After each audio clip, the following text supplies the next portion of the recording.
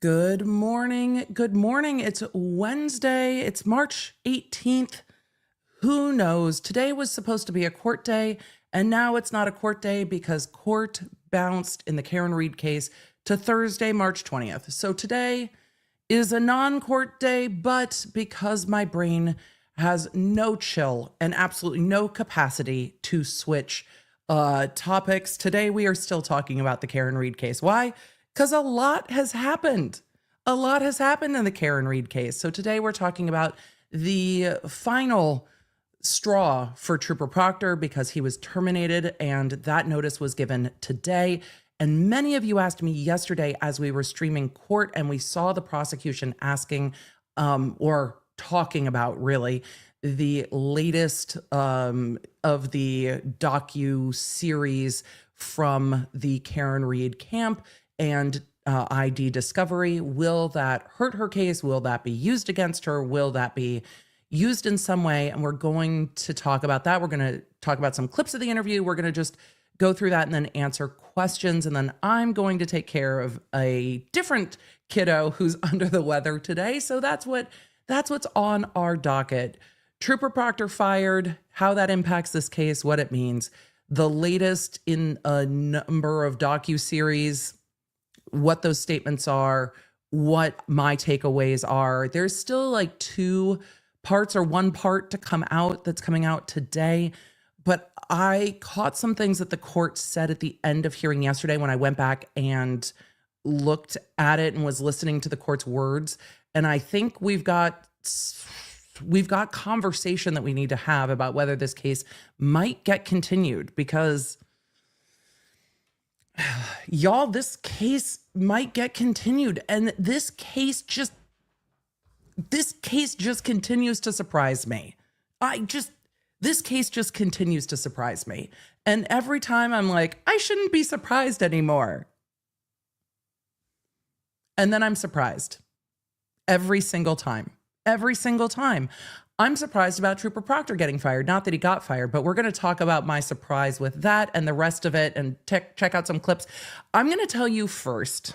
I'm going to tell you first to get the Lawnerd app, because there are some channels, and I don't know if ID Discovery is one of them, that will try to take down the stream if we are giving commentary over any clips. So make sure you have the Lawnerd app in case that happens. It shouldn't. We are going to be giving commentary. We are going to be news reporting.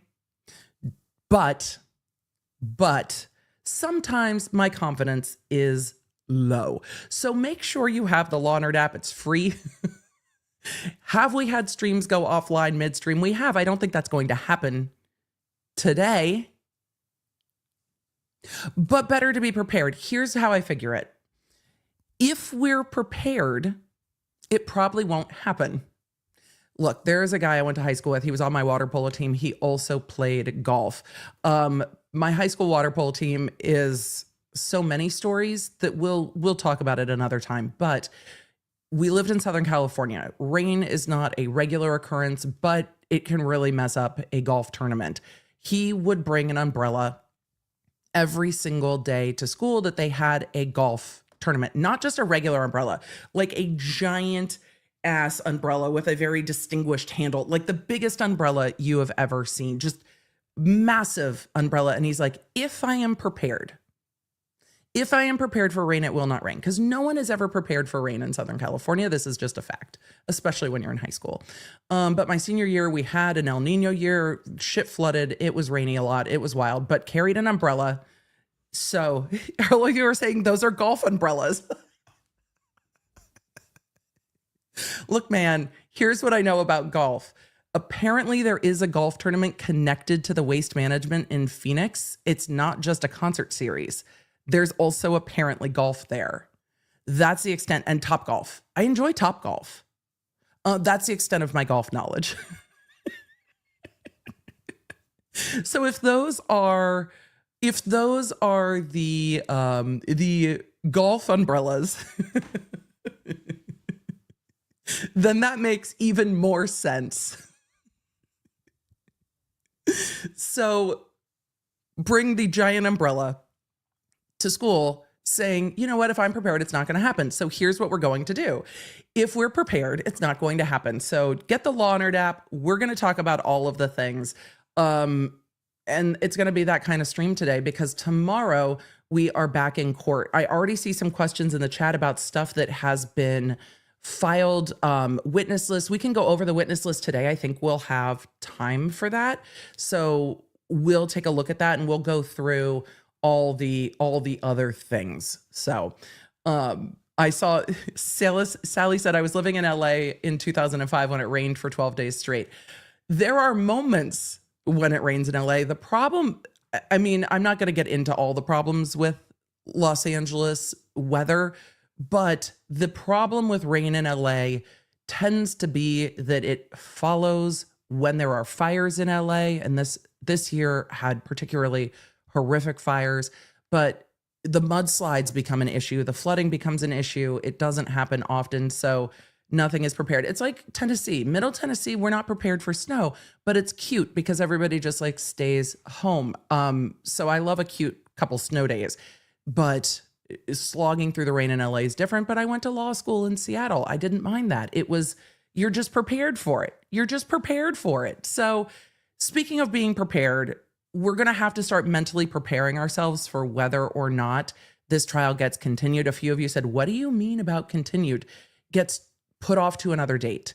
Because I caught things from the judge that I didn't catch yesterday because I was so flabbergasted by the end of stream yesterday because so much happened that I was like, what? But we're going to have to check back in. We're going to talk about Trooper Proctor first. So we should roll the intro. I'm going to pull up our stream stuff. We're going to talk Trooper Proctor, and we're going to get into it. Law nerds, let's ride. Are you guys ready? Cheers. Let me know where you're coming in from, what you're drinking. Today's like coffee, cursey words, and court documents. So it's time to roll. Let's roll.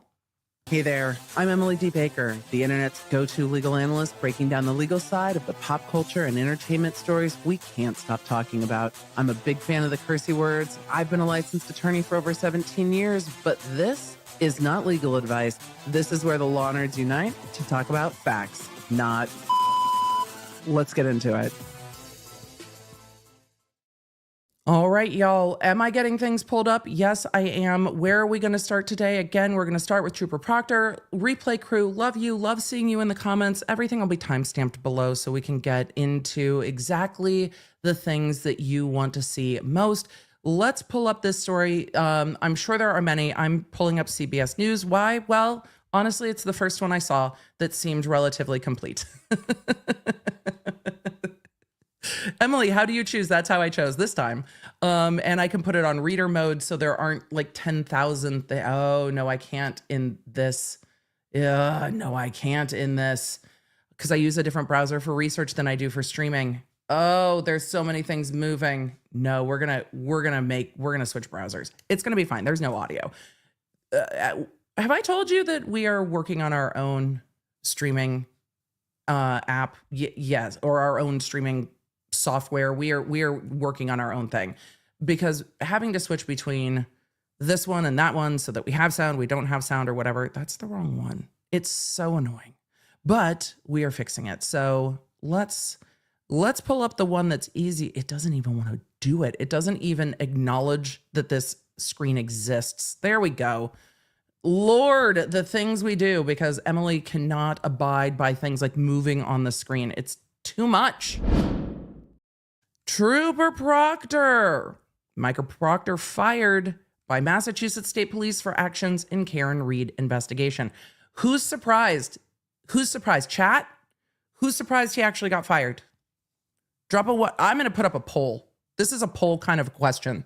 Who's surprised it actually happened? I'm not saying you're surprised that it should have happened. I'm saying you're surprised that it actually did. Let's start a poll.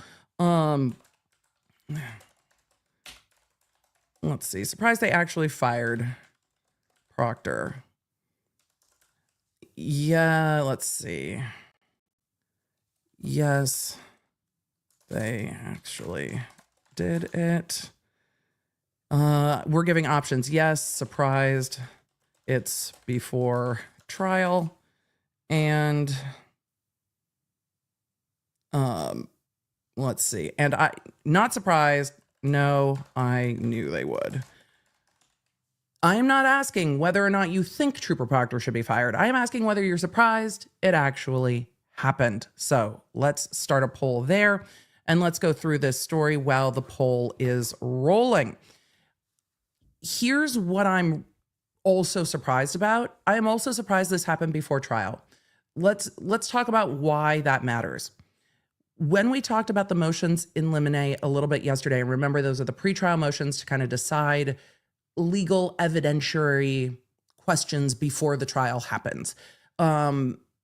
So going through all of those things, one of the motions from the Commonwealth was to not mention any pending internal affairs investigations.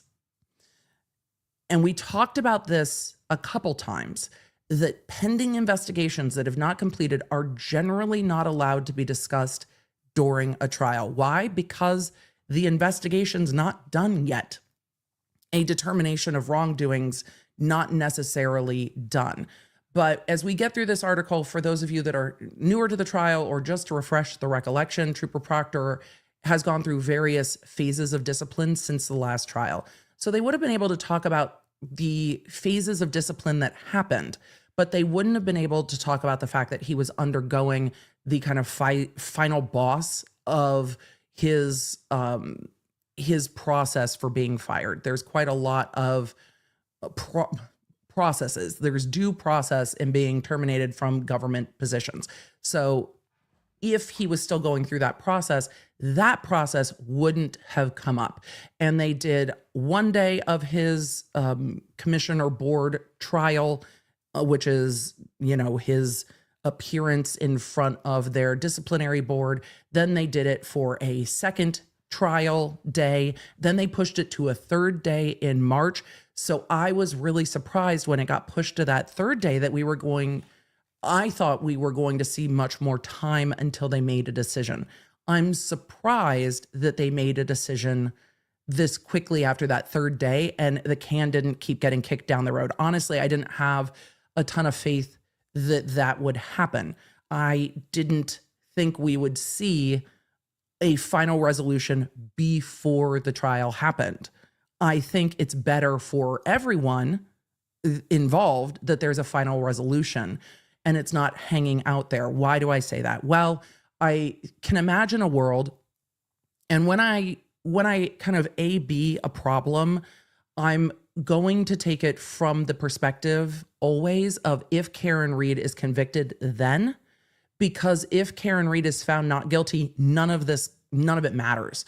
So if Karen Read is acquitted and then disciplinary happens to Trooper Proctor, it doesn't matter, it's a wash. But if she is convicted and then this happens, could it have changed the trial? Is it another issue for appeal that they couldn't bring it up during the trial? And it questions the credibility of the lead investigator who touched so much of the evidence in this case. So when I give what is the scenario here, please keep in mind that the scenario is always if she is convicted then, because if she's not convicted, then there's no appeal, then it's just done, and none of this really matters. It's all just a wash. So that's why I take if there is a conviction, how could this be an issue or not on appeal down the road? That's not a statement of what I think a jury will or will not do when we get to trial in this case. I know I don't always explain my thought process, but I wanted to make sure I did because there were really good questions about that yesterday. I'm like, oh, it's been a minute since I've explained that this is the reason, because again, acquittal, done. So if this wasn't wrapped up, then it's most likely that some things would come up in trial, but not all of it. The ongoing investigation wouldn't come up. Some of the disciplinary action that had been taken would come up, but not a lot of it. Now that it's resolved, much more can come up. Not necessarily, we'll go through the findings and talk about it. Some of the findings might be able to come up. Some of the fact that he has been fired is allowed to come up. So other things can come up now that there is a final conclusion. I think the prosecution needs that. I think the defense needs that. I think it's best for everyone. I don't think the prosecution feels that way, but the prosecution always has the choice to prosecute a case or not prosecute a case. That's always their choice. I don't think there's a way they can prosecute this case without calling Trooper Proctor. I don't think they can. I don't think they can. I'm going to think on it.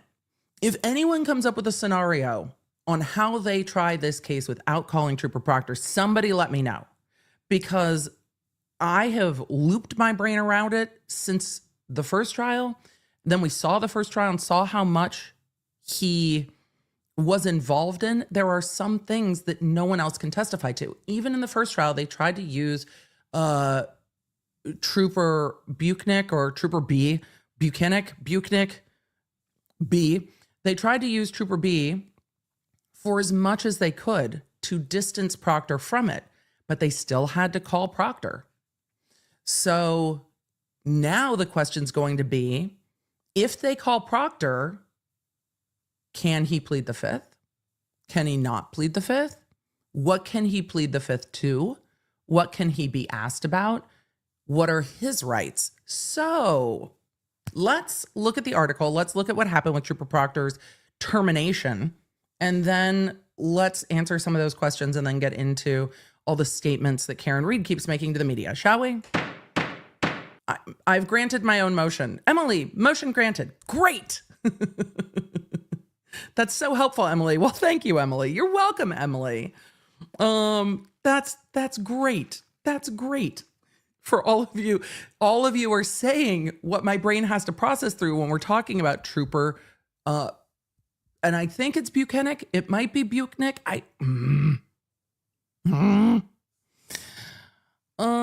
All right. This is the prior article. We watched court yesterday.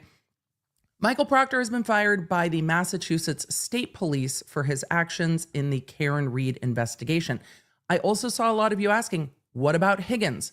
Higgins is federal government. Higgins is ATF. Higgins is a whole different sitch. Higgins is not Massachusetts State Police. So I saw a lot of questions about Higgins, totally different situation. I don't know if Higgins has been investigated, disciplined. I know they asked him about it at the last trial. I just don't remember. Because Proctor was really the focus and we learned so much. Proctor faced a state police trial board over allegations of misconduct while working as lead investigator in the Karen Reed case.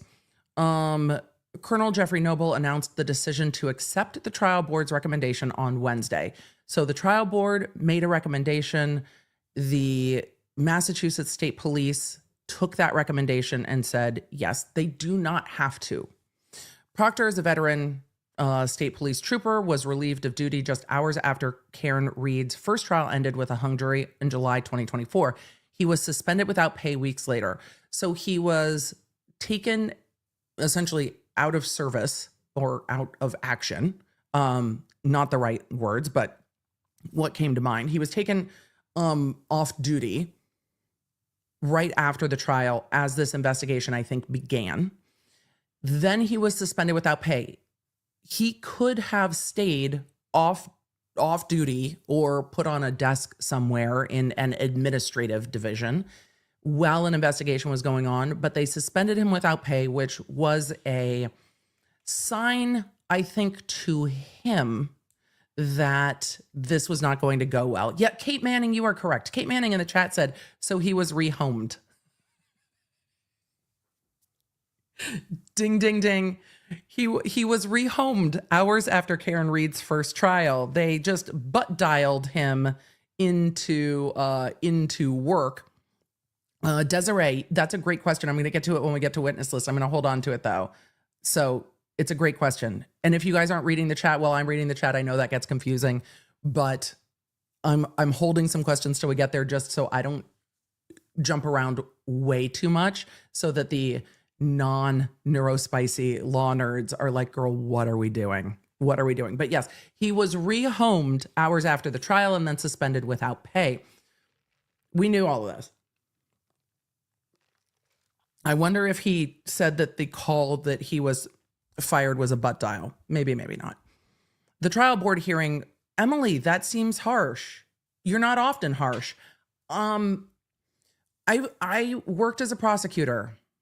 I have worked with tons of law enforcement. I'm going to be harsh because I've seen a lot of people do really good work, and this is not that. So yeah, maybe. I don't have a lot of patience for the fuckery with Trooper Proctor. I just don't.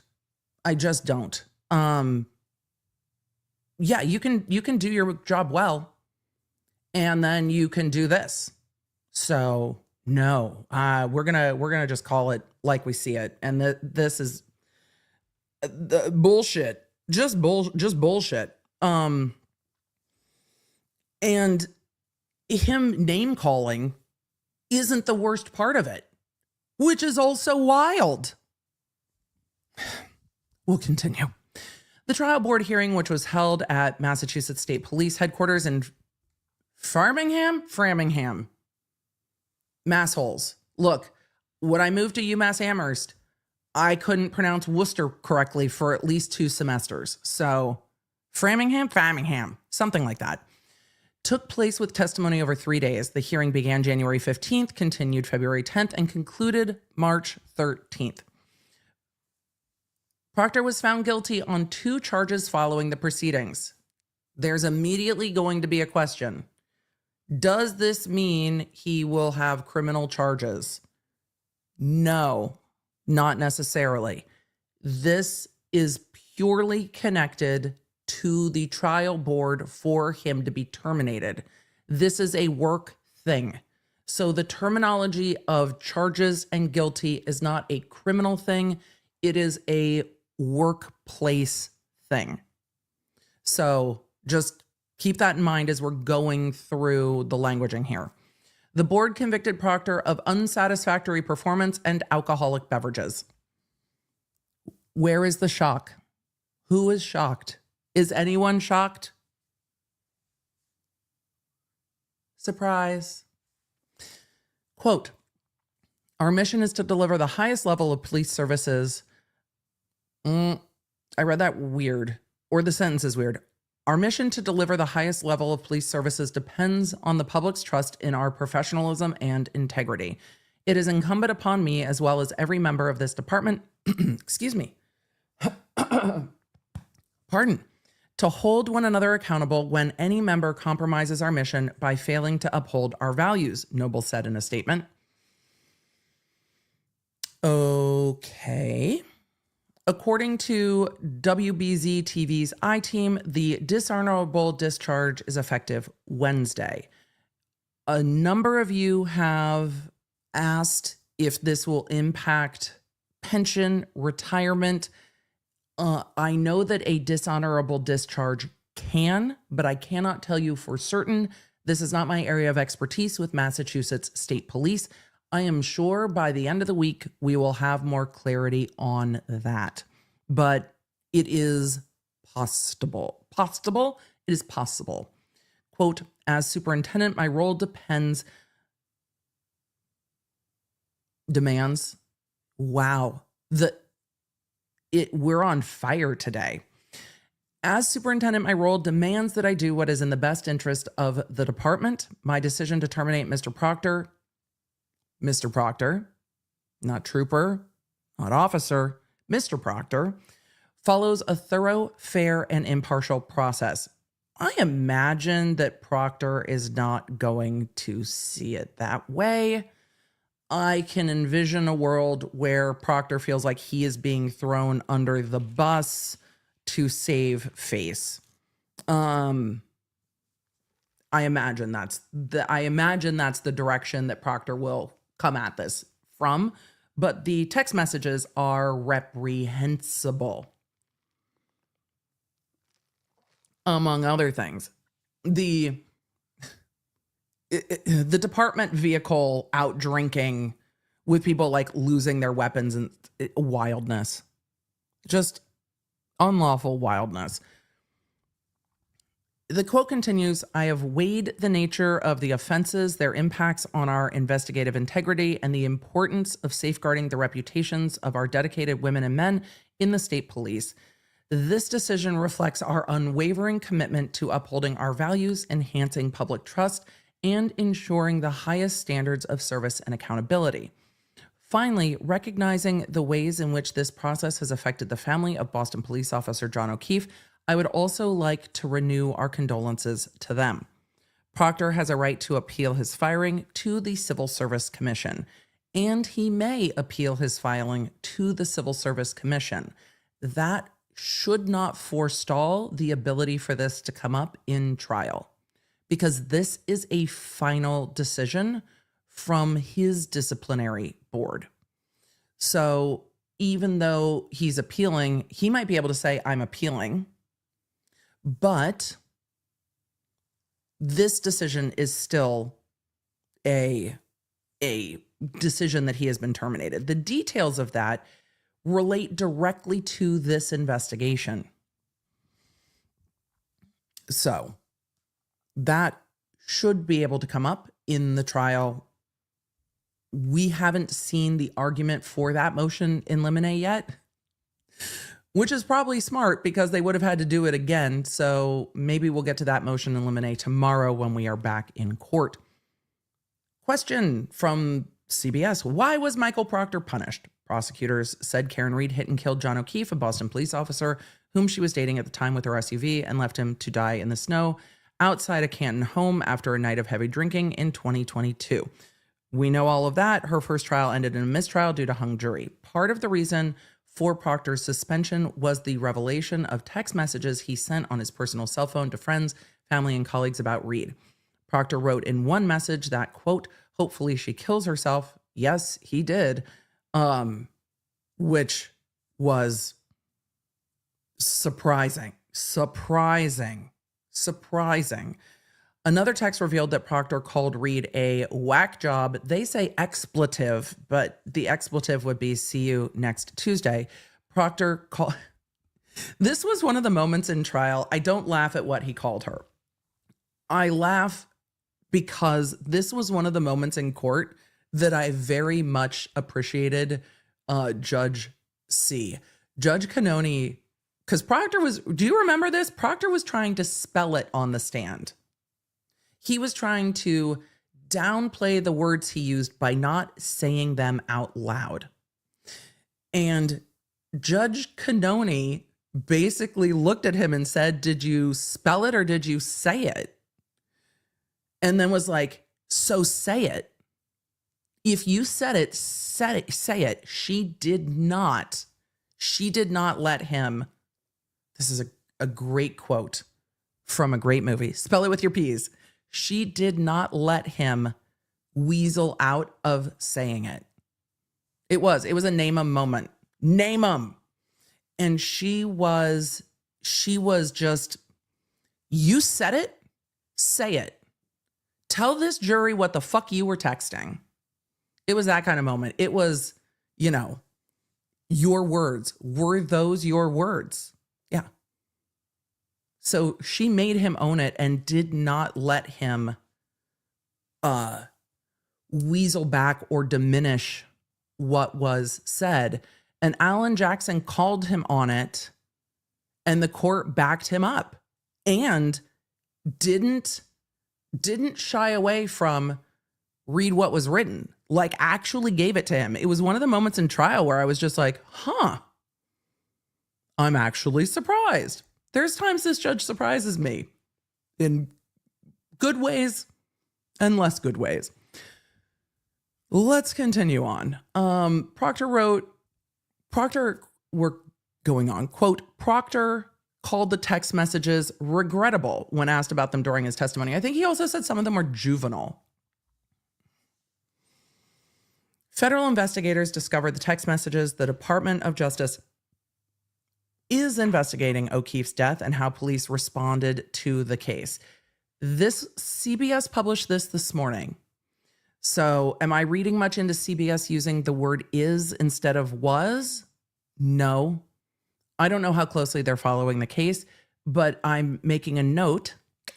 It's interesting to me that they use the word is, not was. We don't need to see Trooper Proctor's face anymore. We've seen his face quite enough. Another incident also led to punishment against Proctor. While working the case, Proctor and Canton police officer Kevin Albert were allegedly drinking together. No, CBS. No, where's my record scratch? No. Alleged is the wrong word. Let me fix it. While working a case, I don't know if it was this case. I think it actually was a different case. Proctor testified that he and Canton police officer Kevin Albert were drinking together while on duty in Trooper Proctor's department-issued vehicle while with their duty weapons. So it's not alleged because it was testified to during trial by Trooper Proctor. I don't remember if others were asked about it, but I remember Trooper Proctor being asked about it because it was in the texts. A day later, Albert sent a text message mentioning that he left his gun and badge in Proctor's cruiser.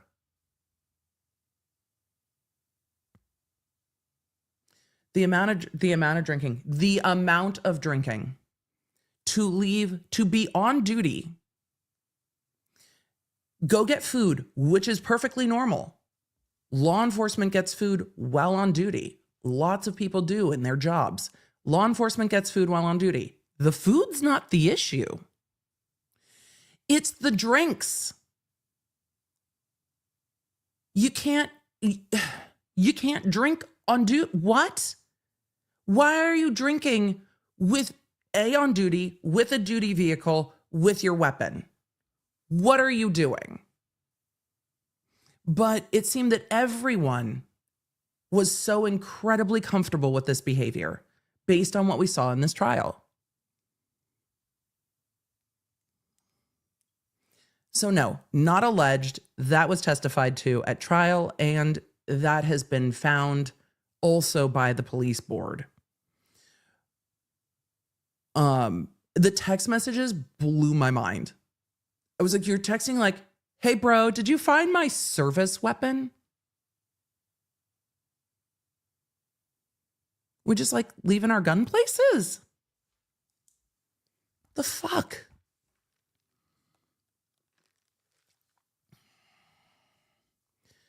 Brian Albert, Kevin Albert's brother, owned the home where O'Keefe's body was found in the snow. Reed and her defense team have argued that Brian Albert was one of the men who may have played a part in O'Keefe's death. I mean, death and or cover-up of said death, I think, is the defense's case.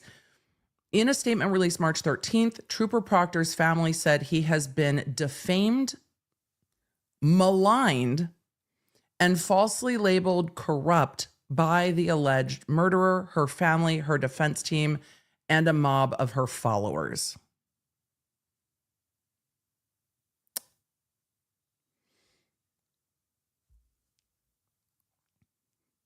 In the spirit of transparency, do we need to look at the full statement or do we go with just the partial statement? I'm going to put up another poll.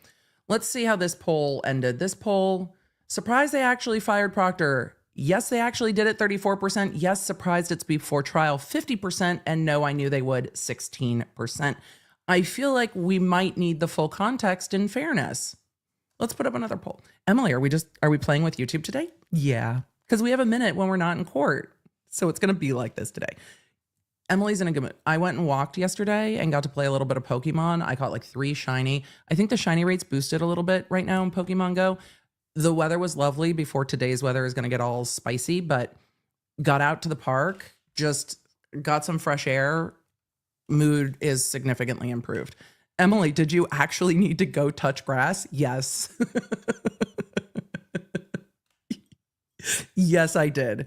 I see all of you in the chat saying, oh my God, you guys are finding Pokemon Go Pokemon Go to have shiny boosted as well. Yes. Yes. For all of you asking, can we raid together? I'll put up a community post if people want to share their Pokemon numbers, and we'll figure it out. Full statement from Proctor. This happened while I was on break. Family. I'm just full statement from Proctor family, yes or no. Let's start the poll. So, Miss Sarah 26 asked, do you still think she's innocent? Miss Sarah, I don't think I've ever said that. My comments about this case have always focused on what the prosecution has proven and what the investigation is. Do I still think this investigation was terrible? Yes. Yes, I do. Do I think the prosecution has proven a second-degree murder? Not even close. Do I think they even should have charged it? No. Do I think most prosecutors would have charged this case based on what we've seen at trial? No, I don't. So is my focus on what do I think Karen Reed did or did not do versus what I think the prosecution can prove? I always lean more towards what is proven in court and what can be proven in court, because there are plenty of cases where a prosecutor might be like, I know in my gut that this person did a thing. It doesn't matter if your evidence doesn't back it up. So I always focus on what can the prosecution prove. That doesn't mean I believe everything that the defense has put out there either. However, the defense and the prosecution have different jobs, and I see those jobs differently. I do not treat those jobs the same, because the prosecution's job should be a search for the truth in a case. And if the truth is you can't prove it, then that case doesn't go forward. The defense's job in a case is to zealously advocate for their client. So are there times that I think the defense is absolutely overreaching? Yes, 100%. Do I think some of the defense theories, there's no way they can prove? Absolutely. Do they have to? No. I've criticized the defense for overreaching on those theories, and I think pulling the burden onto themselves. Because once they start pulling in, there's a massive conspiracy. I think the jury is then looking for it and saying, okay, but where is it? I have wanted to see the defense in this case focus very much on the prosecution has not proven this. And I think there's a lot to focus on there. And I think it's less confusing. Otherwise, you give the jury choice A and choice B, and they're weighing who proved it better. And that's not the standard. The standard's not who proved it better. The standard is, did the prosecution prove it beyond a doubt? I would hope to see the defense poking holes in doubt and not trying to prove their own case. We saw this in Murdaugh too. Poot was like, I'm going to prove to you. Why? Why pull the burden onto yourself? So that's where I'm at on this case. Do I think law enforcement did a good job? No, I don't. Do I think that this investigation was great? No, I don't. Do I think this case should have been filed? No, I don't. No, I don't. But here we are. If they're going to file this case, which, okay, the second count, and I have other content where I talk about count 2 quite a lot. The second count is the only one that makes logical sense to my brain to even pursue. The second-degree murder count is wild to me.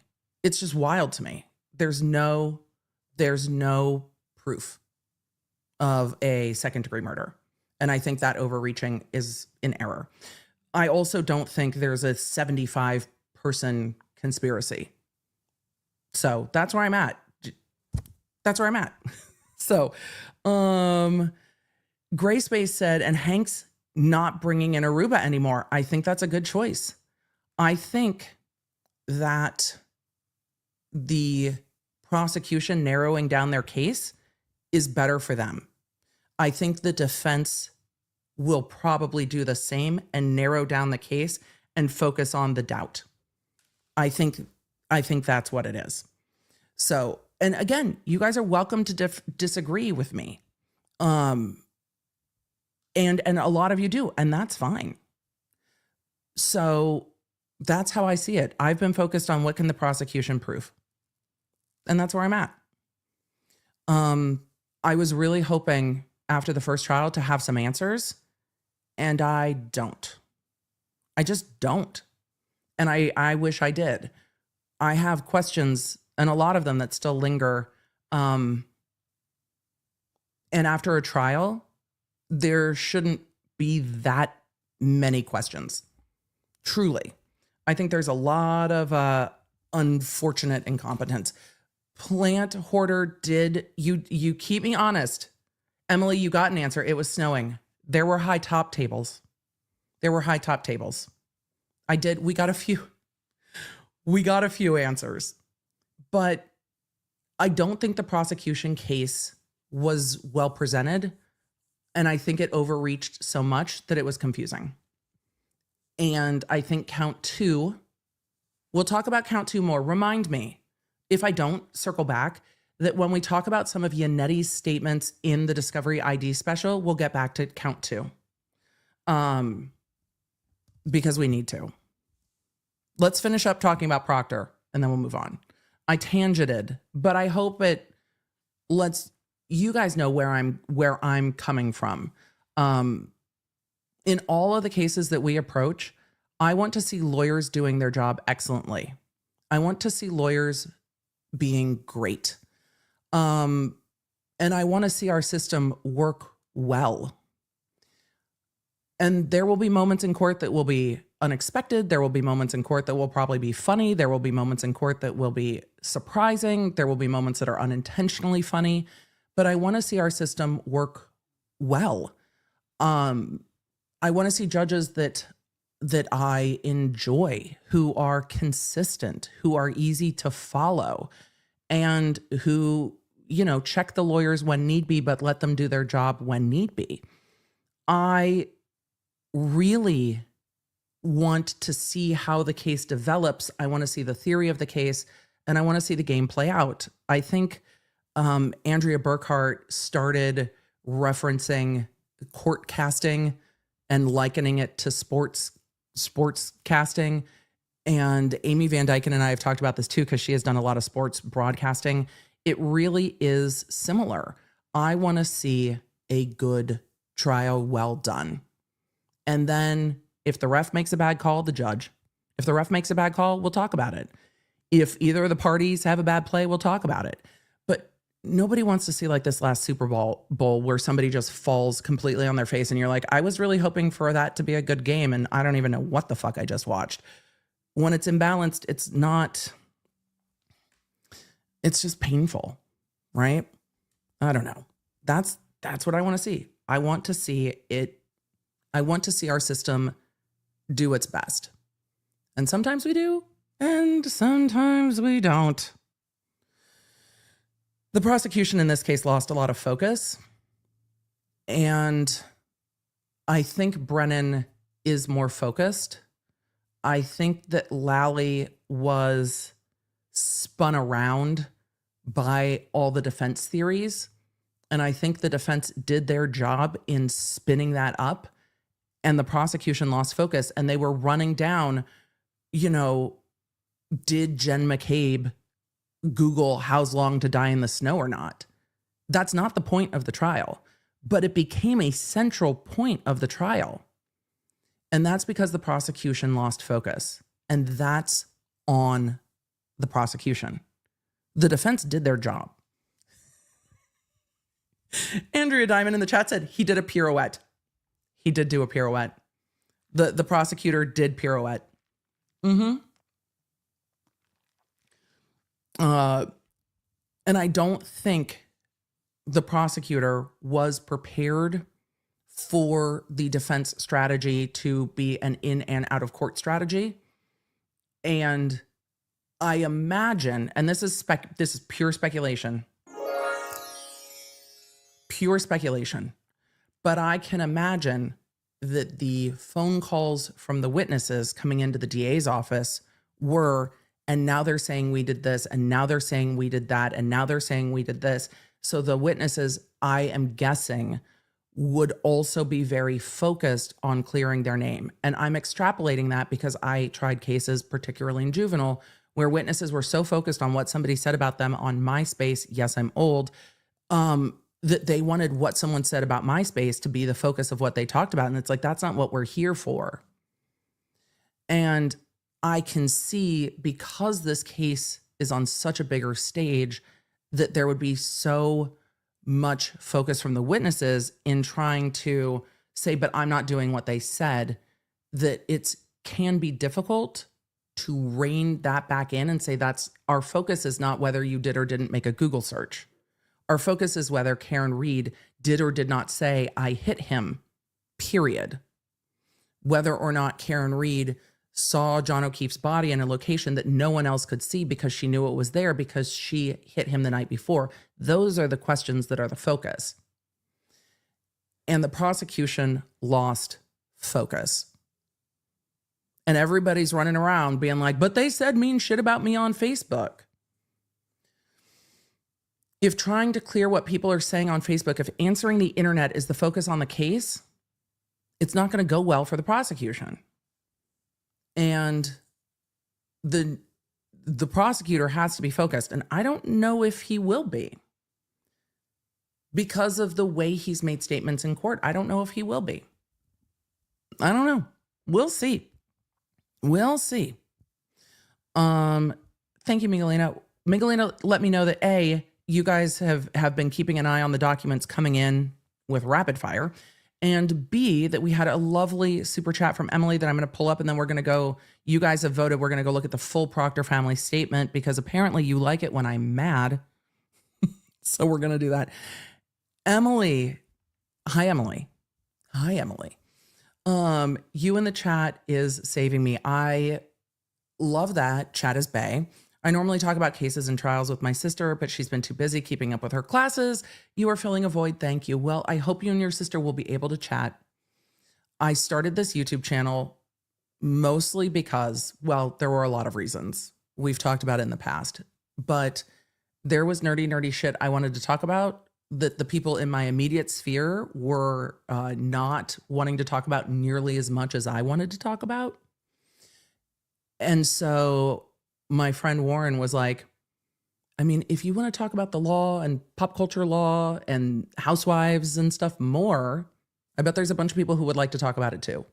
And then we evolved from there because we all want to talk about the nerdy law shit and have our inside jokes and have our tangents and talk about food court. Y'all, I have a folder for food court. I have a fucking food court folder that is waiting.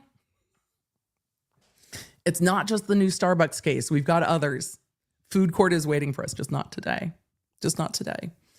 So that's why I started it, because it also filled a void for me. And I hoped that I could help people understand the law, understand the process, feel more confident engaging with it in their own life, and understand how complex it is. So much of what we do every day is governed by laws in the US. I mean, lawyers ruin everything, but everything we do is governed by a law of some sort. And so understanding that, I think, gets a little bit lost. So let's take a look at this other statement. Let me find it real quick. Trooper Proctor. I didn't prep it and pull it up.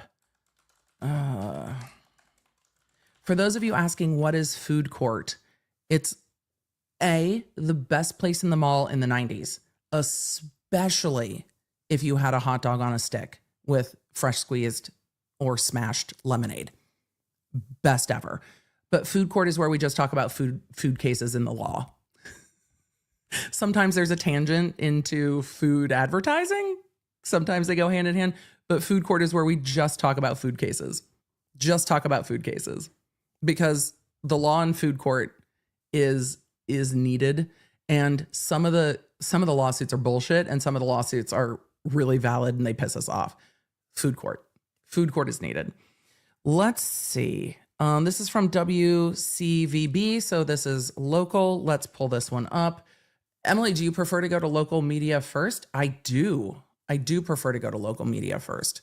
And for those of you that live locally, I was on local radio this morning. For those of you that listen to Carson and Kennedy, when this goes to trial again, I will be back on Carson and Kennedy through trial part 2, whatever it is. All right. Or whenever it is. Let's see. Oh, you guys are talking about Orange Julius. Yum. Food court. In junior high, we actually had a junior high 7th and 8th grade dance in the food court at the Manhattan Beach Mall. It was iconic. And now it's an Apple store. The 90s. All right. There's a video that goes along with this. I think we need to watch the video. I'm going to have to, we'll read the article first and then we'll decide if we need to watch the video. Because if we do, I'll need to change browsers so we have audio. But I wanted to get to the thumbnail. It's the most YouTube thumbnail ever with it's just the most YouTube thumbnail ever. Okay, no, let's go back to reader mode. There, that's so much better. We've lost 2 years. Trooper Proctor's wife and sister open up about the Karen Reed case. When did this article come out? This was like the 13th, right? Or right around. Let me take a look at when this was, because I think this came out after the gag order came out.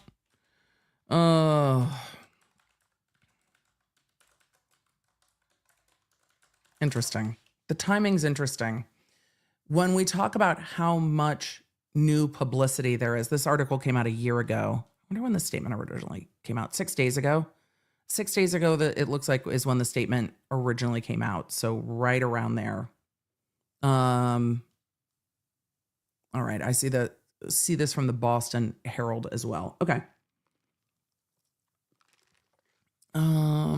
Let's see who the original statement went to.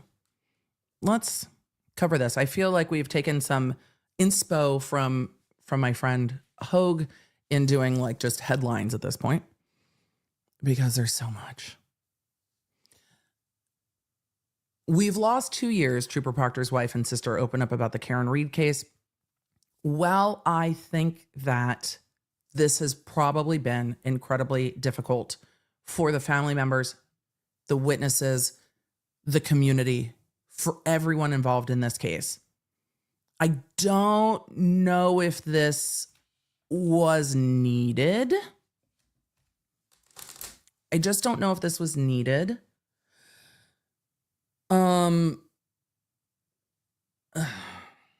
So Emily said, what trouble would they get in for breaking the gag order? The gag order doesn't apply to them. Emily, I love that you asked this question. The gag order doesn't apply to them, but the gag order ensures that at this point, Alan Jackson can't really respond to it.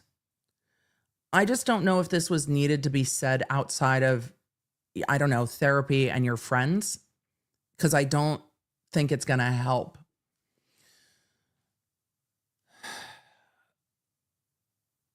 Fallout from one trooper's embarrassing testimony. I mean, embarrassing is gentle. During the Karen Reed trial has permanently changed his family's life. His wife and sister said during an exclusive interview with News Center 5. Quote, we've lost 2 years of our lives with this, said Elizabeth Proctor, wife of fired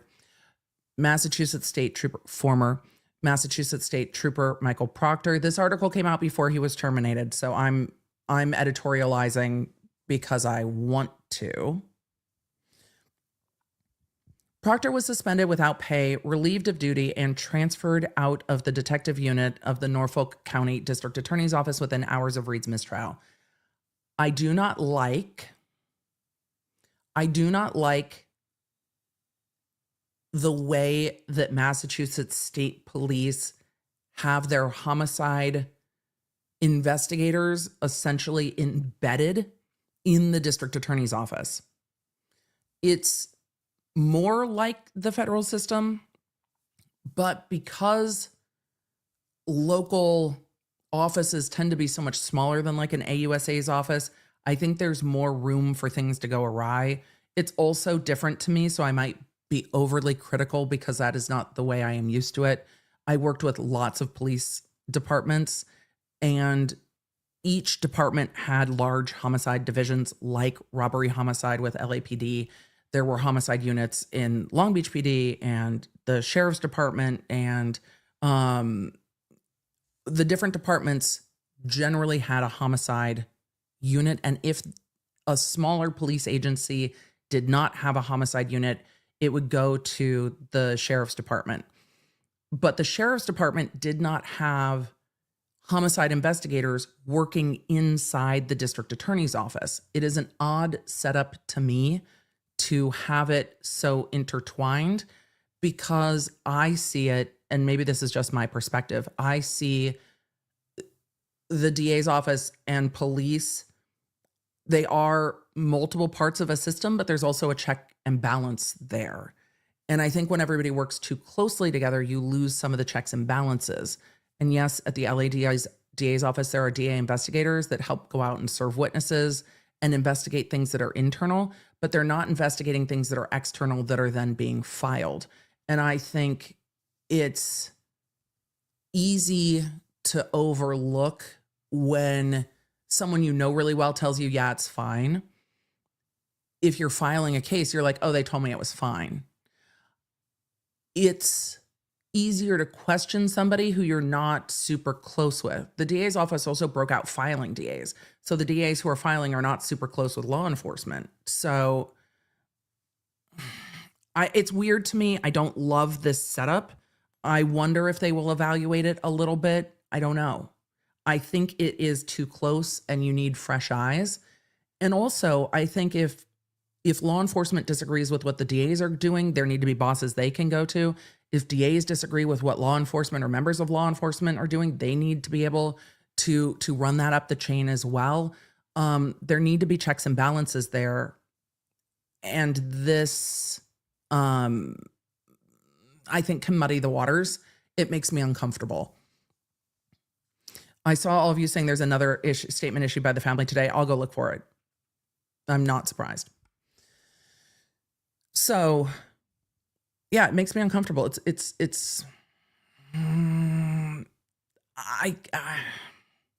Checks and balances are needed. And this, I think, muddies that. I'm still not over the fact that there's no chain of custody. Like, I'll never let it go. It goes on to say that Proctor was suspended without pay, relieved of duty, and transferred out of the detective unit of the DA's office within hours of the mistrial. Now fired. 3 commissioned officers are deliberating further discipline for Proctor after 3 days of hearings held since January. I don't know a lot of law enforcement that's going to, and the disciplinary board didn't, that's going to stand by this behavior. I mean, I imagine most law enforcement looks at this investigation and is like, there are things here that are truly regrettable in that the crime scene was difficult and made difficult because of the weather. Could things have been done better? Yes. Is that pure fuckery? No. It is unfortunate, maybe a combination of lack of knowledge, lack of resources.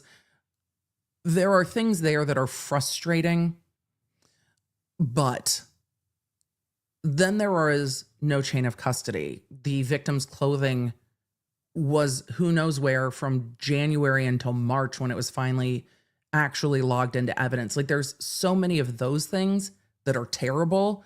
And then there are other things that are like, ugh, that's not great, but I don't think it was intentional and malicious.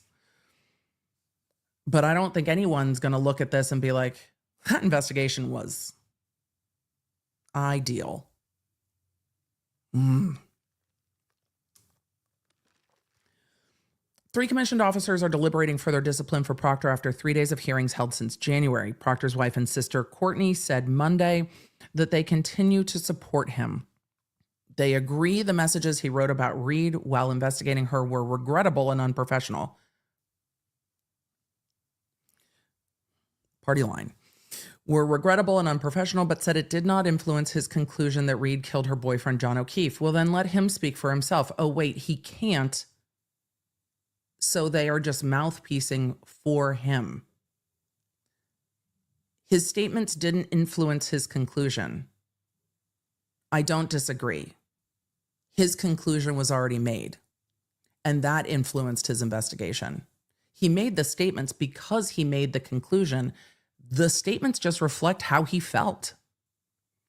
The fact that that's how he felt is the underlying problem. And that's what influenced his investigation. The texts are just reflective. The Proctors also say that the messages don't justify the harassment that their families, including their young children, have received. Don't ever harass young children. Lots of kids have parents that are assholes. Don't harass kids. Don't harass kids. That's fair.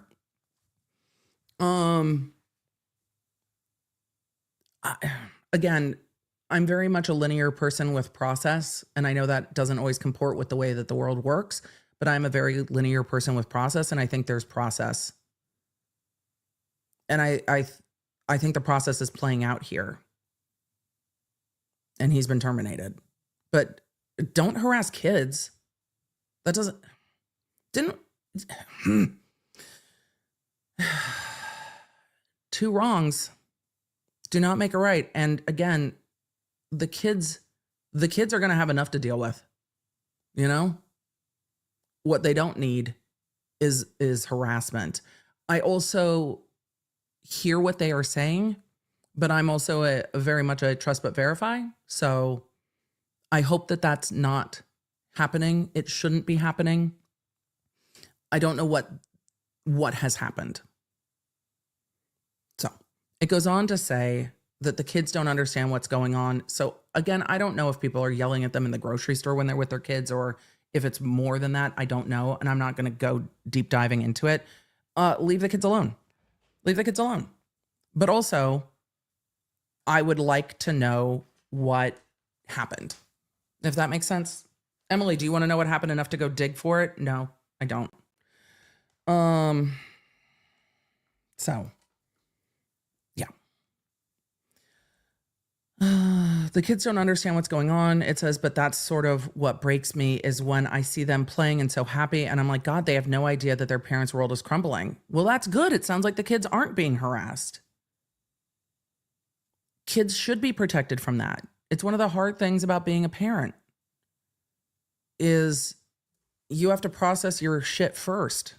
It's like, you know, on the airplane, you put on your oxygen first. So if the kids are playing and happy, then okay.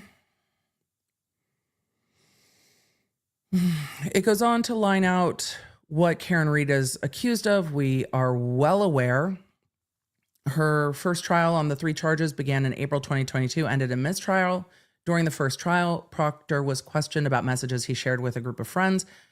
After reading the messages in which he called Read a whack job and a see you next Tuesday, he apologized to the jury for his unprofessional comments.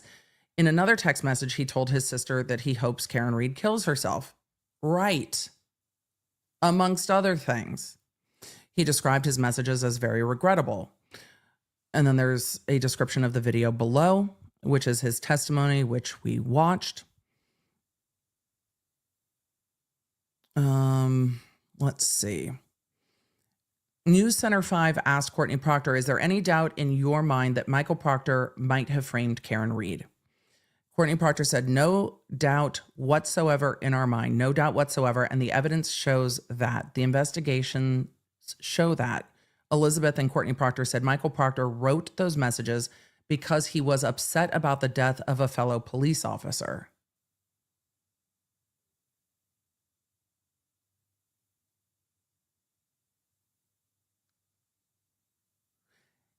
I'm just trying to rewind in my brain.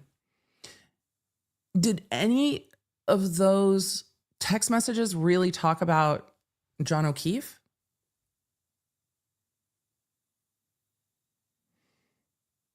And about like a thorough investigation and like making sure all the I's are dotted and the T's are crossed, and we need to find who did this. We need to do this right. no one deserves to die in the snow like this. We need to make sure we find what happened here. Were any of those text messages like that? Because I don't remember seeing a whole lot of oh my God, I'm devastated that someone died in this way. I can't believe a Boston police officer is found on this lawn. Like I don't remember seeing any of that, because I feel like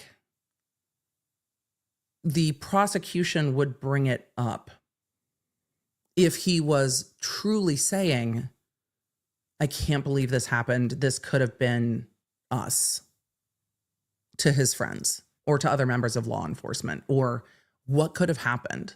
Like, we work in one of the most, I can't say the most, we work in an incredibly dangerous job.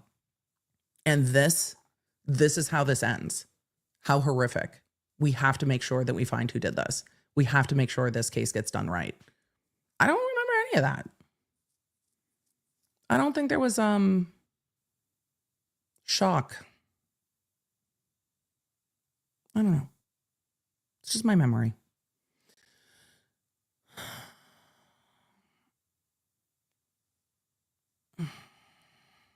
Also, that question from News Center 5 is awkward. I'm trying to move on.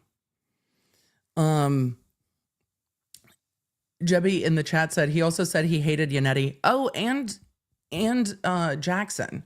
I'm not surprised he hates the defense attorneys. Of all the things he has said, of all the things that Proctor has said, him expressing disdain for the defense attorneys is not shocking to me. And that's not uncommon. That's not an uncommon sentiment. But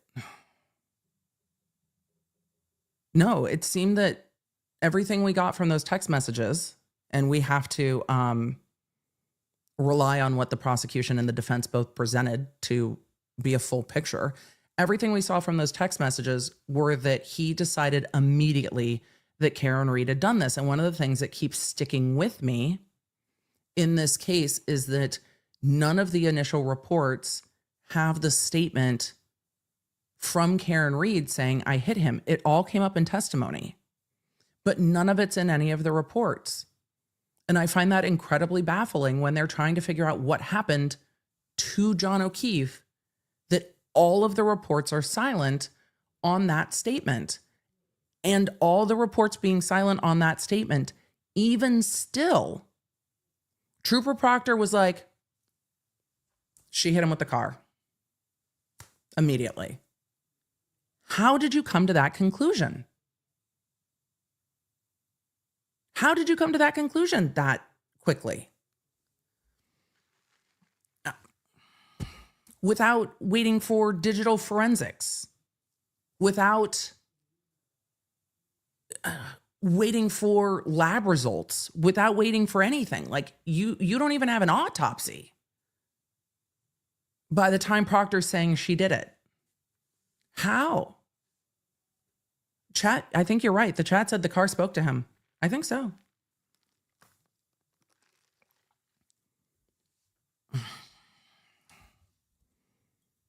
All of you are like, well, because Jen McCabe told him so.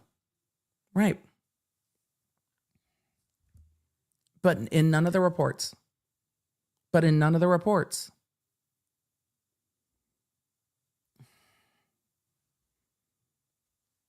It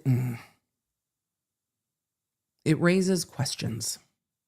All of you are like, he was a spiritual witness. Right. Right.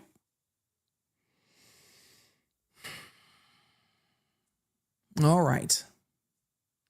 So going on with the statement from the Proctor family, which I don't think, if they are having unpleasant experiences, which they may well be, I don't know if this interview is going to make that better. Then again, with internet, I don't know enough of what's going on, but I don't know if anything would make it better.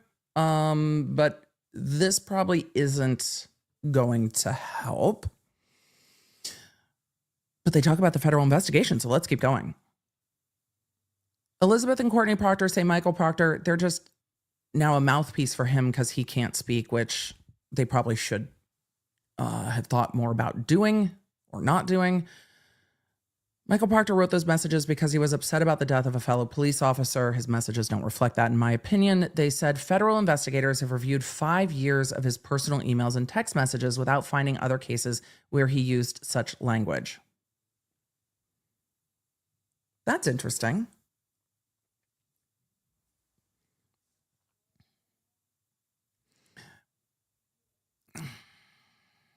I don't know if they're reliable historians on this one. I also don't know how they would know what federal investigators did or did not find.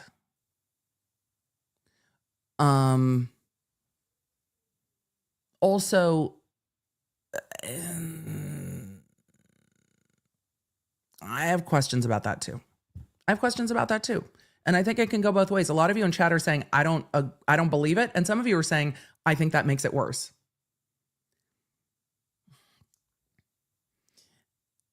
I don't necessarily rely on this recitation of what federal investigators may or may not have determined. The FBI generally doesn't tell you what they're thinking until after you're in handcuffs and have been indicted. And even then, they don't always tell you what they're thinking.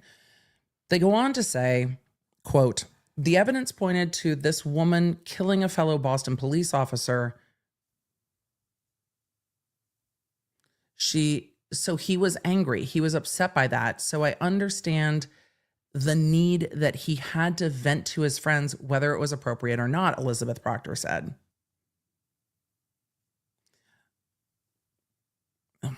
I'm not going to be too picky about the language with fellow Boston police officer because I think she's talking about the region and not the department, but he's state police.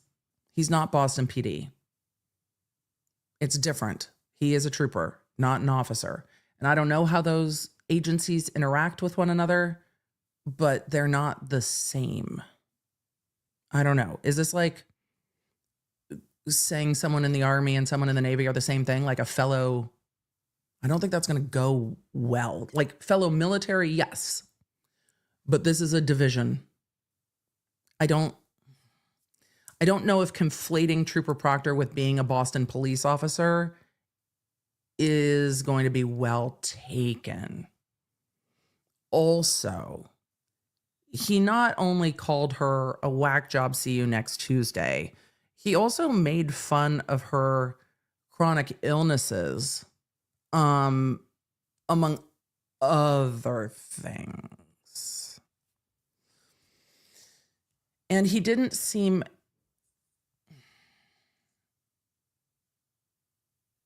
I don't know. He didn't seem frustrated about John O'Keefe. So they go on to say more recently, Reed's defense revealed another profane message Proctor actually sent in the wake of her first trial.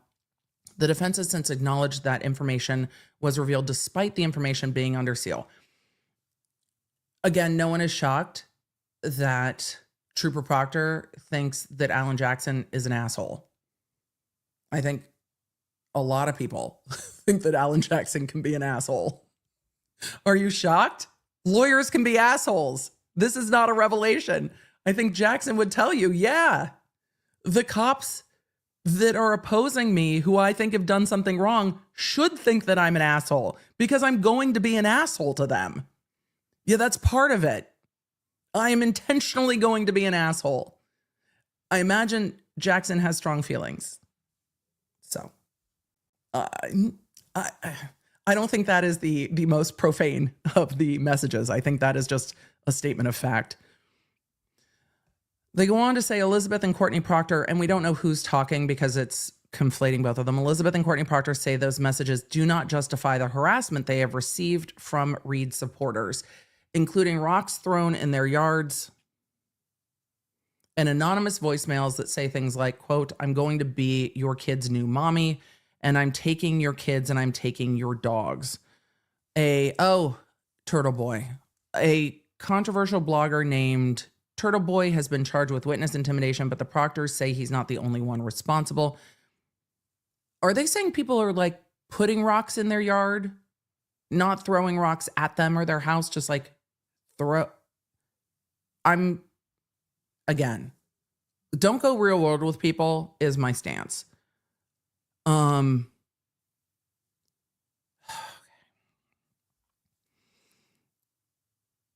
If that is the worst voicemail they're receiving, I understand that might be frustrating. But of the things I have seen in witness harassment cases, it is okay. Don't harass people. Then again, I don't think we have any idea who sent the anonymous voicemails and where they were sent to. I have questions. They go on to say, it seems like Karen Reed and Aiden have been conspiring and colluding. So that's their feelings. They think that they are being targeted. I imagine not much would change that opinion. Proctor's wife and sister first issued statements last week morning. That's not me. Proctor's wife and sister first issued statements last week morning in which they argued that he has been defamed, maligned, and falsely labeled corrupt through unrelenting propaganda and disinformation being shared by Reed, her family, her attorneys, and her supporters. They argue that Reed is trying to paint herself as a victim with the hope of tainting the jury pool. And then there's a video they say below where the defense argues that Proctor manipulated evidence. They have argued that in court. Final pretrial hearings are scheduled. Let's see. Is this just a rehashing of the same article? Yes, it is. And then the whole article like reframes itself. I'm going to see if there's anything else in here, but it looks like the entire article just reframes. And there's some videos on it. I don't know if that article helps at all. I'm going to see if there's any other new information in all of this. But I don't see much more information. I don't know if that statement is helpful at all, other than trying to be a mouthpiece for Proctor when he's trying to justify that he was upset and venting. Oh, there is more. All right, let me pull up the Boston Herald article and go over that. There's a few more statements in there. Since we're covering all of it, I don't think that's going to help. Again, this case has gotten so divided and frustrating in every which way. I think people are incredibly heated about it. And don't worry, I will go look at the new statement from today. I'm sure Miguelina will grab me a link, or the mods will. Thank you. Thank you, Miguelina, because we will grab it. That's why we have Team Baker. All right, let's see what this other article says. Michael Proctor's family defends the trooper's regrettable text in Karen Reed case, rips defense for creating false narratives. I mean, he said what he said. A now fired Trooper Proctor, this is coming from the Boston Herald, 6 or 7 days ago. A suspended, now fired Trooper Michael Proctor again faced the Mass State Police Disciplinary Board Thursday. His family spoke out and defended the statey while ripping Karen Reed's defense team for creating false narratives and distracting the public. Proctor has been suspended without pay since last summer. Proctor, who in text called Karen Reed a whack job and a babe. He also said she had no ass. So rude. And texted no nudes so far to colleagues while searching her phone, and wrote, hopefully she kills herself, was suspended following the first Reed trial last year, could face permanent discipline, now has, and been terminated. Proctor's MSP disciplinary trial board hearing wrapped up on Thursday. His family released a statement in support of the trooper and accused Reed's defense team of using Proctor to deflect from evidence. Even if that's true, they can't use Proctor to deflect from anything if he didn't do anything. I mean, they could try. It just wouldn't be nearly as impactful. Quote, at the end of the day, a beloved police officer and honorable man was killed, Elizabeth Proctor said in a statement. The prosecution believes it is an open and shut case, and the defense knows this too. Okay. The defense doesn't have to agree with the prosecution's assessment, though. So the jury also didn't agree that this was an open and shut case, just saying. It goes on to say, so their tactic is to put my husband, the lead investigator, on trial for sending texts on his personal phone to his friends and family. I mean, among other things, they're really using those texts to highlight what they say is tampering with evidence. But yes, it goes part and parcel. They say the Reed defense team is unabashedly creating false narratives and distracting the public and potential jurors from clear-cut evidence. Okay. The article from the Boston Herald goes on to say it was recently announced that all aspects of the federal investigation involving this case has been closed. Proctor testified during the first Reed trial that the texts on his personal phone were unprofessional and regrettable, but he said they didn't affect the integrity of the investigation. You know my thoughts on that.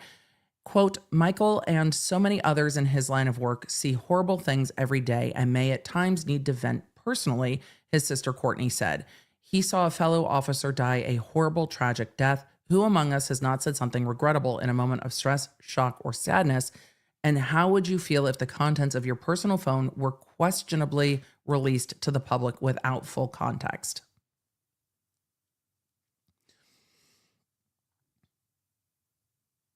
They were examined in trial and apparently in a federal investigation, but I don't know if there's any way to explain this without being kind of a cold, detached attorney.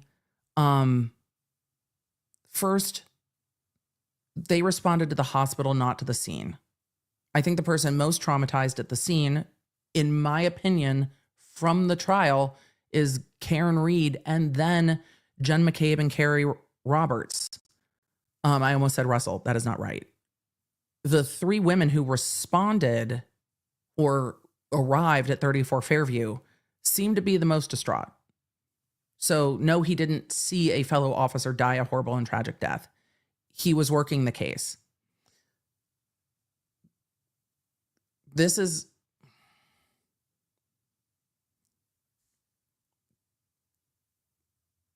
I'm just going to let it go.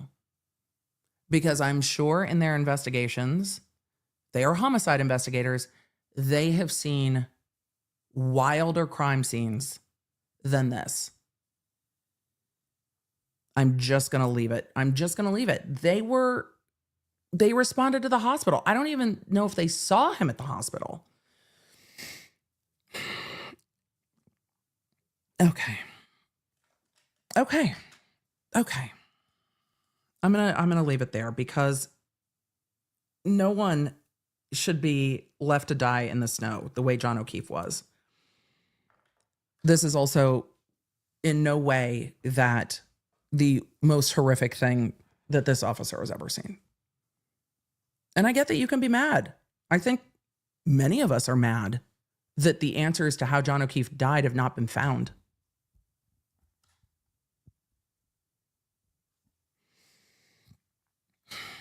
But he didn't see a fellow officer die a horrible and tragic death. And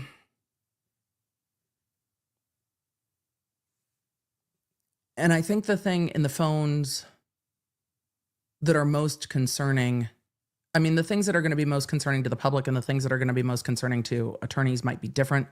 But it's for me, the thing that was the most, I don't know, pointed in those text messages was the rapid conclusions and then the disdain for Karen Reed. It was a personal type of disdain that within hours of a case, it's odd to me. So the rapid conclusion and the disdain, it's odd. Venting about a scene is not the same. It goes on to say Proctor's wife said the family has been tormented for years because of the case. Unfortunately, we know that by speaking out, more harassment will be unleashed on our family, his wife said, but we can no longer stand by silently and watch Michael's character be attacked and disparaged so unfairly.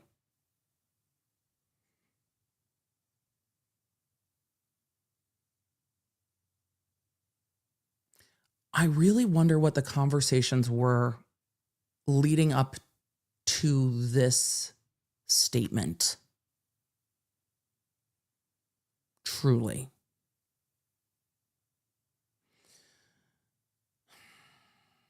After exhaustive investigations at both the state and federal level and a grand jury, only one person has been charged with a crime, the defendant, Karen Reed. I don't know how much they know about the federal stuff, but okay.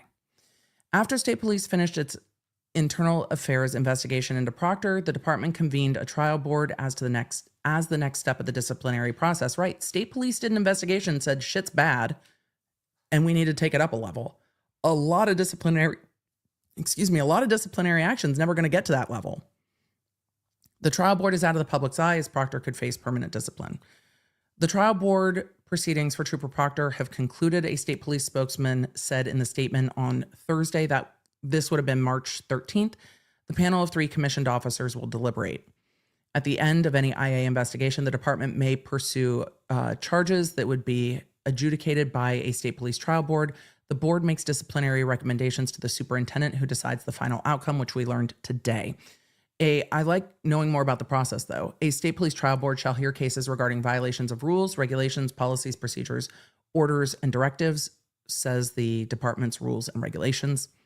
The trial board shall enter a determination of guilty or not guilty for each charge/specification. In the event that the trial board finds guilt by a preponderance of the evidence, which is a fairly low standard, on one or more of the charges, the trial board shall consider the evidence presented by the department prosecutor pertaining to the accused member's prior offenses, disciplinary history, and shall make recommendations for administrative action. The trial board forwards its findings to the lieutenant colonel / deputy superintendent, and that's where we are left. But with this, we have the statements of the family that Trooper Michael Proctor has been, they say, unfairly besmirched.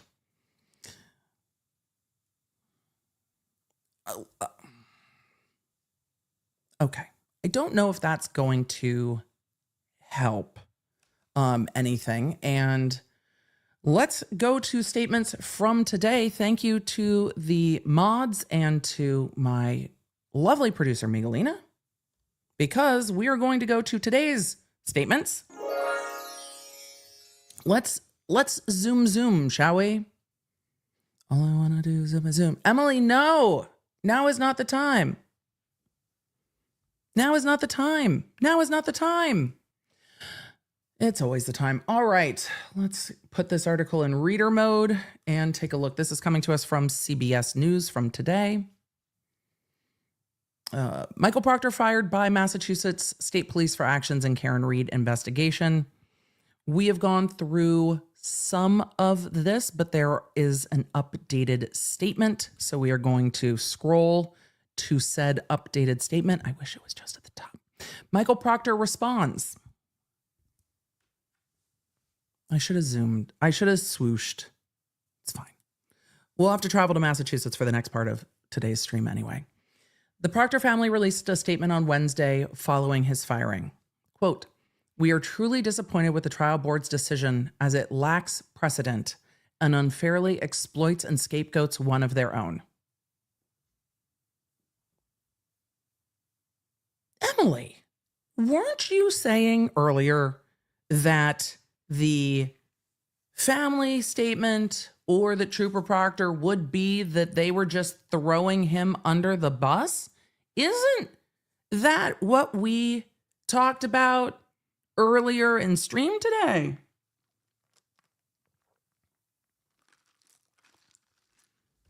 Isn't that where we got to? Yeah. Okay.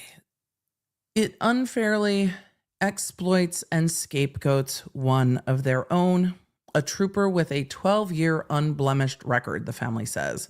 Despite the Massachusetts State Police's dubious and relentless efforts to find more inculpatory evidence against Michael Proctor on his phones, computers, and cruiser data, the messages on his personal phone referring to the person who killed a fellow beloved Boston police officer, you will know how I feel about that, are all that they found. The messages prove one thing, that Michael is human, not corrupt, not incompetent in his role as a homicide detective, and certainly not unfit to continue to be a Massachusetts state trooper. It's a choice. It's a choice. I don't know how that choice is gonna go, but it's a choice. It keeps going. The Proctor family defends his work on the Reed case.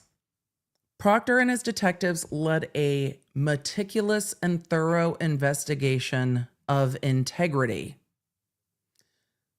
Y'all have to stop putting so many adjectives in this sentence because it's absolutely lost any meaning in the real world. A what now?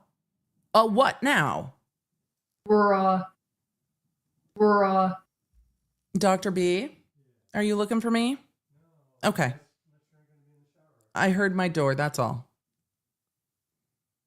Dr. B's also not feeling well. Is the meticulous and thorough investigation with the chain of evidence logs, are they together? And if so, where are they together?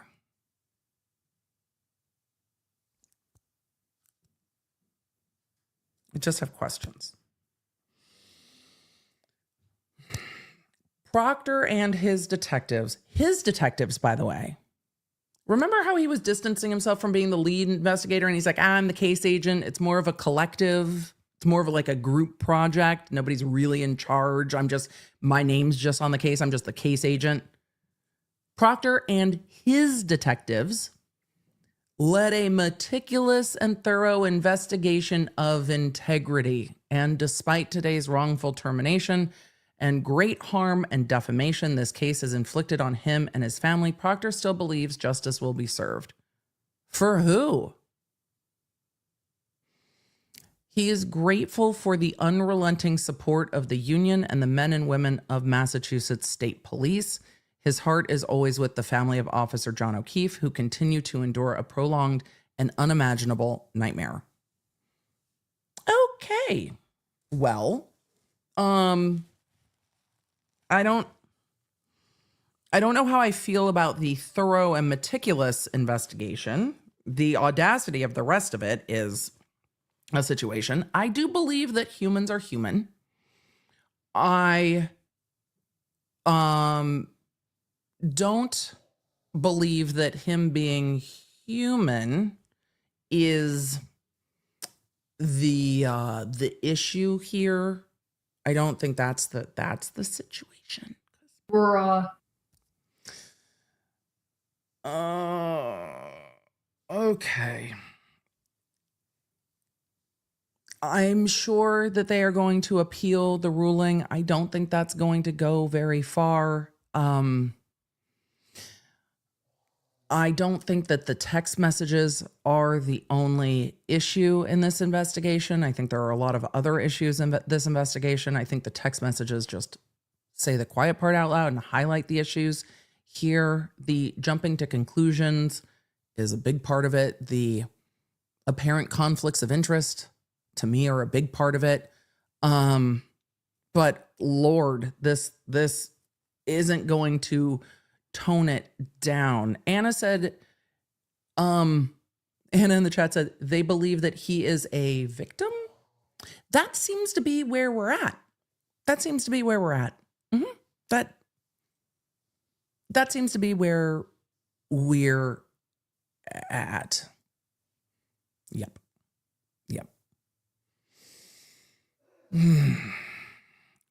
Denise Hall said, I did not see a meticulous investigation. I didn't see an evidence log. I mean, that's a minimum. Meticulous, no. What I saw was they were like, oh, she hit him with the car.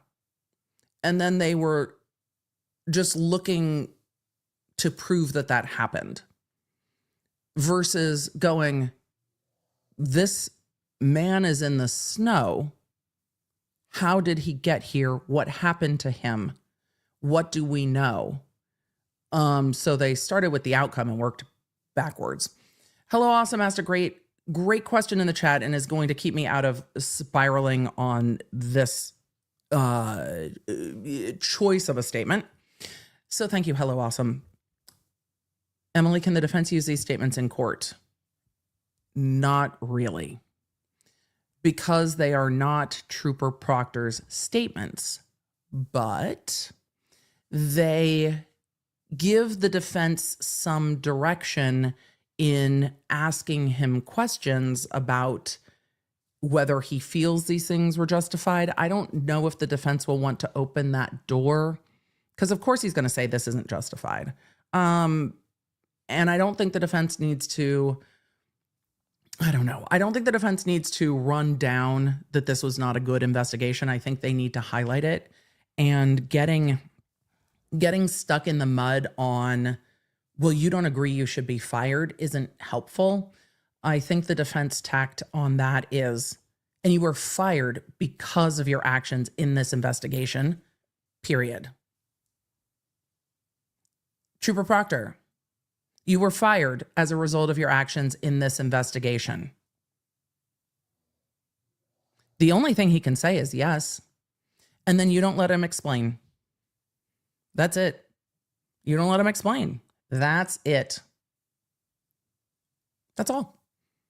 Because the jury and those in court got to see how the jury reacted to the investigation. They got to see the reactions to the text messages, to the solo cups, to the Sally Port, to the flipped video. They got to see how a jury responded to all of that. You all got to see how I responded to all of that, because you were like, oh girl, just wait, because I didn't know about any of that before we got into this first trial, because I jumped in at trial. By the time we got to a Stop and Shop bag with solo cups, I was like, are you kidding me? And then we got to, oh, and the victim's clothes weren't booked into evidence until March.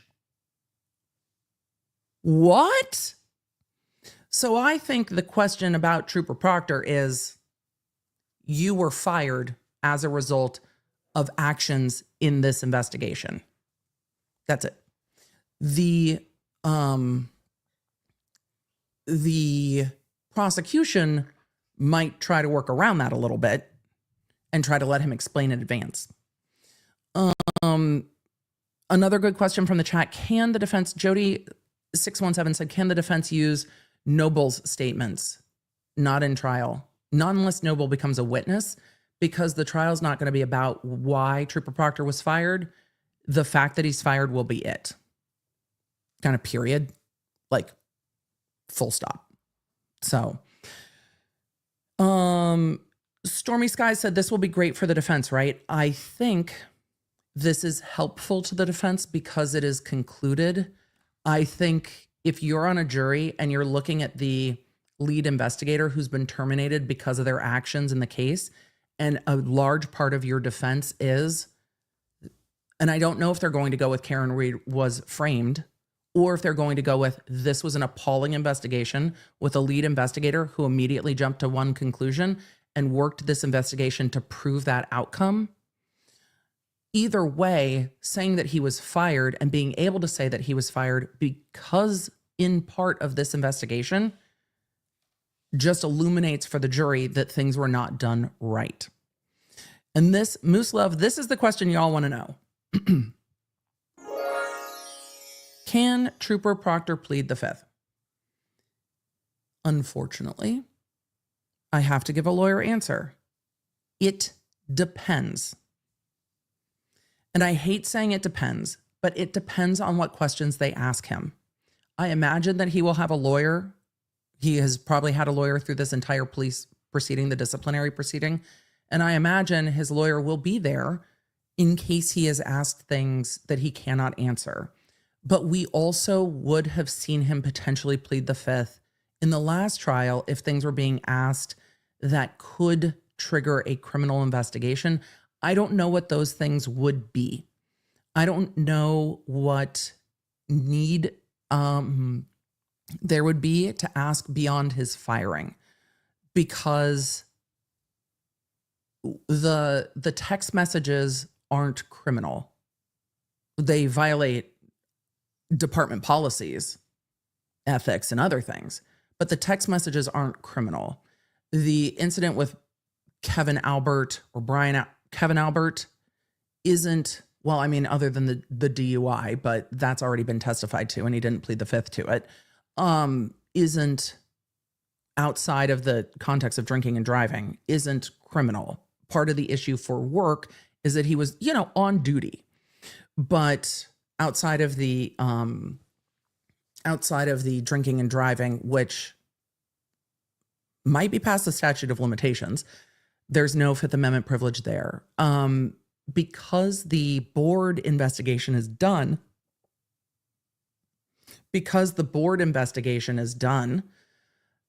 there's nothing that he can testify to that's going to further hurt or influence that investigation. So unless there are other things that I'm either forgetting about or don't know about, I don't know if there's anything for him to plead the fifth about, because I don't know if there's anything that could be charged criminally. Most of the behavior comes up in disciplinary proceedings. So I don't know if we would see him plead the fifth, again, unless there is more.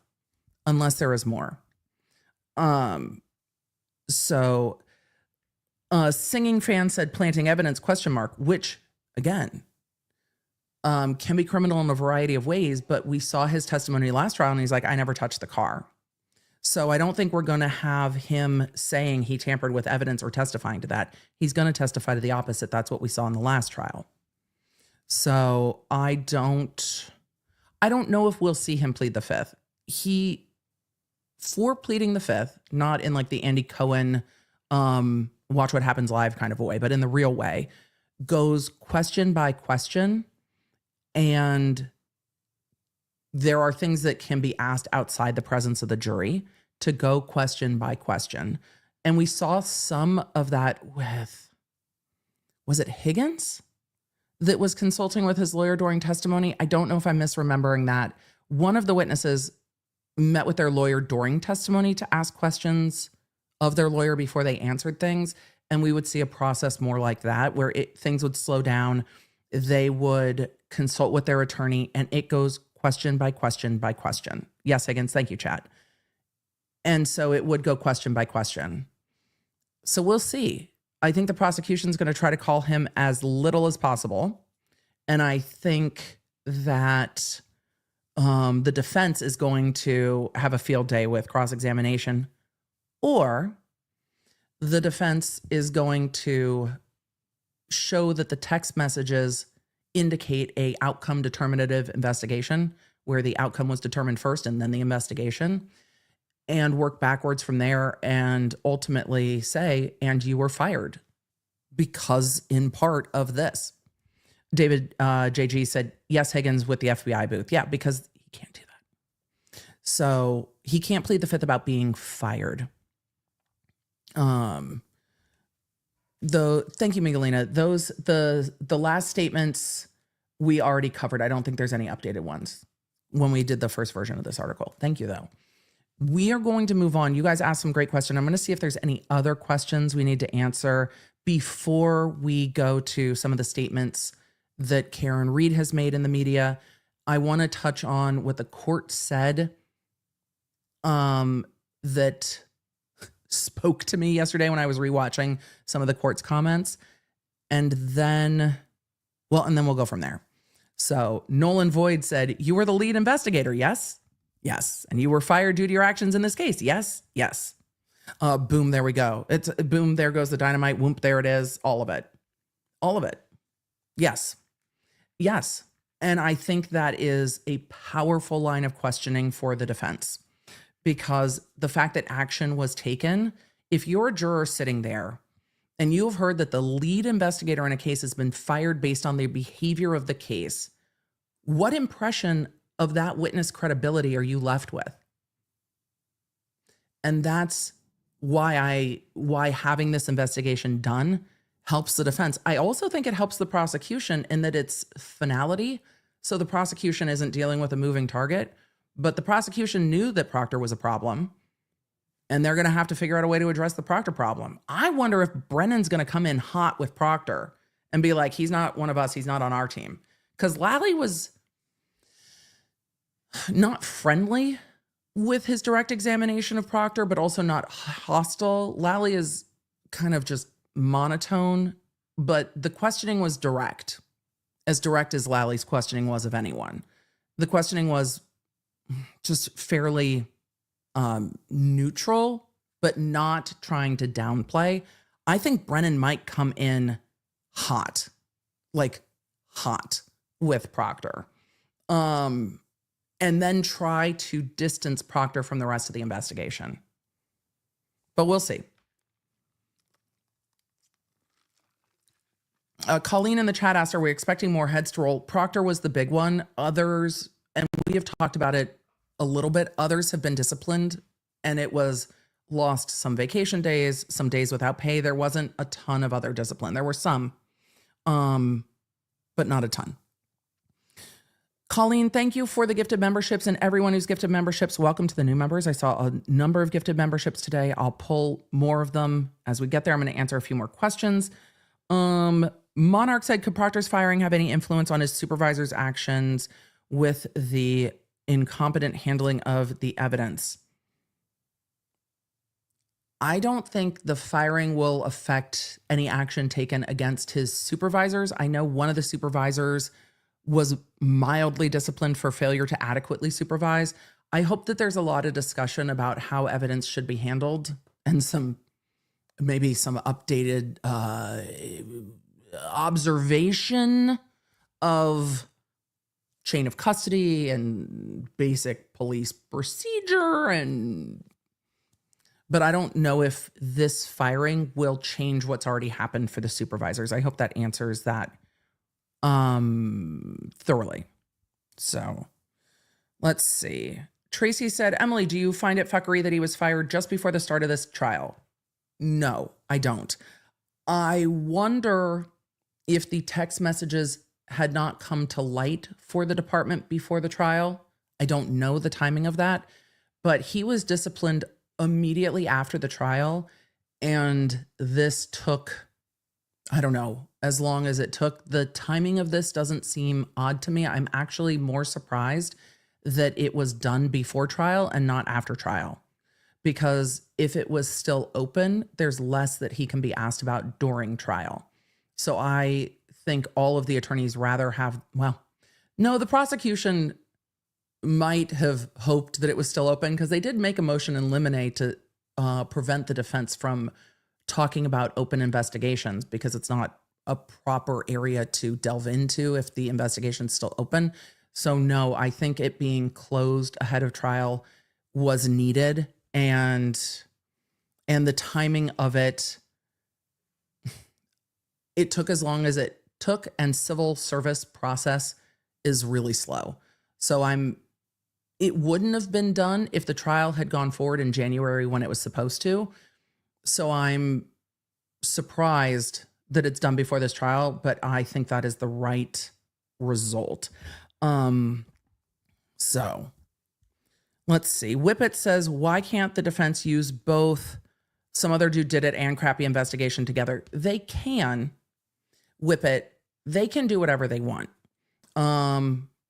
But I think it gets confusing for a jury, and it's my preference. And this is, again, my preference to see a focus on one, not the other, because I think the way that the defense has brought in the third party defense, they are pulling a standard to themselves that they don't have to meet, where now half the case, and I think that's a bit hyperbolic on my end, but a lot of the case is focused on what did Jen McCabe Google search and when?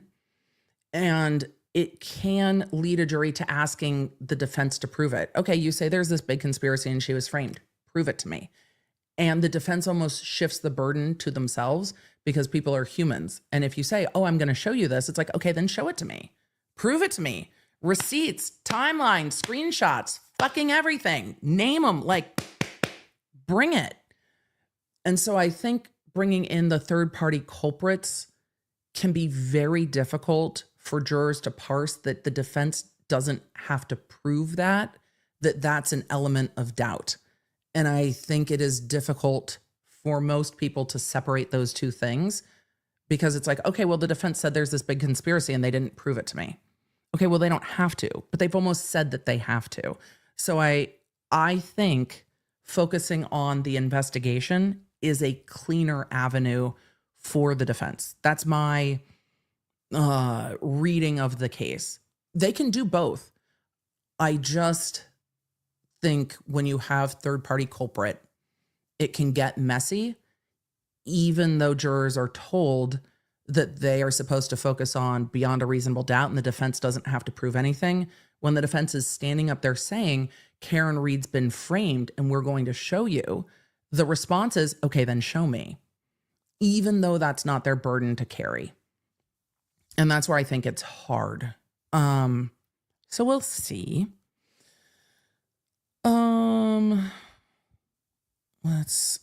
Let's take a look. Amy Rose said, can we look at the personnel release regarding Proctor's termination? They mentioned bias. I will take a look at the end of stream. I'm going to hold on to this question because in the statement I pulled up, I did not see that, but I will take a look before we end.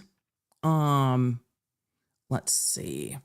We are going to look at, what did I say we were going to look at next? We're going to look at the court. Don't worry, we'll get to Q&A. We're going to go to court. I did not fly us to court yesterday. I apologize deeply and sincerely. We're going to need to fly to court today. And we're going to look at what the judge said. We're going to look at Karen Reed's latest statements. We know there's new filings. We're going to look at those too. Don't worry. We're going to get to all of it. Emily, we're not in court. It's going to be quicker today. Sure.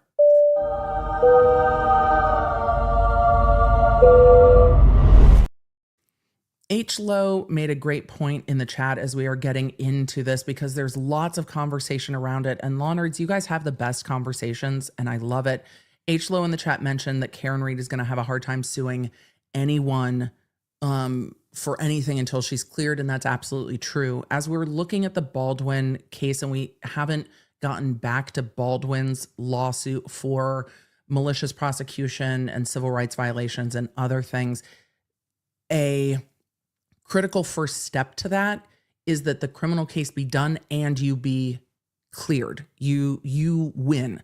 And we talked about that in the TikTok psychic case as well. So until this trial is done, civil lawsuits and stuff can't happen. I don't think we're going to be done with this case for quite a while.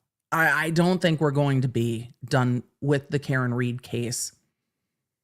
For quite a while. If the trial gets postponed, then the trial gets postponed. If she gets convicted, there will be appeals. If she is acquitted, then there will likely be civil lawsuits. So we will be here. We will be living in Boston for a minute.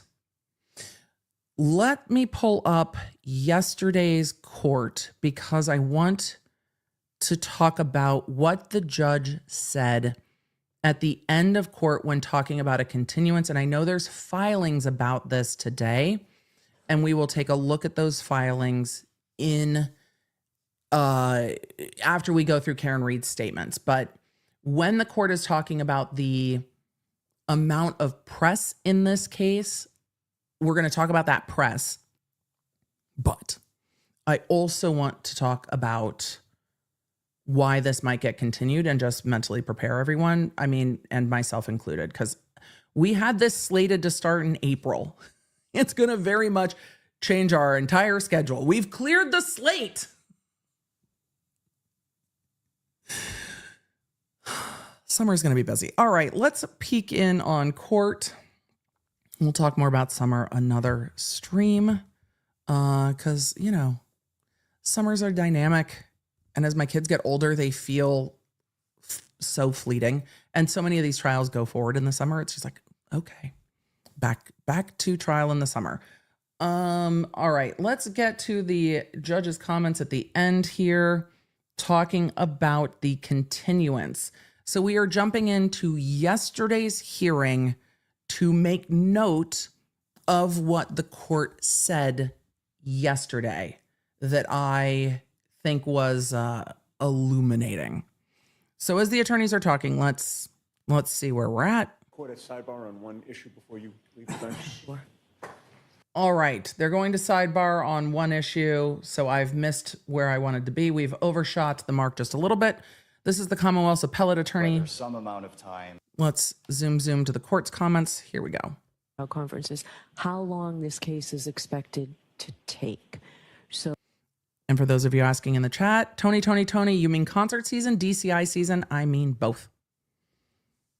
I think the Commonwealth filed or filled out the pretrial conference report a few weeks ago and said 20 trial days, 40. How many trial days do you remember you said, Mr. Brennan? Or what do you think your Commonwealth's case will be? I don't remember what I put specifically, but I think if we have full trial days, Yes. 5 days a week, I expect less than a month. I'm shooting for 3.5 weeks. Okay. Mr. Jackson? Your Honor, 24, I'm sorry.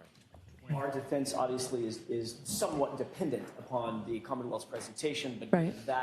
my best estimate would probably be We're going to be like 5 weeks of a week trial, and a half, 2 weeks of full trial days for the defense. like 4 or 5 weeks of trial after jury Go selection. with Dart. Fine. Okay. This is the part. All right. The big question is jury impanelment. Yes, it is. I'm going to see if I can gain this up just a Again, little I bit. alluded- The court said the big question is jury impanelment. Let me see if I can gain the court up a little bit here, because yesterday I said, I don't think the court's going to really look at continuing this. The defense is preserving their motion. I think I'm wrong. I think she might continue this case. Alluded to all the recent publicity. The big question is jury impanelment. Again, I alluded to all the recent publicity that I think is going to be very problematic in getting a jury. So I'll let both sides talk. That makes sense to me. Months and months ago, we got the jury commissioner's office on this to get us the amount of jurors we need starting April 1st. That process will take additional months in order to, if we change the date. So that's very problematic. First, the problematic recent publicity. The recent publicity is what we're going to talk about next on stream. The recent publicity is the Discovery ID special. She called it problematic twice. Getting further in time from recent publicity can help with jury impanelment. Opinions might not be as entrenched. People may move, people may forget, whatever. But what she said was it took months and months to get a jury pool sent out to start getting questionnaires and having them come in. And if this case gets moved, it will take months to start reaching out and finding a new veneer, which is the large panel before they start to narrow it down. Jury selection in this case, I can see taking 2 weeks, but the first part is getting a veneer, and sometimes they will do questionnaires then to see if people know about the case. So to put together a prospective jury pool, send out all of the mail, and then get back responses months and months, she said, to bring in a jury if they changed the date. She wouldn't have even mentioned that if it wasn't a consideration here. It's a consideration here. So the Commonwealth's appellate lawyer said our ideal situation is that the appellate court track is done. Of course, we object to the continuance. We would need to talk to the victims' families, witnesses, etc. But our ideal would be that the appellate court is done and we go forward in April. The defense has said we are asking for a continuance to allow the appellate court to run its course. If Karen Reed goes to trial, these are all ifs. If Karen Reed goes to trial, and if then the appellate court comes back and finds in her favor in some way, it can upend the trial in the middle of trial. If it's after trial and she is convicted, then it can entitle her to a new trial. If she's been acquitted, then there's not much that can happen. But you run the risk of having to do a third trial or getting midway through a trial and having to essentially do it again, stop in the middle and do a do-over, which then puts you in another double jeopardy issue and you are in another mess. So when the court says this will take months to get a new panel, a new veneer, I think she's responding to the Commonwealth's appellate lawyer who's saying, can we have a few extra weeks? The court is saying, if we continue, it's going to need to be longer than that. And so when the prosecutor said, can we bump back a little bit, they've started grabbing jurors for April 1st. So bumping a few days might work, but bumping an April 1st panel out to May might not. So We got the jury commissioner's office on this to get us the amount of jurors we need starting April 1st. That process will take additional months in order to, if we change the date. So that's very problematic. So I'll hear you all. It will take additional months if we need to change the date. So I don't think this is just going to get bumped back a little bit. I think if this gets pushed, this is going to get pushed. Right into the middle of Idaho. Maybe not. Maybe it will. I guess we'll find out tomorrow. Let's talk about the court's concern about the amount of recent publicity. Publicity is something that happens in a lot of cases. The publicity in this case is incredibly unique. And part of why it's incredibly unique is I don't know if I've seen a case where we've seen a defendant make as many out-of-court statements as we've seen here. If I am misremembering, chat, please let me know. Please let me know. Because I can't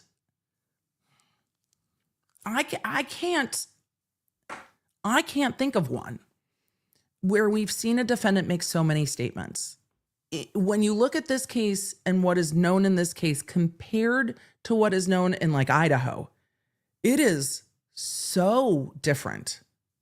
And so the recent publicity that the court is worried about is this Discovery ID special. You guys are asking Baldwin. No, not even Baldwin. Baldwin did talk a little bit, but not as much. Some of you were saying Lori Vallow. I didn't follow Vallow closely. Kid victims.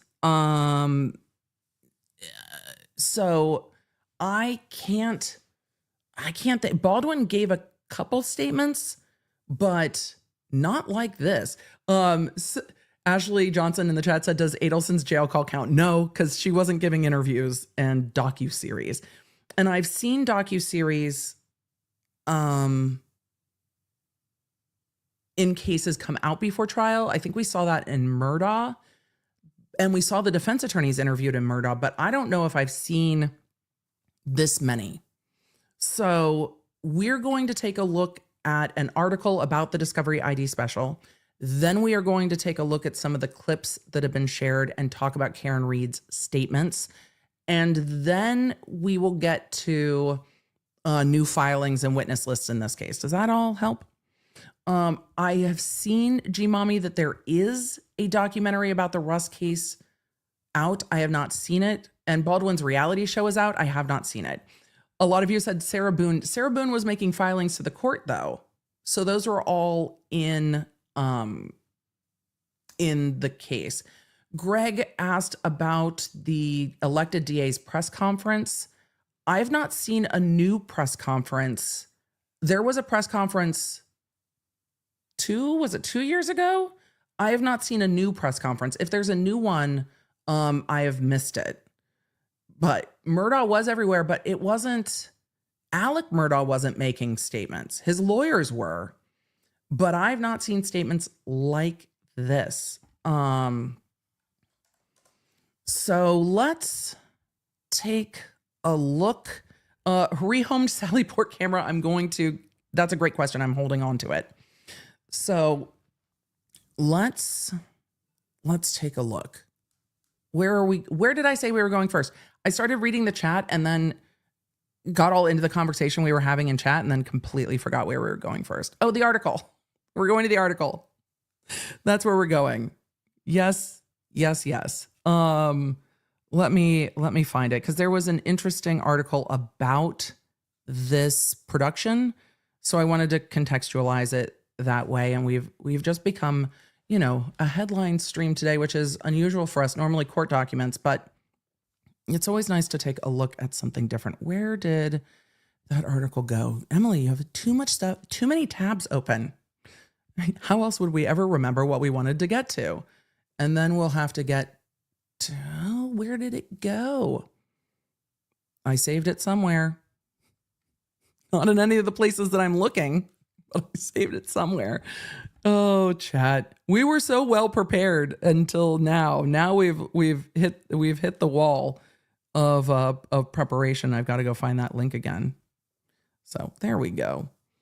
Look, the thing that I figured out a few weeks ago was how to change my Google Doc from the background being white to the background being black, and it has made my life so much better because I can't read well on a white background. It aggravates everything, so I do much better with a darker background. So I can now find my documents by the ones that are more recent because they have the black background, and then the ones with the white background are older that I haven't changed. Tracy Allen said, when is Corey Richards? May. Somebody else asked about the lippy that I'm wearing today. Today is tinted Sugar Fresh lip treatment. It's like a hybrid tinted lip balm, less of a gloss and more of a balm. So now I've got our media from the Hollywood Reporter, which is where we are going first to talk about this case. All right, let's pull that up. And this I can't put in reader mode because then I'm gonna have to switch. So we're gonna have to deal. Emily, you're talking to yourself about that. I'm going to have to deal. I will be annoyed, but I will deal. All right. Karen Reed trial doc director on unprecedented access with, quote, body in the snow. She's been muzzled for 2 years. You know how I feel about the title of this doc. I have thoughts. It's always so interesting to me when like legacy media is like, content creators or independent media, anyone who doesn't work for a major outlet, because there's always shade being thrown. Whenever these cases come up, legacy outlets are always like, it's the content creators, clicks and views. And then they name docuseries stuff like this. The hyper sensationalism of all of it. Not that content creators don't, but it's so funny when legacy media is like, they're the problem. Y'all stop it. Y'all stop it. Just miss me. Ahead of a retrial, Investigation Discoveries participatory docuseries explores whether Reed reversed her SUV over I don't think there's any evidence that over her boyfriend is even what the theory is for the state's case, but I digress. Over boyfriend John O'Keefe, or was framed to protect fellow Boston police officers involved in his death. The amount of ads is just, do I not have, I thought I had a reader mode on here. Hold on. Nope. Do I not? Do I really not? I thought I did. I guess not. All right. We're all gonna lament together as I try to embiggen this so that we can get rid of all of the freaking ads. These content creators, they're just in it for the money.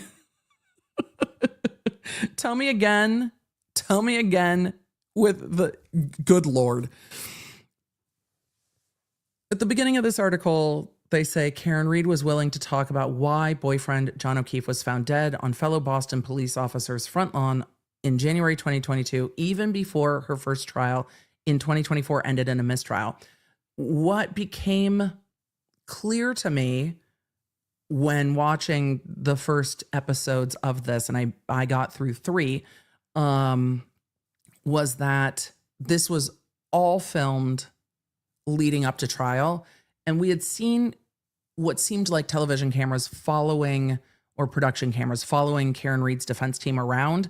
That was this production. They were in the SUV with Karen Reed and her defense team as they are leaving court after opening statements. They are in the war room as they're prepping for trial. They are talking to the attorneys leading up to trial as they are hunkered down in prep mode. As many of you have said, the attorneys are in their t-shirts working on their opening statements. You see Yannetti practicing his opening statement. So we are seeing the lead up to trial. And then I think the episode that drops this evening will cover the verdict and the reaction to the verdict. But this was filmed ahead of the last trial, and the defense is confident in their statements as this is being filmed that this trial is going to result in an acquittal of Karen Reed. And at one point, as Yannetti is talking through his opening, Alan Jackson says, I don't want to use some of that language. I want to change it. We are not trying this case to a mistrial.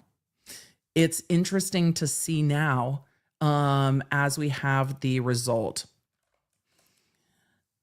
As her retrial on the second murder trial and manslaughter charges is set to begin April 1st, Investigation Discovery is releasing A Body in the Snow, the trial of Karen Reed. And of course, the timing is not insignificant.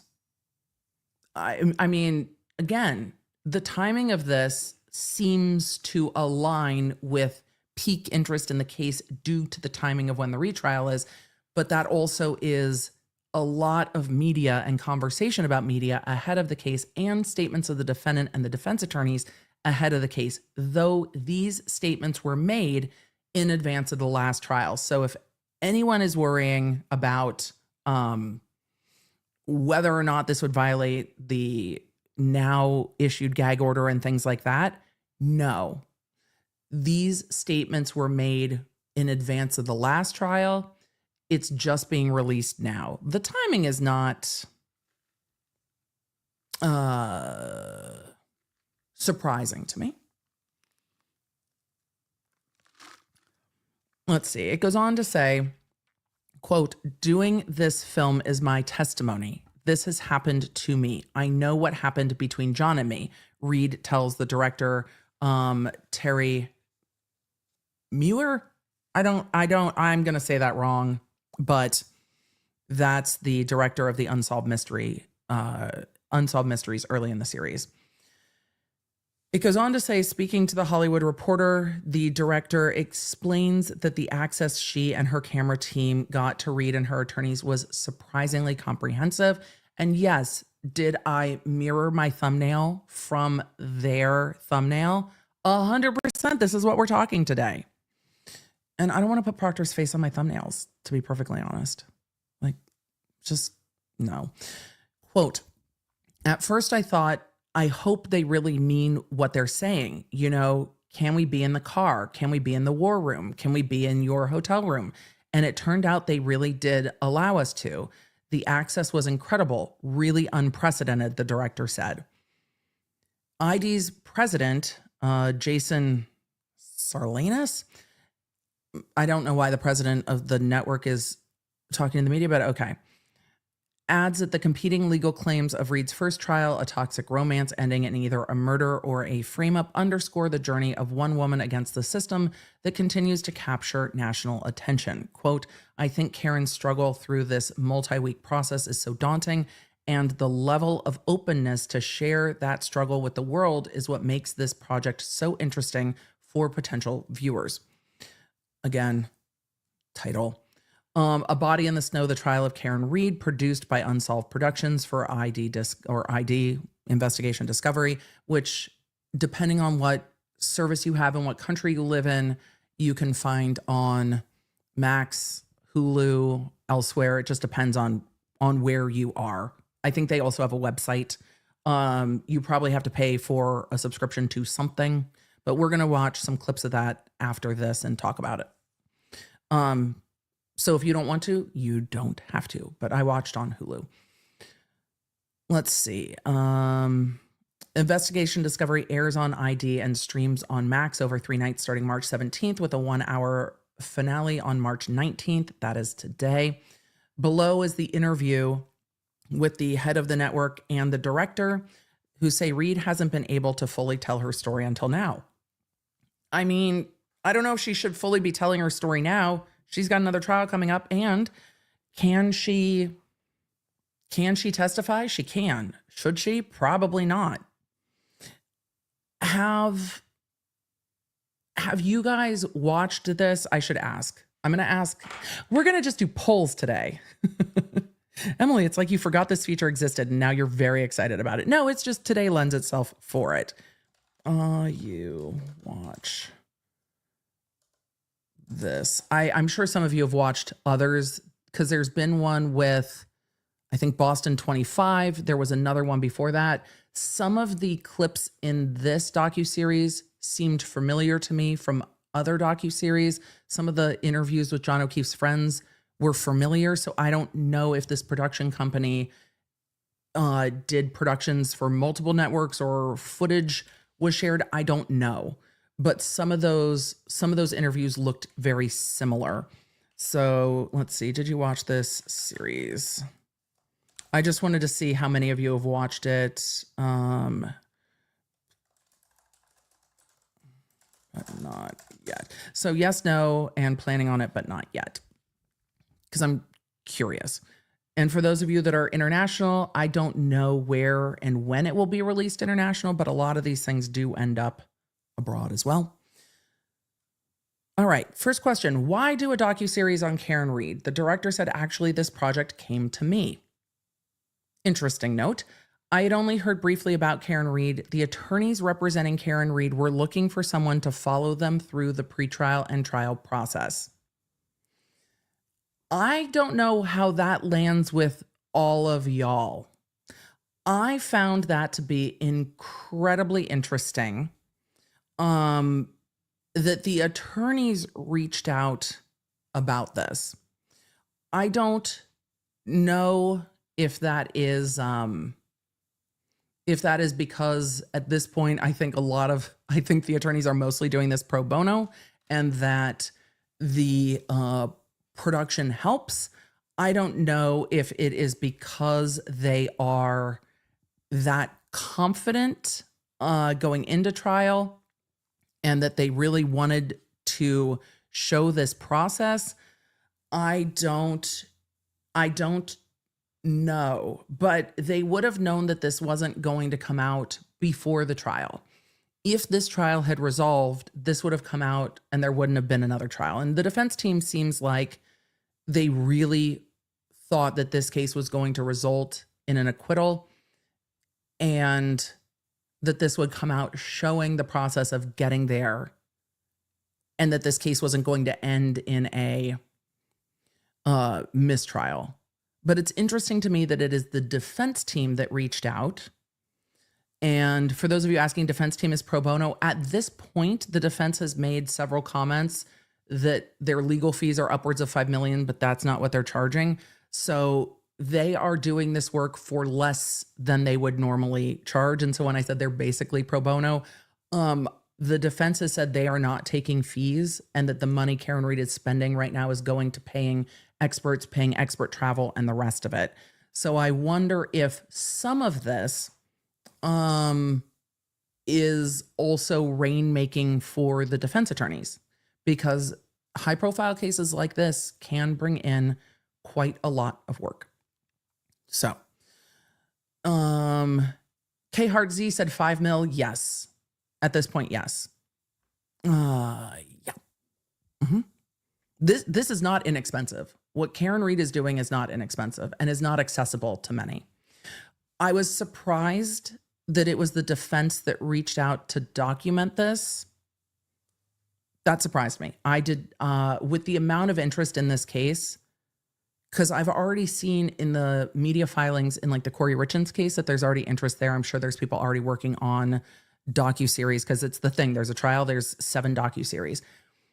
I'm not surprised by that.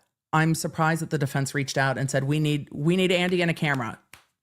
We need Andy and a camera. All right. It's an interesting note. So, the director says, I quickly did some research about the case, and I was amazed at how there were 2 strong sides to this case. I hopped on a Zoom with Karen and Alan Jackson, and 3 weeks later, I was in Boston and we were filming. You can say many things about Alan Jackson. Alan Jackson is media savvy. So, in all the things you can say, you can't say that he is not. He is media savvy, and he uses it to his advantage as a defense attorney, and can. And defense attorneys have done this, I don't know, as long as we've had people covering cases, because prosecutors are much more restricted in what they can and cannot share than the defense is. So I found that surprising. So the director said, I hopped on a Zoom with Karen and Alan, and 3 weeks later I was in Boston and we were filming, which is a wild time frame to me. But okay, it's like, yeah, we're going to trial. Pick up, let's roll. The question from the Hollywood Reporter is, you were promised access to Karen Reed. Were you surprised by how much access you got? The director said, what excited me about the project was the access. At first I thought, I hope they really mean what they're saying. Can we be in the car? Can we be in the war room? Can we be in your hotel room? And it turned out that they really did allow us to. The access was incredible, really unprecedented. Why were you given this unprecedented access? Well, because they said we need Andy and a camera. The director said in this documentary, Karen answers that actually. She says, quote, this is my testimony. Karen liked to talk. Emily, every time you get personally offended, I do. When Jen McCabe was on the stand being like, oh, Carrie, she's a talker. I'm like, shut your mouth. Every time. Emily, we're unearthing deep childhood trauma. Yes. Every time, she's a talker. So, but also, yes, Karen Reed did. I think, I'm so triggered, but that's my trauma, not yours. I think that Karen Reed was open to telling her side of the story. I don't think Karen liked to talk is a fair characterization. I find it a little demeaning, but that is my very personal development. Jay Wildberry said, I'm sure a lot of us share that trauma. Yep. Every report card. Karen said it too, on every report card. Emily likes to talk. Also,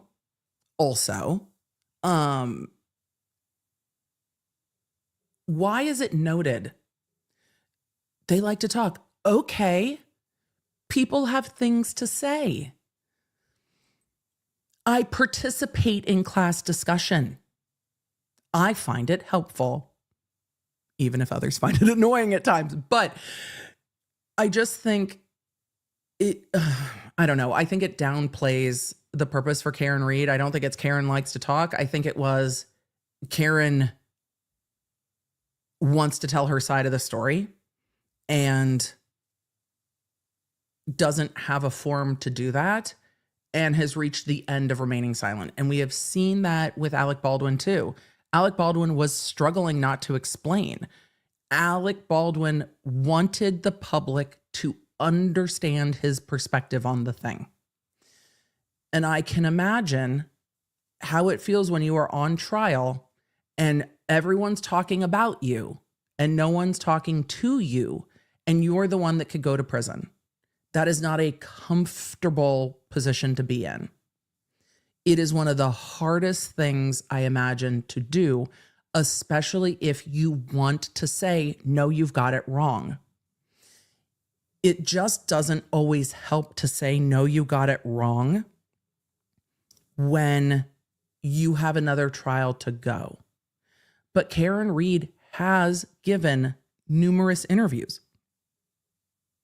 So and again, you can testify. Karen Reed says, this is my testimony. Is the prosecutor going to use that if they want to use these statements? Yes. Will we talk about my thoughts on whether or not the prosecution will use these statements? Yes. ABC's Docket said I missed a lot of recesses for talking. Me too. You want to know what's the best thing to do with like hyperverbal ADHD folks is to make them sit still and not go move around. Super helpful. What would have been helpful is like, you are talking quite a lot. I need you to go outside and move, and then you'll feel better. Go move your body, and then you'll feel better. But no, sit on a bench. You're hyperverbal, right? Sit on a bench. No, make people go be mobile. You'll feel better. Go take a walk. Like, send them out. Go take a walk. We could talk about this forever, law nerds. Let's continue, or we're never going to get beyond me being like, it's so rude being like, oh, they just like to talk. I understand the perspective from Karen Reed. I don't know if it's helpful to her defense. I think it is helpful. Well, I'm going to ask you at the end of this if it's helpful for her in the court of public opinion or not. I love that all the law nerds are with me, that are just like, yeah, rude.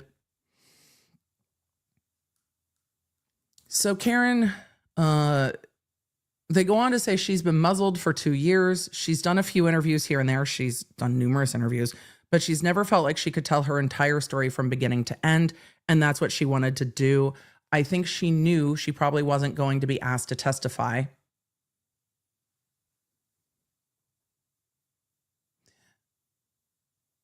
She gets to choose. At the end of the day, she gets to choose if she wants to testify.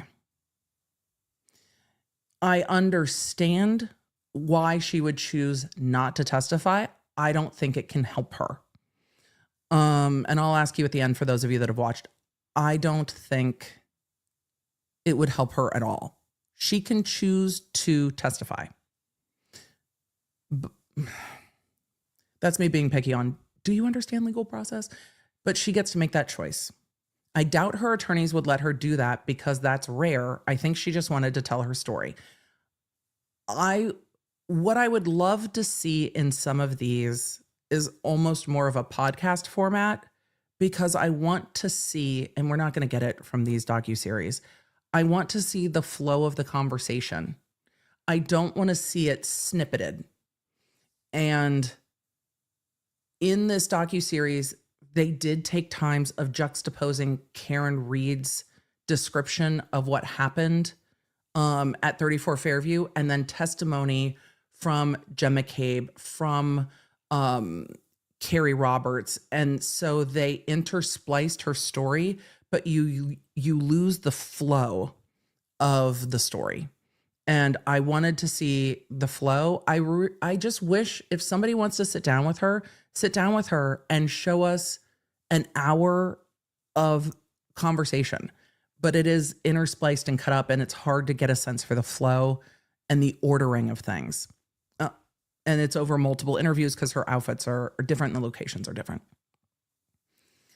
I think she probably knew she wasn't going to be asked to testify or choose to testify. I doubt her attorneys would let her do that. It's rare. I mean, in these high-profile cases, it's not as rare as one would think, but it is what it is. This question is going to the president of the network. Jason, you typically have a higher purpose with your ID docuseries. What drew you to this project? He said, from our vantage point as the originating home of true crime television, we see every single type of documentary series. It is uniquely rare to see a project with this level of access, this level of intimacy that Terry was able to secure. Part of the purpose of being a platform for this documentary is to demonstrate for people who are going through the emotional drama of their own dealings with courts and legal battles.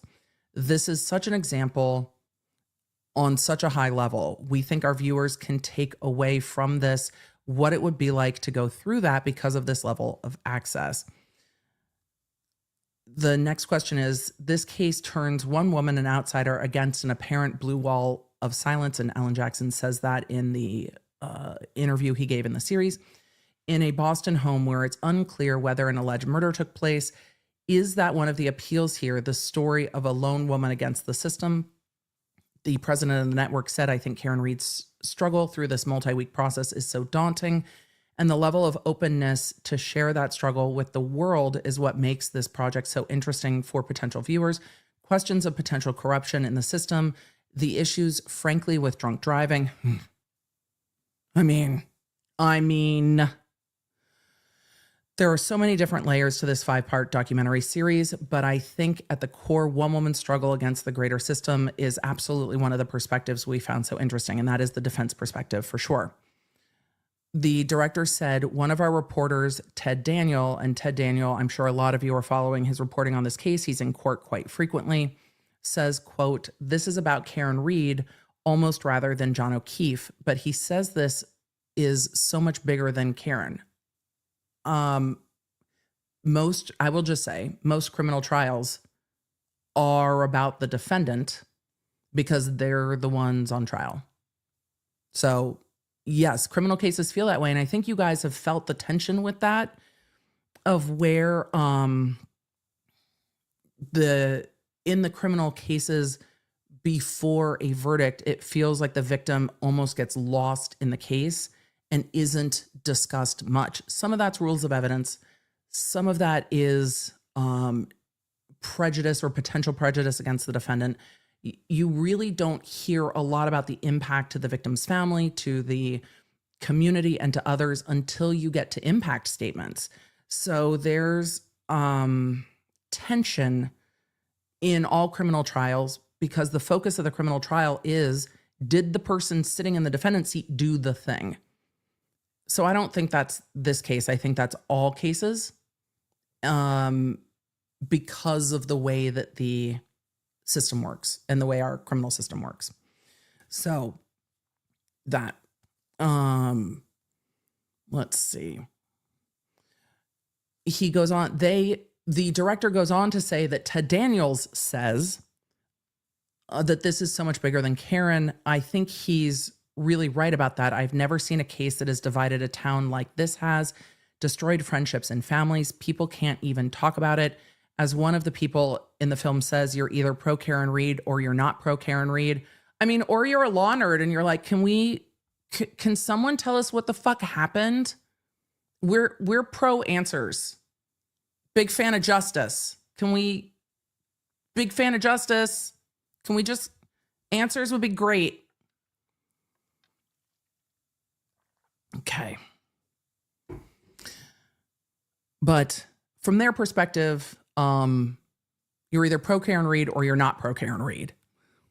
One of the things that attracted me to the story is that there are two very, very strong, a lot of varies, two very, very strong theories on both sides of the case. The prosecution has really interesting points to make. The defense has really interesting rebuttals. I've not seen a case either where there's so much suspicious behavior on both sides. both sides had so much to work with using that to create reasonable doubt. I mean, truly only the defense is creating reasonable doubt.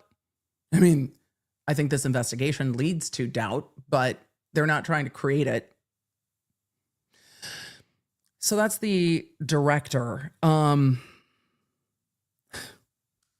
don't think I've seen a case with this many butt dials. So there's that. Okay, we're going to keep going. But I think the perspective of the director is interesting because as you watch the series, not everything in the series is flattering to Karen Read, which actually surprised me a little bit because I knew she was cooperating with it. And when you're cooperating with a series for it then not to be flattering, I think is probably frustrating. The president of the network says this story can be told now because the story can only be told now because in a post-social media environment, I don't even know what that means. Chad is saying that they had a falling out. Interesting. I didn't know that. Yeah. Stacy said it best in the chat. Stacy said, pro-nuanced conversations, really? Yes. Yes. And Beavis Christ in the chat said, yeah, all the butt dialing is completely unbelievable. Completely unbelievable. There's no fucking way that all of a sudden all of the butts in Canton are dialing phones. There's just, miss me. This story can only now be told in a post-social media environment. I don't even know what they fucking mean by that. Don't buzzword at me. This is really a commentary on both sidism and tribalism, the way it has divided the New England area. Okay, I don't even know what you mean. And so far, and I have not watched every episode. It's not done yet. I have not seen all of it focus on the way that this case has divided the area. But I can understand if many are questioning the investigation that law enforcement did, that they would feel strongly about that. I think that's fair. The series clearly shows that Karen Read and her team used social media to turn the case to their advantage with national attention. Isn't that an interesting question? The director says that was a defense strategy. Karen in the film talks about how there wasn't much buzz about the case in the traditional media. So they reached out to independent journalists hoping they could light a fire under this. And they were very instrumental in creating the social media dialogue, vitriol, if you will. That is this case. We call them the pinks and the blues. The pro-Karen Read people wearing pink, and the people that support John O'Keefe and his family and friends and the prosecution side, they wear blue. In this portrayal of the case, it can't be both. What I appreciate about this community is that it's both. I think what I see in the law nerd community is people want answers for what happened to John O'Keefe and answers for what Karen Read did or did not do. Because if it's a did not do or cannot prove, then she should not go to prison. So again, the law nerds find themselves being purple. Both John O'Keefe deserves justice. Karen Read deserves a fair trial. Both. Those aren't mutually exclusive.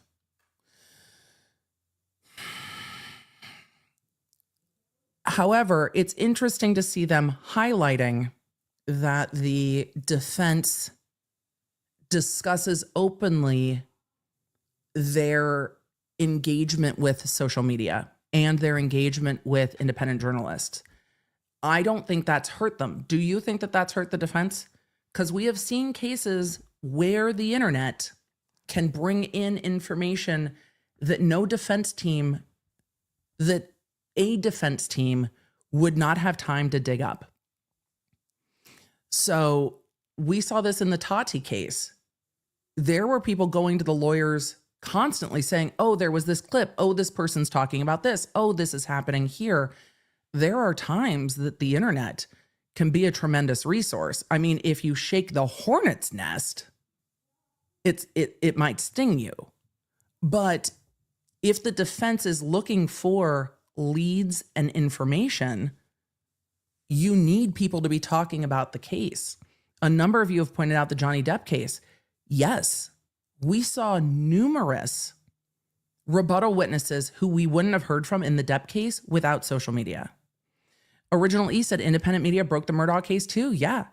Mandy Matney's reporting pulled on that thread relentlessly. And in spite of quite a lot of vitriol directed at her. So the framing here is frustrating to me. It's interesting to know, but the framing feels to me, and you let me know what you think.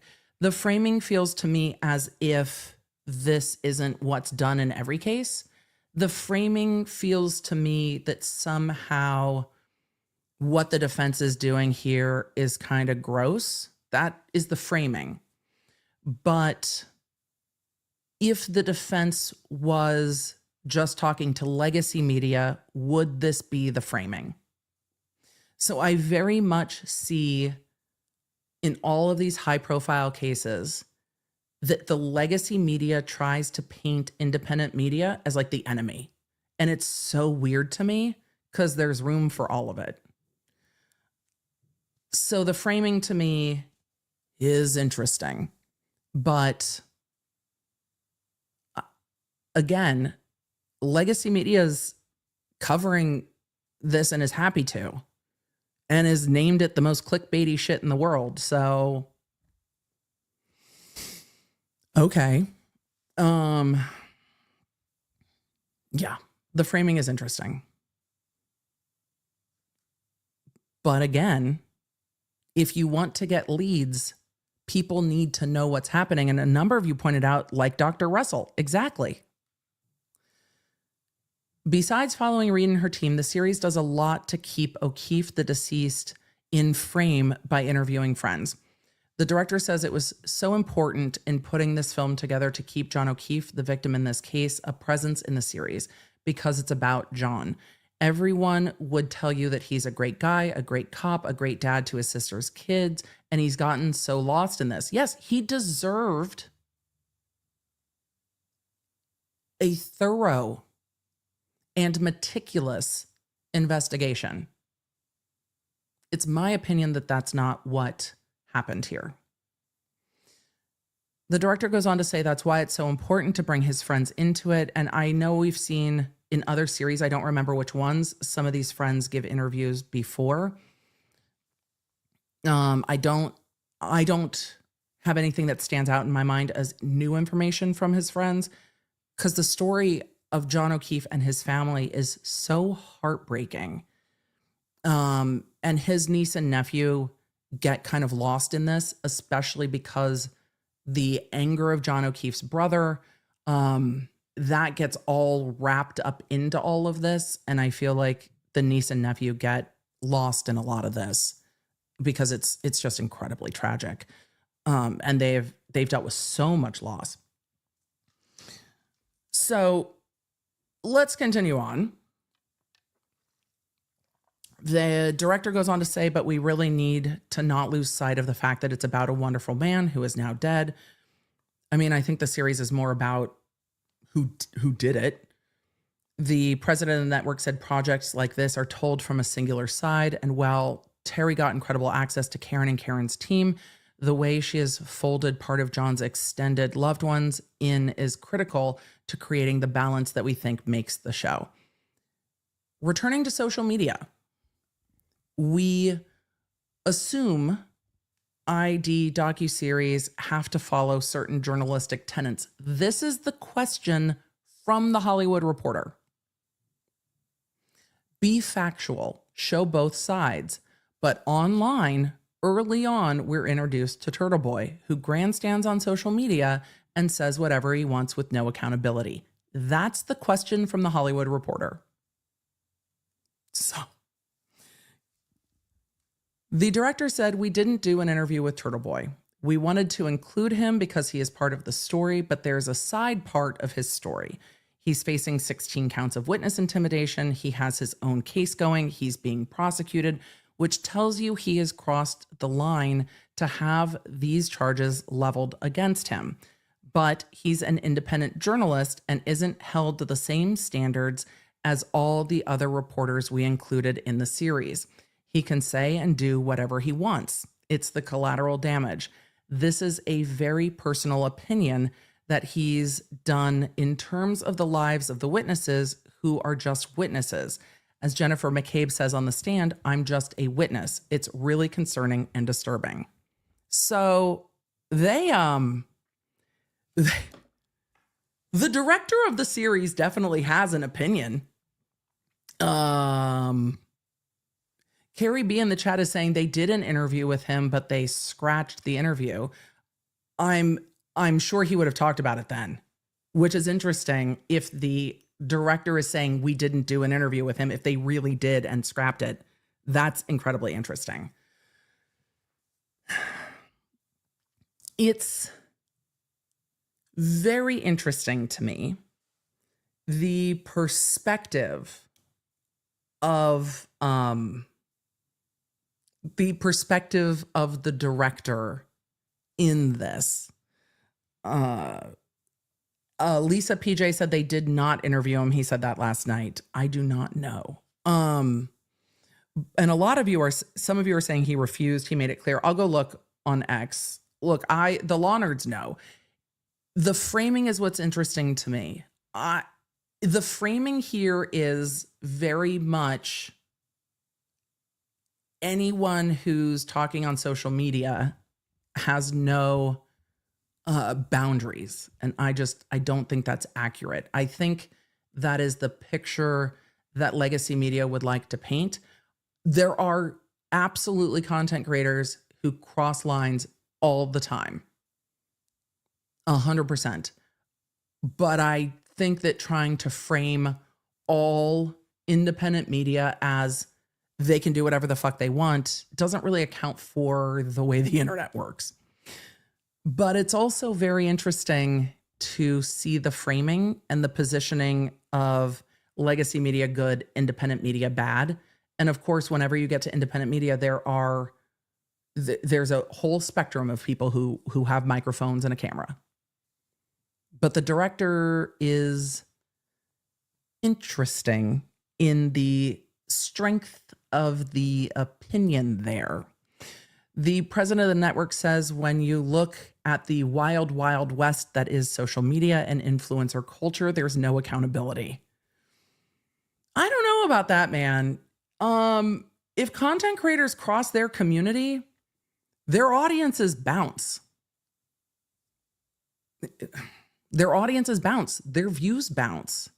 Where if a reporter crosses a community, they're like, I have a job, so I still get a salary. It doesn't matter if you read what I write or not. I still have a salary. So I don't care. The framing is so interesting. The president of the network says, when you look at the wild, wild west that is social media and influencer culture, there's no accountability. And that's why we do these projects the way that we do them, with the depth, the multi-part exploration, so that we can give space to commentary on just that. Hi, we give space to commentary on the internet and watch the entirety of a trial. Lots of space. They're like, we did a 5-hour series.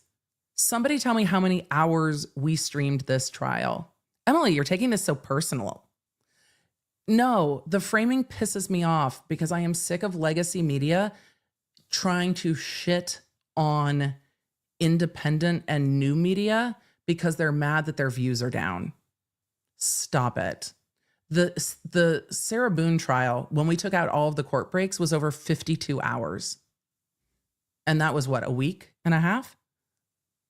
Hundreds of hours. They're just so fucking salty. It just reads as salty to me. Just like me. Karen said we do 5 hours before lunch. We do 5 hours on accident. So, okay. I think there are some legacy media outlets that work well with new media and some that just don't. I think a lot of legacy media wants to be new media. But there's room for a conversation. A docuseries has no room for a conversation. And no comments section. Content creators have no accountability. You have no comment section. So, okay. You're not even going to see what people think because there's nowhere for them to tell you what they think. The director says, I think the word accountability is a key word. There's no accountability. That's frightening and wild, wild west. You're using a great phrase because what is going on? Video killed the radio star. So mad. So mad. Stina G said, Emily, we'll be doing more shorter lives in 2025. Yep. Mm-hmm. Is this lack of accountability due to social media or a breakdown in communication in the public square today? I thought we were talking about a Karen Read docuseries. But no. The director says, Turtle Boy is getting a lot of clicks and he is making a lot of money off this situation. I'm sorry. Do you not get paid to make a docuseries? Does everyone do this for free? Am I missing something? Do they work for free?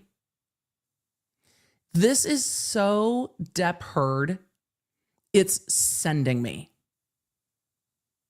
It's sending me. Are you not part of a first of all, the network is a subscription service. Second, so you can't even watch for free.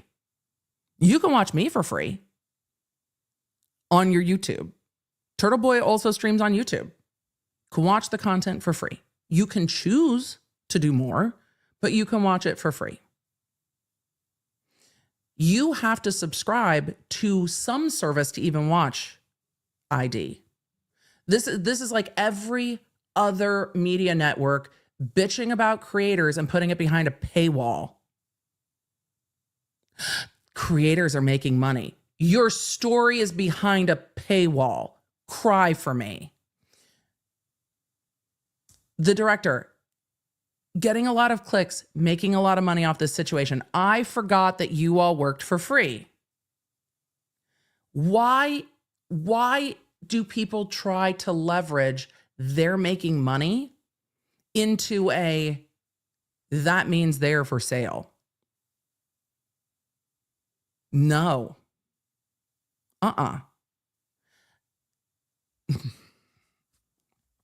That's not the same thing. Just miss me. Creators make money. They do. You know who they make money from? Their community.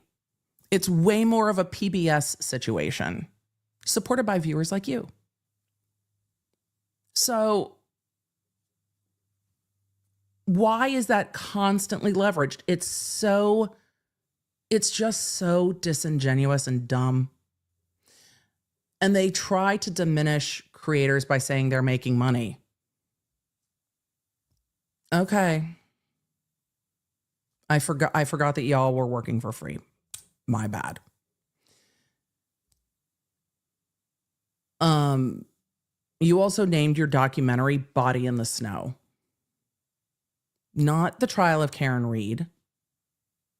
Not the mystery of the death of John O'Keefe. No. Just saying. There's financial and exposure gain. Oh, they go on to say trial number 1 and now heading into trial number 2. There's financial and exposure gain for him. And Turtle Boy isn't the only one. Well, you guys have given him a ton of exposure because you can't get his name out your mouth. So there's that. There's financial and exposure gain for him. Were you not making this for exposure and financial gain? Why did you make this then? Is it not the same? A lot of the bloggers are hopping on. Is anyone even a blogger anymore? We're all just YouTubers now, bitches. Emily, you're madder than you expected. I am madder than I expected. A lot of bloggers are hopping on. It's so Depp heard. It's just so Depp heard. Everybody's just hopping on. It's what people are talking about. We're trying to like figure out if the questions will be answered. But go off then. A lot of bloggers are hopping on, and it's about money and clicks. You named your series A Body in the Snow. I mean, I didn't come here to start smoke with anybody, but this interview is, well, predictable, isn't it? Mm-hmm. It's about money and clicks. We're so mad that YouTube's free and people are getting more views. You know what they don't put out on ID Discovery? Their view numbers. I bet we could figure out real fast why they're salty. Because what they don't share is their view numbers. You know what you can see on YouTube? How many views something got. You can see what people are interested in. There's transparency. Tell us what your views are. Tell us what your watch hours are. We'd love to know. They go on to say, but Turtle Boy is tapping into something. All these people are following him. He's almost like a cult leader. He's tapping into something specifically in the Karen Reed case. This idea that the system is corrupt and we're not going to take it anymore. I mean, I don't think he lacks transparency in how he feels about this case. I think he's been incredibly transparent on his position in this case. I don't think there's been any question about that. But we're getting to see in this interview, we're getting to see the perspective of those that are making the docuseries. And I think it's really interesting to see this interview and see the perspective and the framing. So for those of you that haven't watched it, it'll be interesting if you watch it after this interview. And for those of you that have watched it, is it interesting seeing what is said in this interview that was released in the media assault before this was released? Because there was a full media blitz. With all unscripted doc series, there's the question of where to end. The first trial ended in a mistrial. What did that mean in wrapping up this 5-parter? The director said, I know everyone on the defense team was very surprised that they did not get an acquittal. I think they thought that when the jury went out to deliberate, they were going to come back in a couple of hours, and certainly by that day. I agree with that. I think the defense team did have that vibe. Then another day goes by. You could see them start to get pretty nervous and to start to consider the idea that this might be a mistrial. I am very, very interested in what, and I will tell you my thoughts on this, so you don't all have to go give it clicks and views if you don't want to, before we start with court tomorrow. I'm very interested to see what the defense conversations are leading up to that third jury note as captured on camera, because the defense has said we didn't know the judge was looking at a mistrial. I'm interested if the defense attorneys are in this docuseries saying this is going to be a mistrial. She's going to mistry this case. And can that impact the defense's arguments? Because the defense's arguments in the Court of Appeals are the court could have pulled the jury, the court could have done these things. There was no manifest necessity for a mistrial, and we were not asked for a mistrial. I'm interested in what the defense is saying behind the scenes about a mistrial and if this will come up. Lauren Bell in the chat asked, are all the episodes out now? No, the last one comes out tonight. So some of you are like, I'm not watching this. I'll just listen to what you say about it. That's fine too. If they put it on YouTube, I'm sure some of you will watch for free. But I'm very curious how the defense conversation around the mistrial may impact, if at all, what arguments are made in the federal case.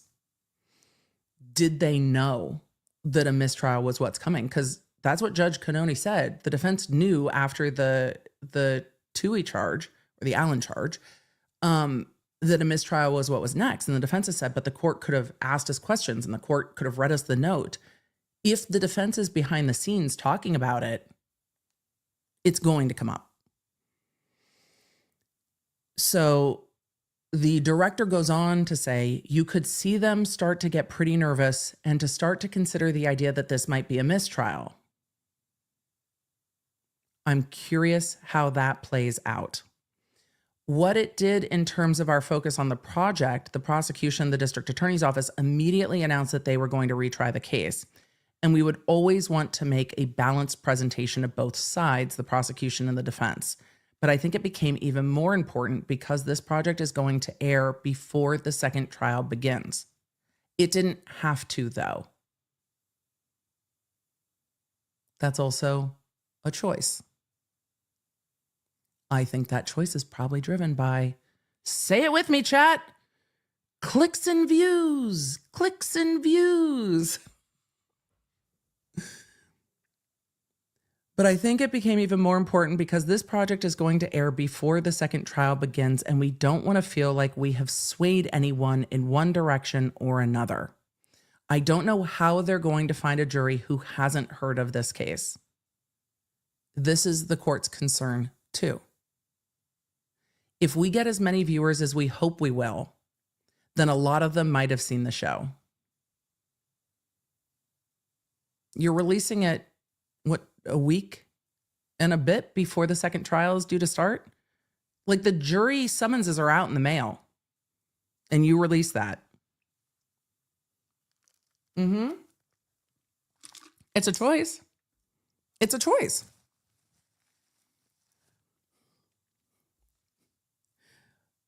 So,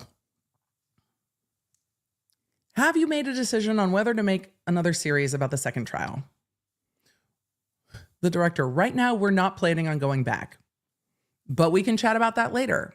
Karen came to us because she wanted to tell her story, and we feel like we did that very thoroughly in this series of 5 episodes. Her story would be the same in the second trial. I don't know if that's true, but we'll see. There's some new players. There's a new prosecutor and 3 additional defense attorneys. There's some new evidence, some new witnesses, but her story is the same. I feel like it would be a little repetitive. I don't know, Jason, what do you think? They're going to decide how many people watch this, and then they're going to go back and reevaluate.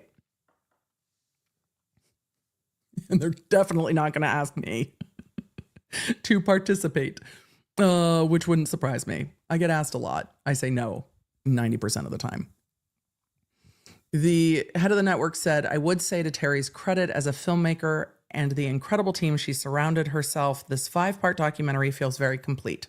The viewer goes on such an emotional roller coaster, and I do believe, even though it ends the way it ends, you get a sense that it is the end of that particular part of the journey. The other thing we pride ourselves on is embracing and empowering agency in subjects. Karen approached Terry, the defense attorneys did. Karen approached Terry. If Karen were to come back and want to tell more story, of course, I think both Terry and myself would be open to hearing how that could work, but that's really in Karen's hands. Terry, you followed the first trial with your camera. If you don't do a series about the second trial, do you look forward to just watching like everyone else as a spectator?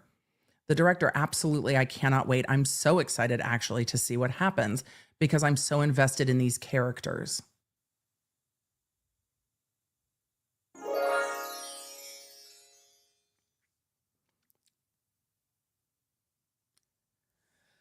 we're The thing I enjoy about the TV show The Traitors, hosted by the incomparable Alan Cummings, is that he, as the host of Traitors, is a bit of a character, a bit of a exaggerated, put-on version of himself. He is host of The Traitors in the Grand Castle in Scotland, and everybody on that show, the reality personalities on that show, have a bit of a traitor's persona on reality TV. This is not reality TV. This is a murder trial. This isn't Chicago, but make it Boston. Though I could see people writing songs about it other than Amos, who's already written a song about this case, but I can see people writing songs about the sidebar. Like, I can see it. Hear ye would be the opening of the musical. I can hear it in my brain. But this is a murder trial. And whatever you think about Karen Reed, and I don't think that this docuseries so far has been flattering, she is going through a murder trial, fighting for her freedom against a prosecutorial agency that won't even turn over basic discovery. John O'Keefe's niece and nephew lost their mother, and then their father, and then their beloved caregiver uncle. And then their entire community is torn apart by this case. And a person who they seem to have had a fond relationship with, Karen Reed, is being prosecuted for the murder of their uncle. His parents are grieving. His family is grieving. Karen Reed's family is probably also grieving that this is where their life is now. This community has been upended.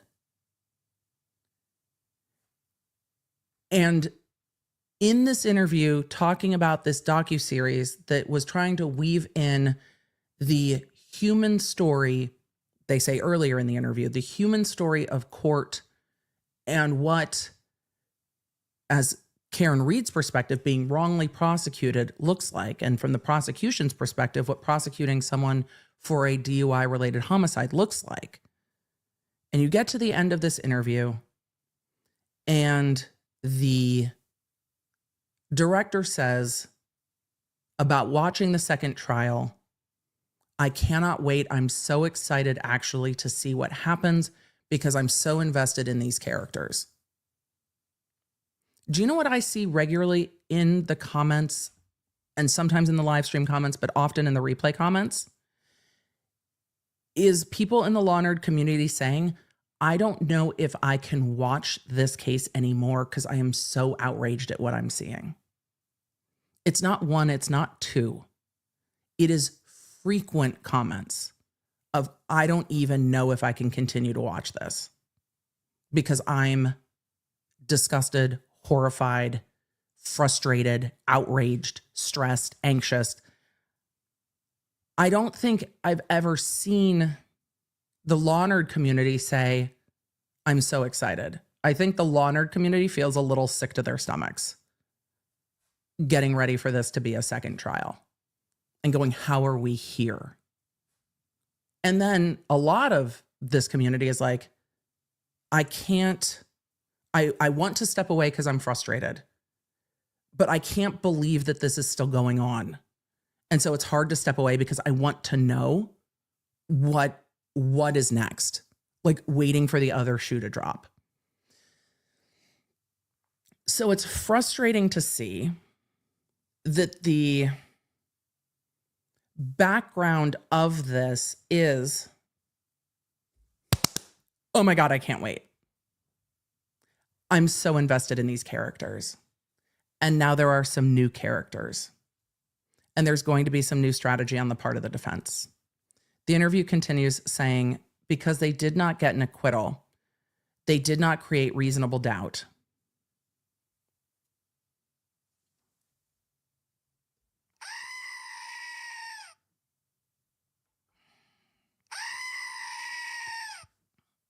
Did they talk to any lawyers other than Karen's lawyers? Because, okay. I'm so mad about the previous sentence that I'm going to stop yelling about this sentence. I'll let someone else yell about this sentence. Somebody send this to, I will send this to Runkle and Rob and be like, hey guys, I know you stream on Friday. I have an article you might be fascinated by. Because they did not get an acquittal, they did not create reasonable doubt or enough reasonable doubt to get an acquittal, which means their third-party culprit defense strategy didn't work. So what's their new strategy going to be? I can't wait to see. It goes on to say, I think what would interest me the most about going back would be to cover if there is a verdict and if there's another hung jury. I doubt that they're going to retry it. I don't. And then it says Body in the Snow, the trial of Karen Read, premieres on ID over 3 nights from March 17th to March 19th, streaming on Max. And of course, the ad down below is just as, whatever. So that is the interview as part of the press junket for this with the Hollywood Reporter. I didn't think I was going to take that much time to go over this article, but I think it was needed because as we're going to talk about this, the framing and the perspective of the director at the end, this article was published March 10th. This was part of the recent press to release this. This was filmed over a year ago. So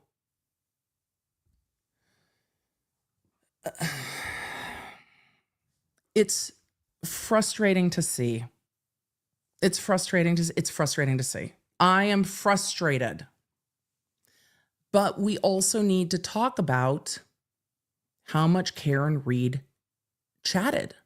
Karen Read in this docuseries shares conversations she had with Yannetti, what Yannetti told her in those conversations, where initially Yannetti was sharing with her that on what is now count 2, there could be some culpability there. As Karen Read is explaining on camera, I was going through, could I have backed up and hit his foot or hit him on the side, or I had my music blaring. I had been drinking. She says that multiple times. I had been drinking. I have the music blaring. I have the heater on. I'm pissed off at him.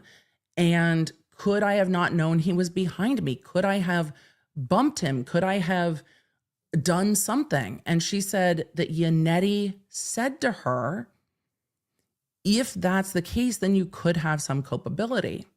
And she admits multiple times to drinking and saying, I was trying to piece together that night. Can the prosecution use statements like that? They can. Will they try to? Maybe. Because those statements might be strong enough for the prosecution that even when completeness comes into play, and the completeness that comes into play is, okay, but she also said, I didn't hit him with my car. I know that now. We're going to look at that clip specifically. So can the prosecution try to bring some of this up? Maybe. It's close in time, but maybe they can. I don't know if they will. But if they bring it in, they have an obligation to bring in the complete statement and not just pick and choose. But the defense can't introduce anything in this. These have to be introduced by a party opponent. And I think some of these statements are statements against interest. And the conversation about, could I have culpability in this? And and Yannetti saying there could be culpability in this was interesting for me to see play out in this docuseries. And I think that Brennan has the energy and maybe the level of pettiness to go to Discovery ID and say, give me everything. Give me everything from that interview. I need the entire raw, uncut interview. All of it. Because as she is trying to piece together after an evening of drinking, she's not the only one, by the way. All of these witnesses are trying to piece together the evening after an evening of drinking. And as I'm watching this docuseries, I am reminded that witnesses like Jen McCabe are still awake at 2 a.m., either Googling sports or Googling how's long to die in the snow or whatever, is still awake at 2:30 in the morning after drinking all night. And then Karen Reed's banging on her door before 5 a.m. So Jen McCabe slept, what, after a night of drinking, a couple hours at best? Carrie was the only one that wasn't out with them the night before. Her testimony wasn't cross-examined and still stands as one of the clearer testimonies. Everyone had been drinking. And then everyone chats before they chat to, or it seems that almost everyone chats before they chat with law enforcement, but everyone had been drinking. So it is a lot, this docuseries, and I don't think it is helpful 100% to Karen Reed. But I also think for those that have a strong opinion on this case, this is probably not going to change their opinion. They're going to have opinions on how it was put together, but it's not going to change the opinion of anyone who has an opinion. I'm interested in how a casual viewer will see this docuseries. I don't think it is flattering to Karen Reed. They bring in clips of her arrest with Proctor where she's in like boxer shorts and a tank, like sleepwear. And the only clips they're showing is her asking to be able to put on some clothes and saying, I'm going to be on the news in this. And Proctor's going, all she cares about is how she's going to look on TV. They do let her explain that a little bit, but not really. She's explaining, I don't want to go into custody in like loose boxer shorts and no underwear because they're arresting me again. I had no idea what they were doing. But on camera, she's like, I can't be on like Channel 4 in like boxer shorts. And Proctor's being like, she doesn't care she's being arrested for murder. She cares about what she's going to look like on Channel 4. There are things in the docuseries that are not flattering. They did clip out different testimonies. It is not done yet. We're going to look at some of Karen Reed's statements now. And then we'll go from there. But I think the prosecution is going to try to use these statements in the least flattering way because that's what they do. And we've seen it with the I hit him. They're going to go with, well, even on this docuseries, she's saying, could it be this? Could it be that? Could I have bumped him with the car? Could I have hit his foot? Could I have done this or that? I mean, there's no injuries to his foot. So I think the autopsy answers some of those questions. But the one thing I also want to point out about this series that I found the most helpful, and I'll see what you guys think, is that the video they show panning of 34 Fairview shows how close the fire hydrant is to the street. And because the crime scene photos are such dog shit, I actually got a better perspective of 34 Fairview, and I understand why they want a jury view at that location so much. So potentially criminal, good to see you in the chat. I haven't seen it. I'm covering this one. Oh, but if you didn't see the Hollywood Reporter article, go grab it. It's spicy. So no, I haven't seen it. But I'll go look. Good to see you in the chat. So If you guys don't know Sean is another defense attorney on the channel over at Potentially Criminal, and we'll give you the breakdown from a defense attorney. They do not. I love when the defense attorneys don't hold back. They're like, "What are you doing?" I'm sure Sean will break this down with the thoughts on the defendant talking about all of this, because her conversations where her lawyer says you might have some culpability there is an interesting thing to note. Michelle, go run. If you live in an area that Ryan Hall y'all is talking about, you don't be on my stream. I got a replay crew.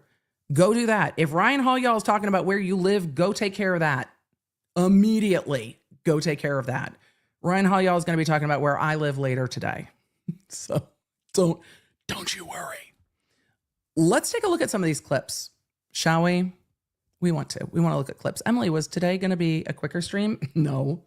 Emily's on a rant today. But I don't think this is helpful. Let's take a look at 34 Fairview first. Emily, how many clips do you have? A bunch. I have a bunch of clips. I'm going to remind you now with all of you here. Before we start playing these clips, go download the Lawnerd app. Go get the Lawnerd app. Because if Discovery ID tries to yeet my stream, you know where to find me. Emily, why do you build your own shit? So that we can do what we want. I'll go full Cartman up in here. I do what I want. Guess what? I have an editorial board. The Law Nerds. And like human decency and ethics and a law degree that I very much like, even though I still have to finish my CLEs. So if you do not have the Law Nerd app yet, go get it. It's free, iOS, Android. It'll let you know when I stream. It'll keep you in the loop for tomorrow when we stream in court. And we are going to grab some of the Discovery clips because, well, if Entertainment Tonight can show them for news coverage, so can we. Are we going to be monetized? No. That's okay. That's why we have sponsors and law nerds. It's fine. Let's take a look real quick at 34 Fairview. For those of you asking what time court is tomorrow, unless it changes, I think court is starting around 9 a.m. Eastern. Court's normally 5-10 minutes late. I'll be starting probably at 8:30 Central. So we'll see. I saw some of you asking if you get CLEs. If you're allowed to self-study, I think watching court counts as self-study CLE. But you're going to have to check your jurisdiction because I am not an expert in that at all. I just try to do my best to take care of all of my stuff. All right. This is not 34 Fairview. I believe this is Karen Reed's house. We are going to zoom briefly into the beginning of this episode to look at the pan at 34 Fairview. So this is Karen Reed's home before she sold it. This is 34 Fairview. I found, let me move myself real quick because I found the layout as they shared it to be really helpful because the jury has a view, right? They get to go walk around and see how close things are. It was so hard from those pictures to see how close the fire hydrant was to the street. And as I was watching this, I was like, oh shit, that's much closer to the street than I perceived from the photos that we saw in trial. That's the fire hydrant. That's the curb. Remember, John O'Keefe's shoe is found at the curb. And that is the fire hydrant. This perspective is different.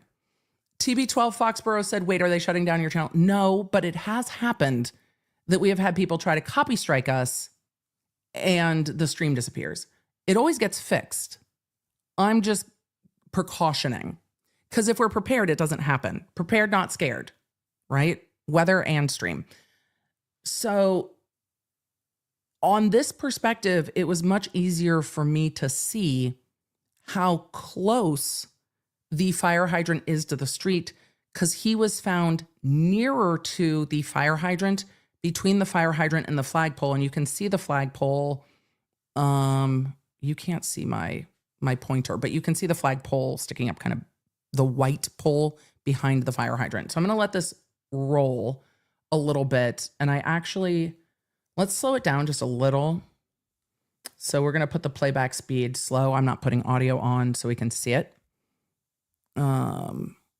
Because it gives a little different perspective of that area with the bushes where John O'Keefe was, because he was found closer to the fire hydrant by the bushes, and it is not that far from the road.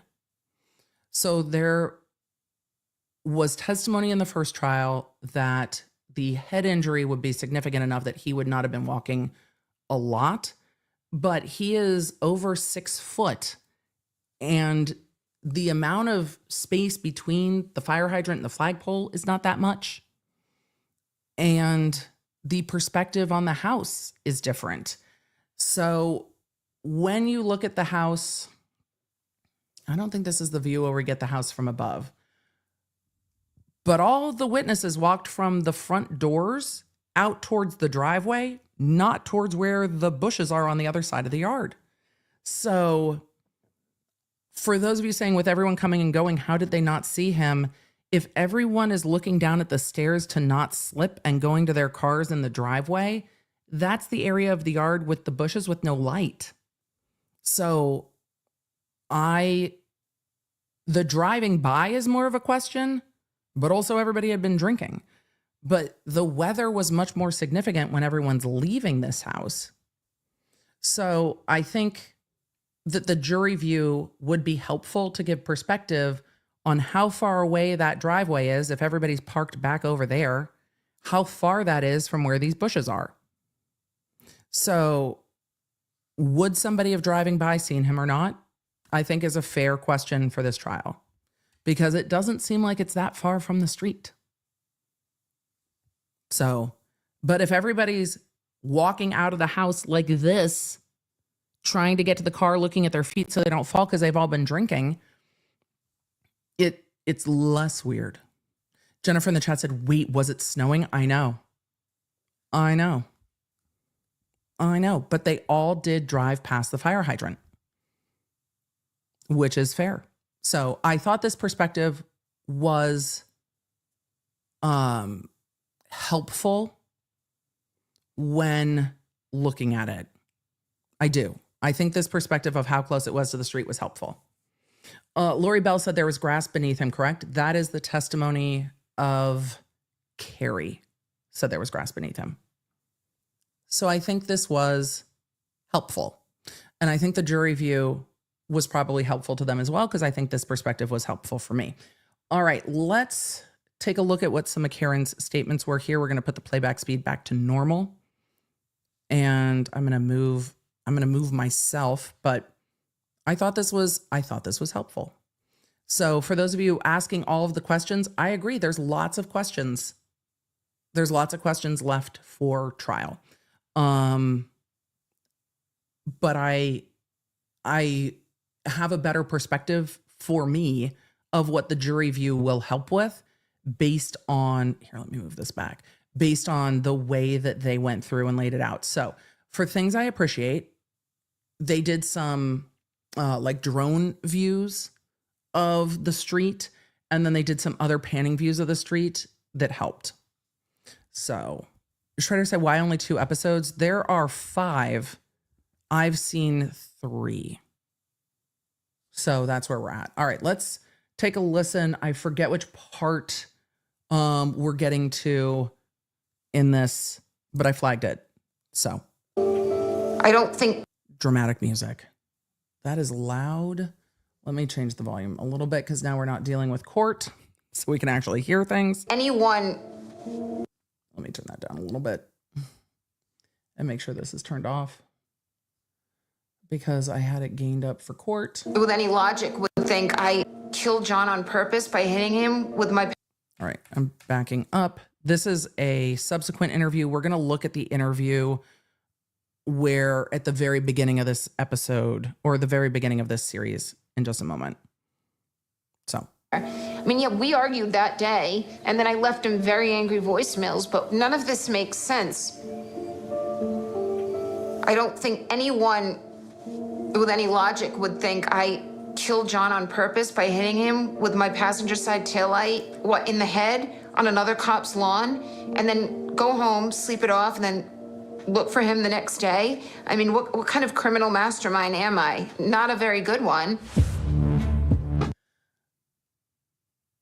I don't disagree. I found the voicemails to be incredibly persuasive for me. So I don't know how everyone else felt about Karen Reed's voicemails. I found them to be persuasive.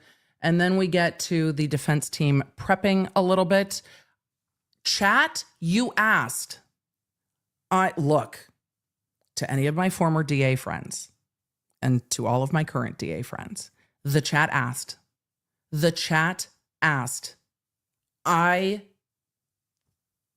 am here for the chat. Y'all asked. You asked. You are welcome.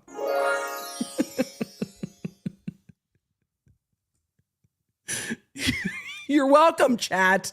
You are welcome. The defense is prepping in the war room. You asked.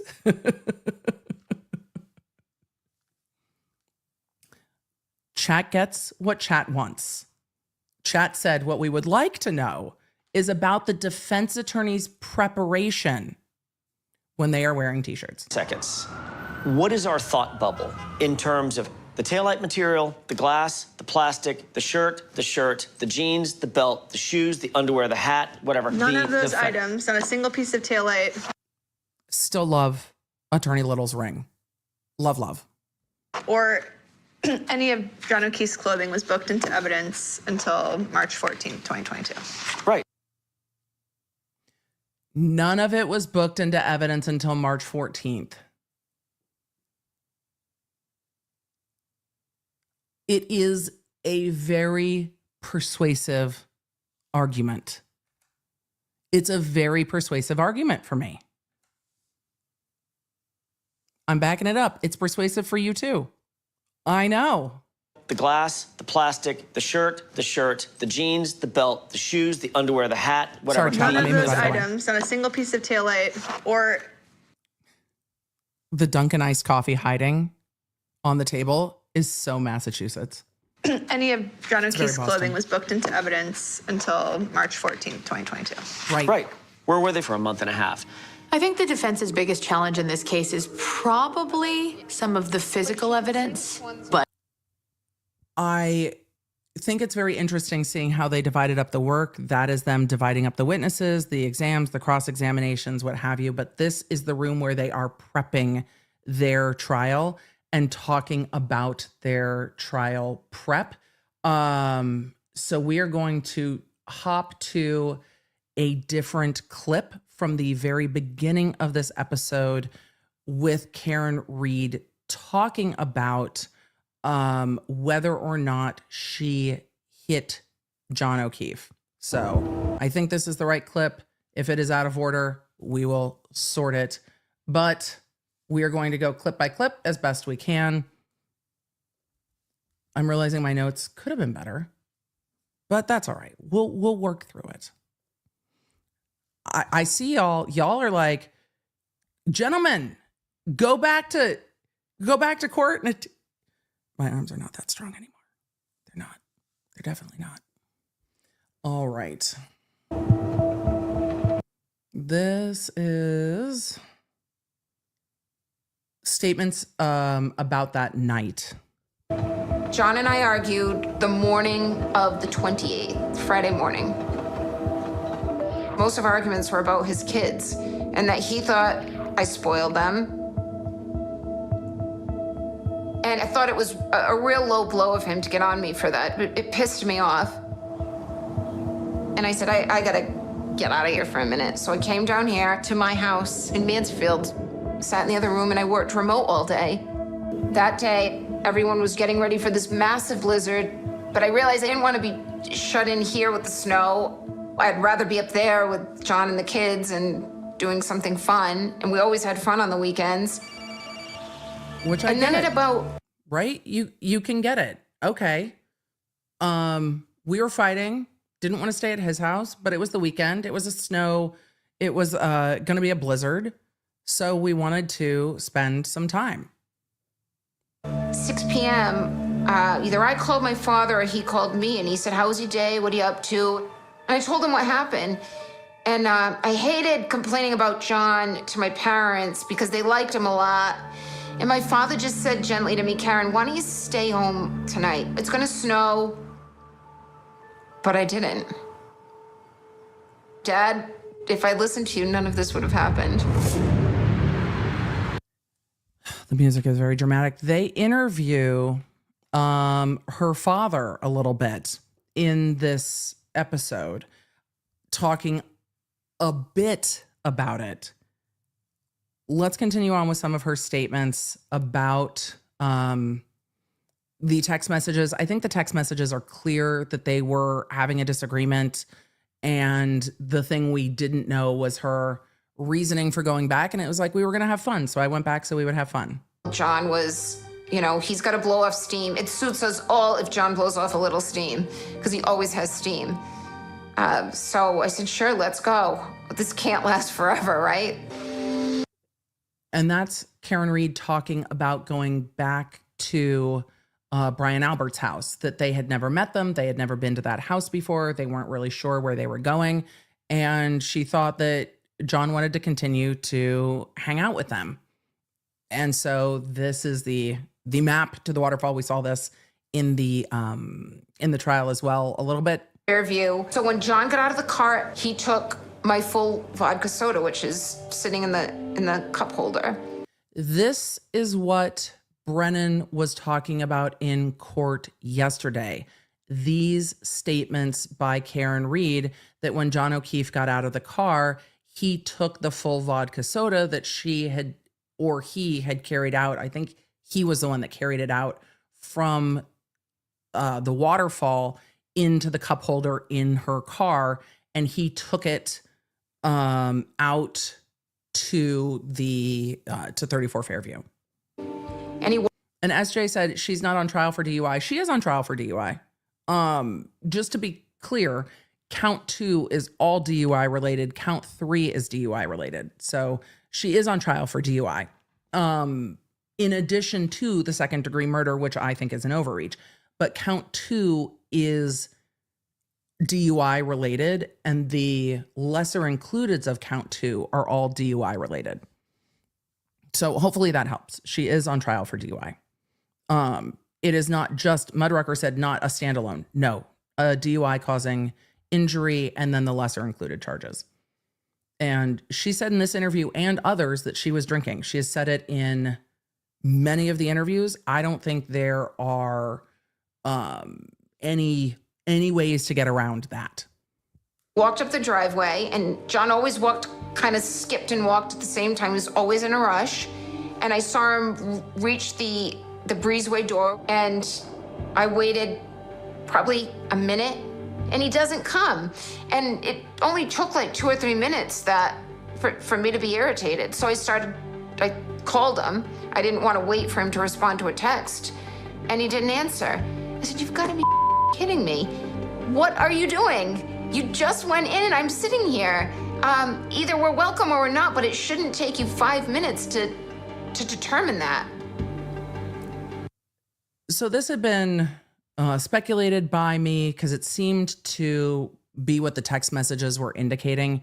She is saying that John O'Keefe got out of the car to go see if they were welcome at the house, that the house didn't look like a lot was going on. It didn't look like there was a soiree or whatever. And so John went to check and see if they were welcome, and she thought he was going to come back out. That's not what the witnesses at trial said, but that is her side of he went in. However,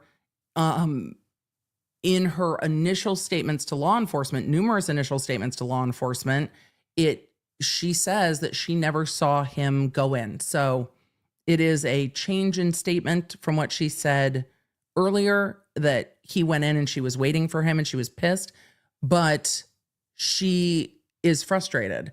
And if she testified at trial frustrated like that, it doesn't really matter what she says.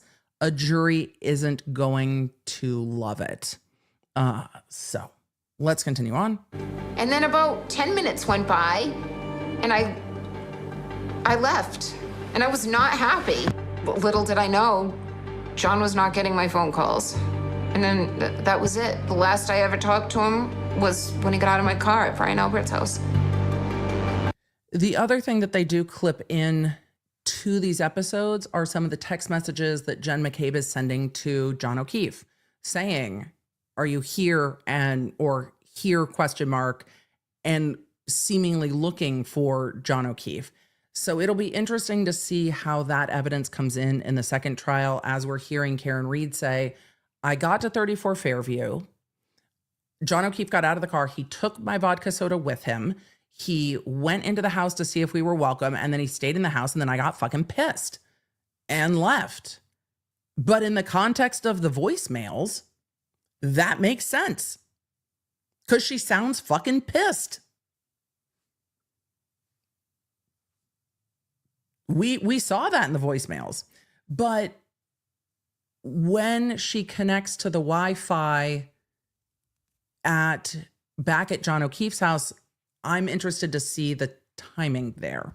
Rolling Along said, "Emily, she said she saw him at the screen door, did not see him go through the screen door, but she says she's waiting there 10 minutes and he doesn't come back." So fair.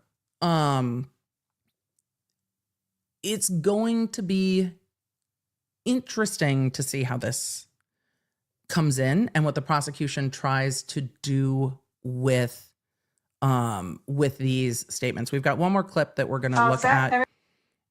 And this is from the very beginning of this episode. I think the prosecution is going to try to use some of these. Again, there is a rule of completeness. If the trial does get continued, which the defense is asking for, if the trial does get continued, it will be interesting to see how much more time it gives the prosecution to get uncut footage of these interviews. So let's take a look at this. This is from the very beginning of the first episode. Everyone's phones off? Walking out.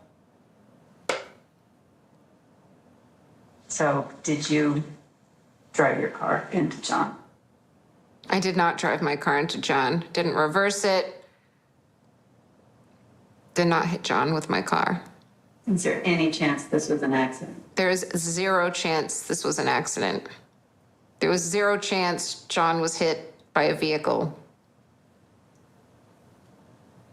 You're tired of it? You've spent so much... No, No, I'm not tired of it. I hate answering it because I feel like I'm being so scrutinized. Like, did she blink 3 times or twice? And did she like smirk or look to the right or down and up and left and whatever? And like, it just feels so fake, even though it's true. I rather like explain everything else. And like, I did not hit John with my car. Like, I can't make it sincere enough. I hate saying it. So I think if Karen Reed were to testify that she and Brennan would not get on very well. So I don't think we will see her testify. I don't think that cross-examination would be easy. A lot of you are saying, like, I get it. Like, no, I get it. I get that she's trying to explain that there's nothing that she could say that is going to help at this point, but the energy with which she says it can be interpreted by a jury in a multitude of ways. And I think that would not go well. And that just might be her her normal way of speaking because I don't know Karen Reed. I've only seen clips of interviews and her in court. Her face is quite expressive. She's frustrated. Brennan is frustrating. It would not go well with the two of them interacting, I don't think, because the frustration would come off more than anything else. And I think you can see that frustration, and a jury is not necessarily looking for explanations for that. They're just reading what they're saying. So I don't think, after watching this, I would love to see the uncut interview, because I think you would get more of a sense of the pattern of how she talks and makes expressions, which you would get in testimony. But when it's clipped down, not all of the clips are flattering, and you can tell that there is frustration there. I understand the frustration. I think a lot of you understand the frustration, but that doesn't read well to a jury. And trying to say, and in numerous times throughout this, she says, I was drinking. My memory's not as good if I've been drinking. That's true, but parts of this are DUI related.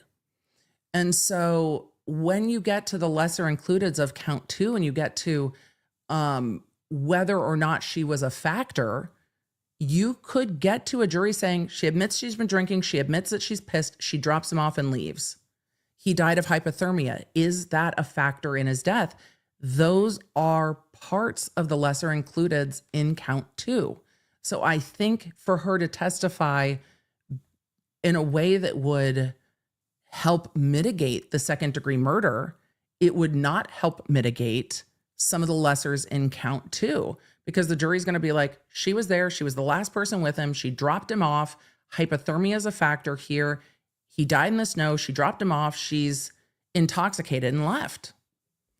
So I think in a high-profile case, defendants, and a number of you have said it in the chat, you're damned if you do, you're damned if you don't. And it's incredibly true, because you make too many faces, it's why are they making so many faces? You don't make enough faces, and it's why are they so stoic? You show emotion, and you're trying to manipulate the jury. You don't show emotion, and it's because you are cold or calculating or guilty or what have you. So it's difficult. In this series, they're in the car talking about courtroom demeanor and how scrutinized it is and how scrutinized she will be. They talk about Lally's opening statement. Jackson doesn't think much of it. That shocks me. Shocked Pikachu face. Not at all. Where Jackson doesn't think much of Lally's opening statement. What I am going to be looking for tonight is if the defense is talking about this being a mistrial and them thinking this is a mistrial. I think this,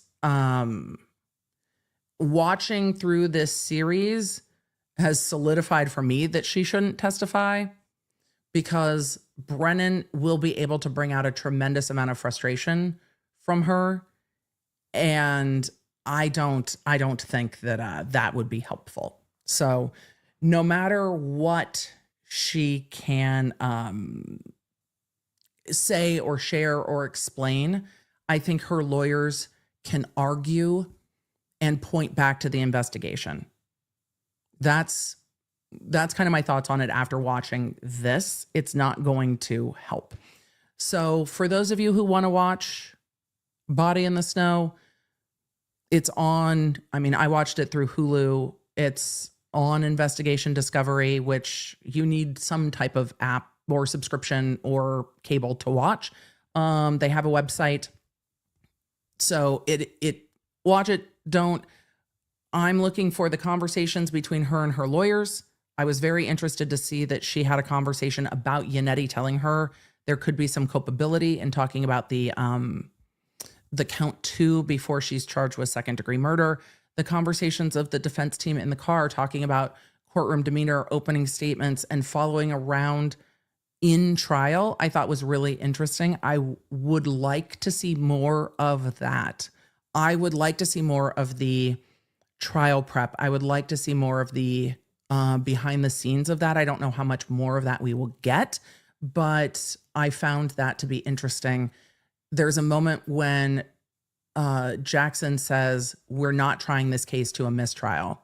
And I was like, well, I know you didn't want to, but some of the language that Yannetti was using was less affirmative. It was a little more couched. And Jackson was like, no, I want the language in the opening to be stronger. And it was interesting seeing the defense team work together, talking through things. So there were parts of this I found very interesting. The interview really gives a perspective on how the director feels about the conversation about this case on social media. I don't know if you can do a docuseries without talking about how this case has divided communities. But I would be interested in seeing more of the behind the scenes and looking more about, a murder trial in real time, and having the series that had this much access just focus on that. But again, I'm a giant lawyer nerd and I know how I prep for trial, and I'm very interested in watching other people prep for trial. When you're into a thing, you want to watch other people do a thing. Griffin right now is still obsessed with Civ and wants to watch nothing but other people playing Civ because, ooh, you did that, and how did you do this? All of us are like that. So it might be more particularly interesting to me that I want to see more behind the scenes, but I think there was room for a series with this much access to a criminal defendant to just follow the making of a trial and follow the ups and downs in court, follow the frustration, follow the moments after court when they're like, I can't believe that this inverted video. I want to see the war room the day that they got out of court when that video came in court. That's what I want to see. I want to see those conversations. I want to see what the ever-loving fuck happened. Those are the conversations I want to see. I want to see what the lawyers and Karen Reed talk about after Jen McCabe gets off the stand. I want to see, that's what I want to see. So I appreciate that they have taken Karen Reed's timeline of the night and clipped it through with other testimony, but we watched the trial. Give me the making of the trial. You have access to it. So we'll see. Brennan is going to be like, give me all of the uncut footage. I don't know if he's going to have time to watch it, but Brennan's going to be asking for all of the uncut footage, I'm sure. So we'll see that. Let's get to witness list real quick. Then we're going to get to Q&A. Then we're going to get to getting. So let me pull those up real fast. It has been a very, very busy day today, hasn't it? Let's see. We've got the defense motion for continuance. Let's do that first, then let's do the witness list. Shall we? Good plan? We all on the same page? All right, good. Replay crew's like, I've never been more thankful for timestamps. We had a little bit of a rant. We had a little bit of deja vu from other high-profile trials. And now we have a little bit of a motion to continue. Let's take a look. Eventually, we'll get back to court documents. This is filed today. March 19th, defendants assented to motion to continue trial to a date on or after April 25th. Now comes defendant Karen Reed by and through counsel hereby moves this honorable court to continue the trial in this matter currently scheduled for April 1st to Monday, April 28th with the final pretrial conference Friday, April 25th. The defense respectfully submits that such continuance to which the Commonwealth assents, as further noted below, is necessary to permit Ms. Reed to appeal the denial of her federal double jeopardy claims. They've already filed that appeal. They're probably going to file a stay if that's not already been filed.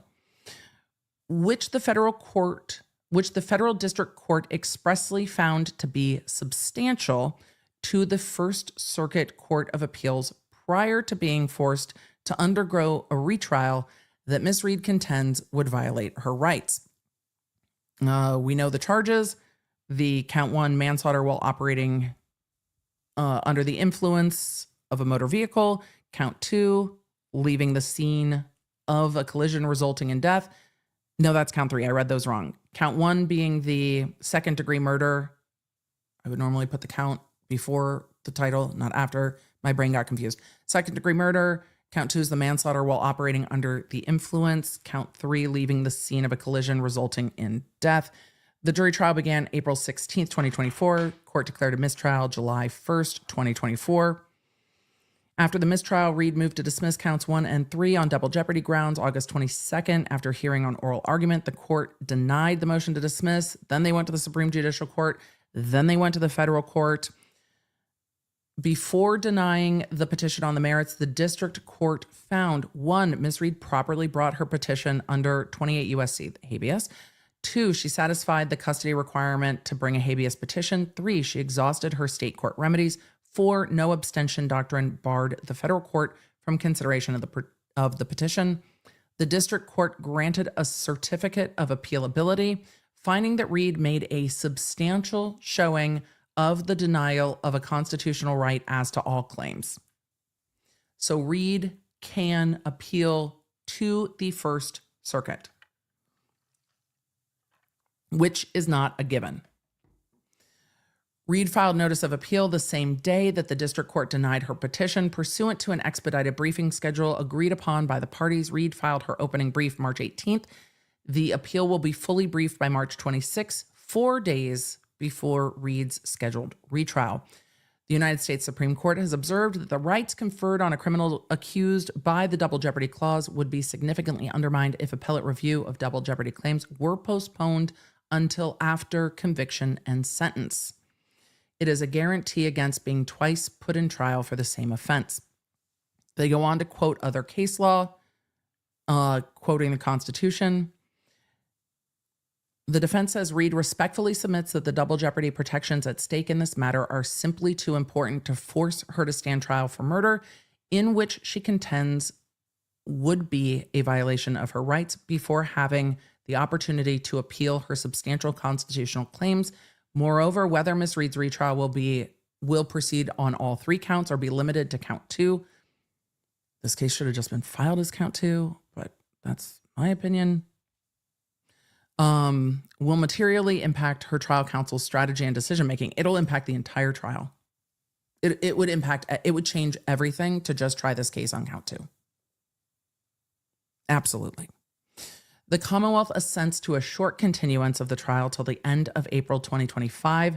This assent is without prejudice, as the Commonwealth expressly reserves the right to oppose any further continuance or delay of trial, including if the First Circuit appeal has not been resolved by the time of the new trial.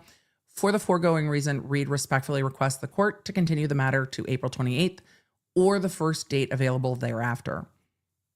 I think the defense has laid out pretty substantial reasoning here, and the court has indicated that it will take a few months to get a new panel. I can see the court pushing this beyond April 28th. They're going to talk about this in court tomorrow. I can see this case getting continued. How long it'll get postponed for, we do not know. Yesterday, I'm like, the defense is reserving their rights. Today, I'm like, this might fly, especially when the court started commenting about the media. It would put this case further away from the recent media that the court found to be problematic. It also gives the court more time to decide on the motion to dismiss. It slows everything down a little bit. I think there are numerous benefits, and I think the inconvenience does not outweigh those benefits. So, will this case get continued? I think it is very possible. Will the court decide that tomorrow? Maybe, because they need to know so they can slow down this schedule, because they're at final pretrial conference. They need to know.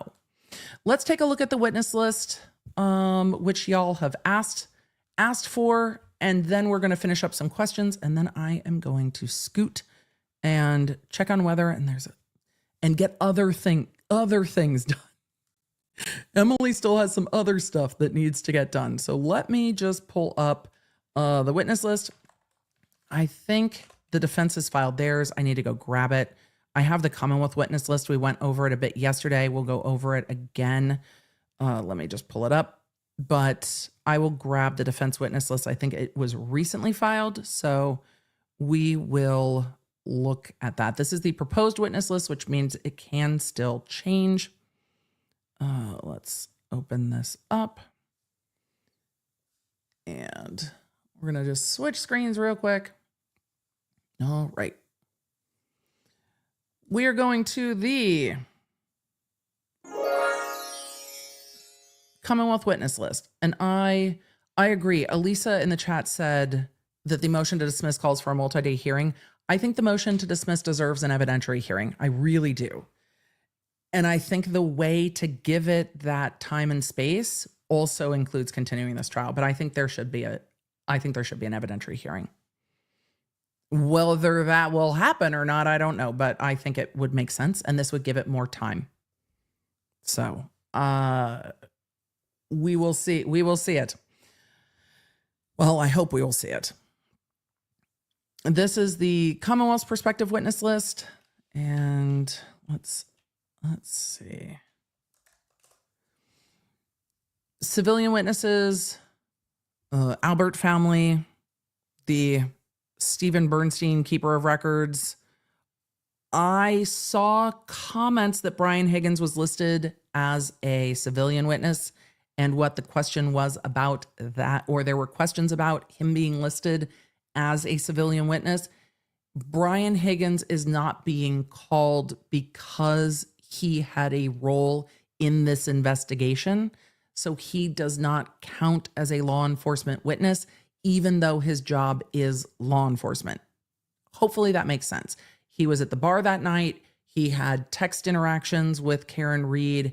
He was at the house at 34 Fairview. So he's not being called in his official work capacity. He's being called in his just civilian witness capacity. So hopefully that makes sense. It does not change his job. So I don't know if he's had anything going on with his job, but it does not change his job.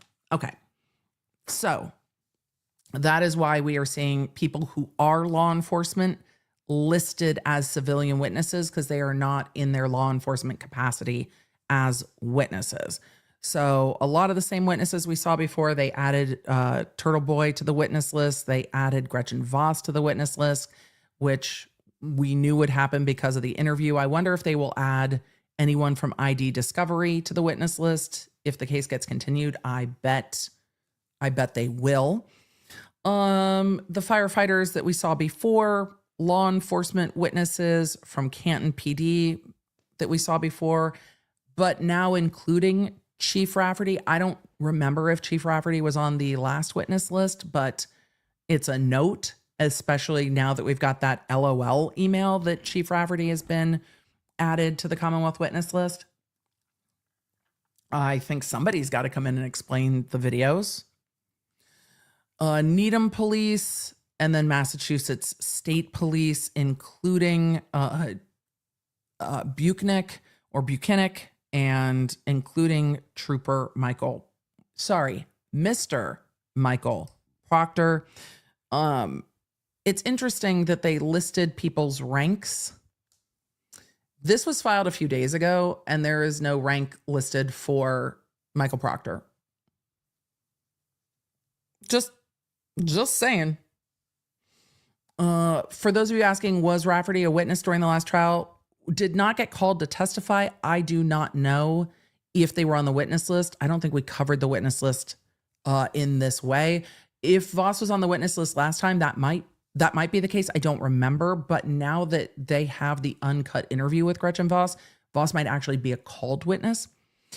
Brandon Meyer, thank you so much for the 20 gifted memberships. Welcome, new law nerds. I appreciate it. So, Police Crime Lab, a lot of the witnesses we saw from last time, UC Davis Vet Lab, what we saw last time, additional expert witnesses and some new expert witnesses from the prosecution. I think we're going to see that again. Let's see. We've got the coroners on there. Ian Whiffen from Celebrite, who was there and testified last time. So that's kind of a quick overview of all of the potential witnesses. They've got to list everyone they may call. If you don't list them on your witness list, you may not get to call them. So it does matter. And you have to list it. Let's grab, let's see if there is, oh, it's on the Bird app. So I will grab it quickly from said Bird app. I don't want to have to log in, so I'm going to switch screens. Miguelina, I can just grab it from the Bird app. I'm sure you're trying to put it together in a PDF. I can just grab it real quick. Oh, thank you. It's there. Perfect. You're the best.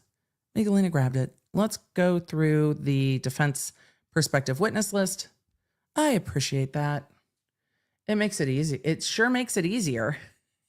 We're here for ease. All right. And then we're in court tomorrow, law nerds. So let's pull the defense witness list and take a look. Oh, that's not the right one. Hold on. We need this one. There we go. Yay. All right. Defense perspective witness list. And again, the defense is going to list everyone they might possibly call, even if the prosecution doesn't call them. So instead of saying it's, reciprocal, which they say, they also list everyone. It says clearly, Reed reserves the right to call any of the witnesses included on the Commonwealth witness list or any witnesses necessary for rebuttal, and then list them, including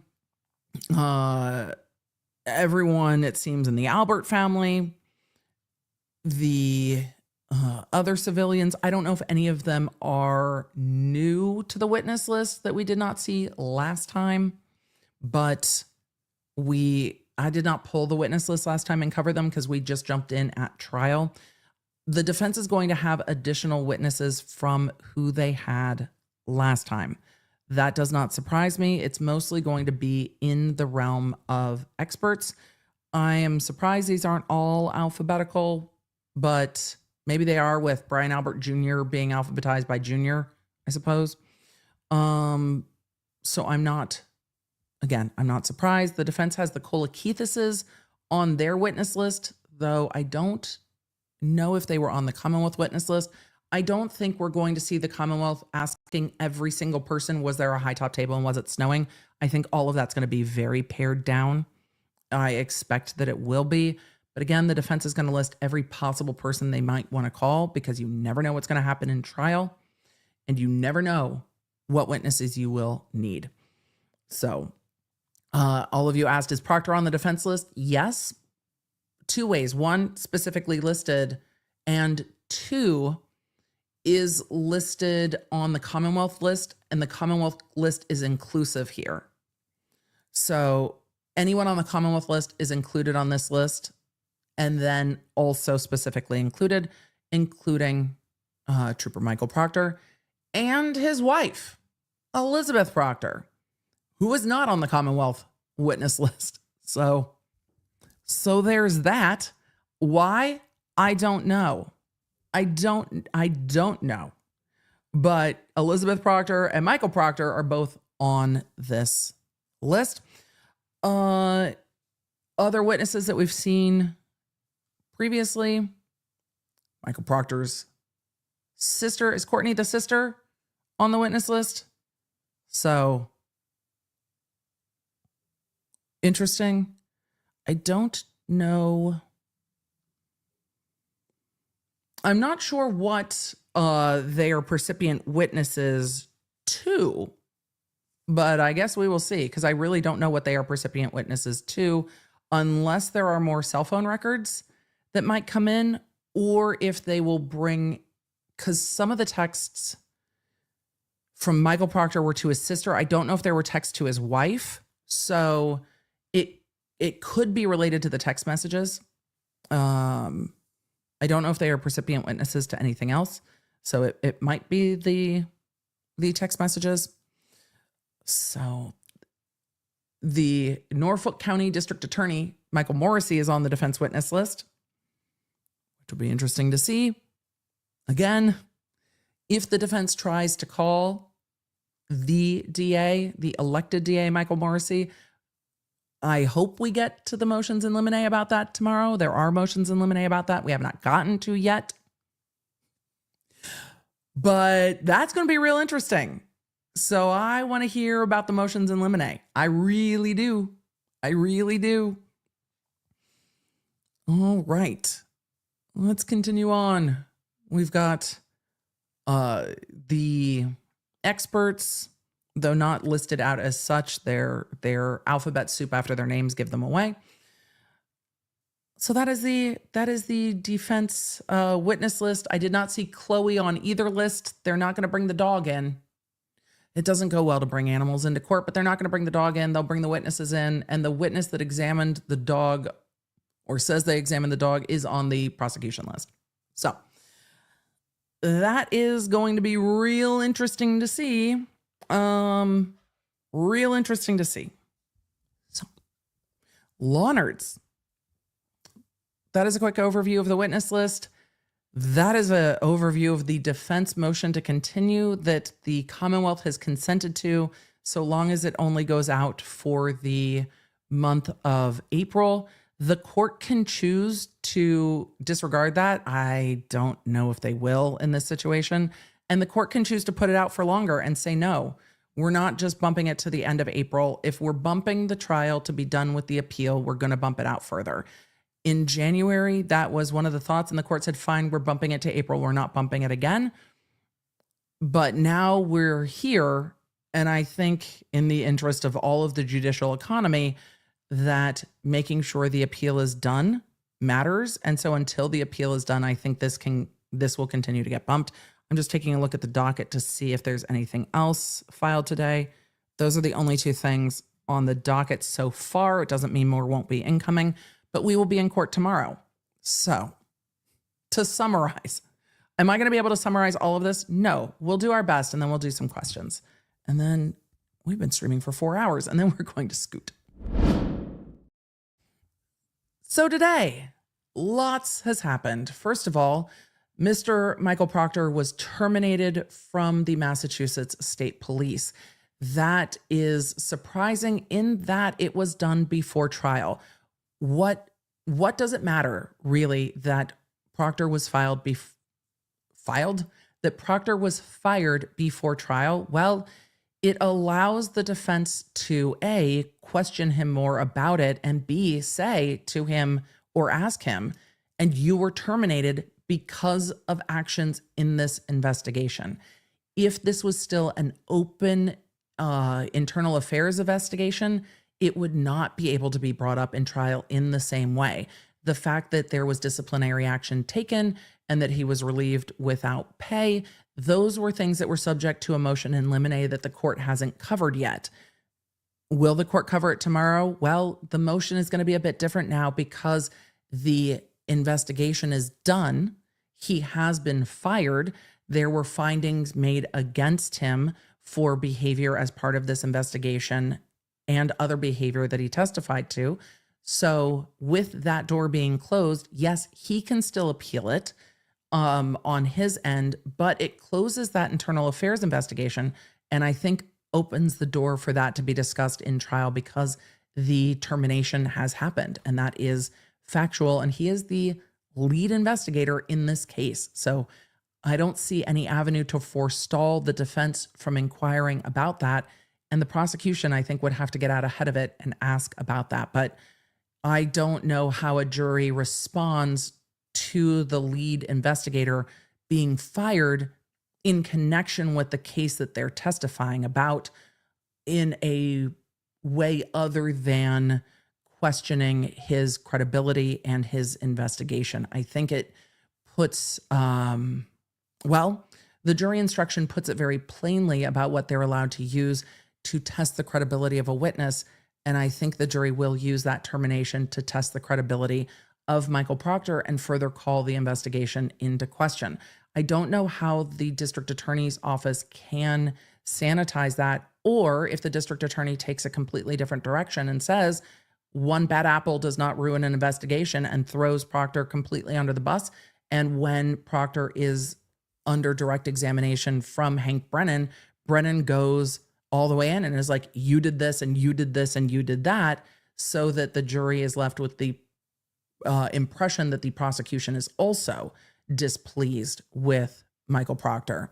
We will see what direction the prosecution chooses to take, possibly in court on March 20th, because we will be back in court for more motions in limine, though the defense has that pending motion for continuance. And if things are continued, there might not be need to finish those motions in limine on the 20th, depending on what the court decides.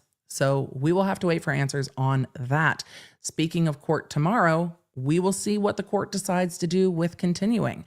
If this case gets continued, I expect that we will see more motions from the prosecution to get after the entire uncut interviews with Karen Read. It seems from this Discovery series that is out now, this 5-part docuseries that had kind of unprecedented behind the scenes access to the first trial, that there are multiple interviews with Karen Read. She is in different settings for multiple different sit downs.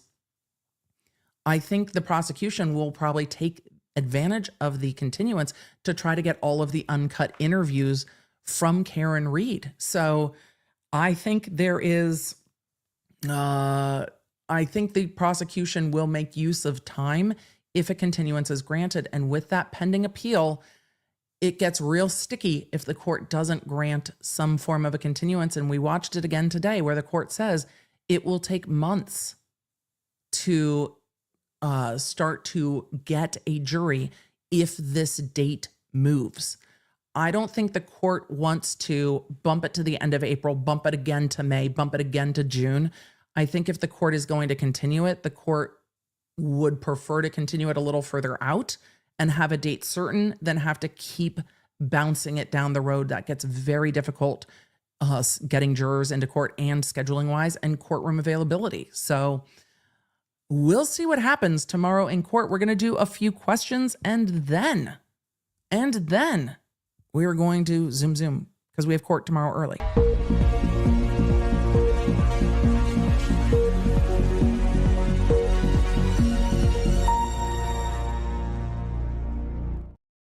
So let's get to questions. To everyone who gifted memberships today, thank you. New members, welcome. I appreciate you. Good to see you. To everyone who had to bounce to go make sure that the weather in their area wasn't spicy, hopefully we see you at this point, or the replay crew, and I hope all is well. I am going to need to check in on that in a little bit too. But we'll be in court tomorrow. We'll have power. We'll be in court. We're prepared. Dubras79 said, can all these statements be brought up during trial? This is regarding Karen Read's statements in media interviews. Yes, they can. The prosecution can put in out-of-court statements of Karen Read, but there are considerations of completeness. So the prosecution has to weigh whether or not they allow Karen or choose to introduce Karen Read's statements to media in any form, because it would also have to be complete. They can't just take snippets and make it seem how they want. So introducing statements that Karen Read might have made against interest or changing statements does not forestall them from also introducing statements where Karen Read says, I did not hit him with the car. This is not an accident. So how they get introduced and what a complete statement is becomes a real consideration. So there has to be a balancing of, if you want these statements in, then some of the statements that might be self-serving come in, or do you keep all these statements out, even if they may tend to be argued as incriminating or changed, or, just the admissions of drinking. So it's a balance that the prosecution has to figure out. Jennifer in the chat echoed what a number of you all said, that the producer of this ID series and Karen Reed had a falling out. I don't know much about that, but I will go looking because now I'm just curious for the chisme. But it is not everything in the series is flattering. I think it's also very difficult to put an interview in someone else's hands. I am so used to this format. I love this format. I find sometimes traditional TV to be frustrating. You'll notice I don't do a lot of it anymore because A, trying to say anything in like a minute is hard. B, I don't want to be on panels where everybody's like yelling over each other. It just stresses me out.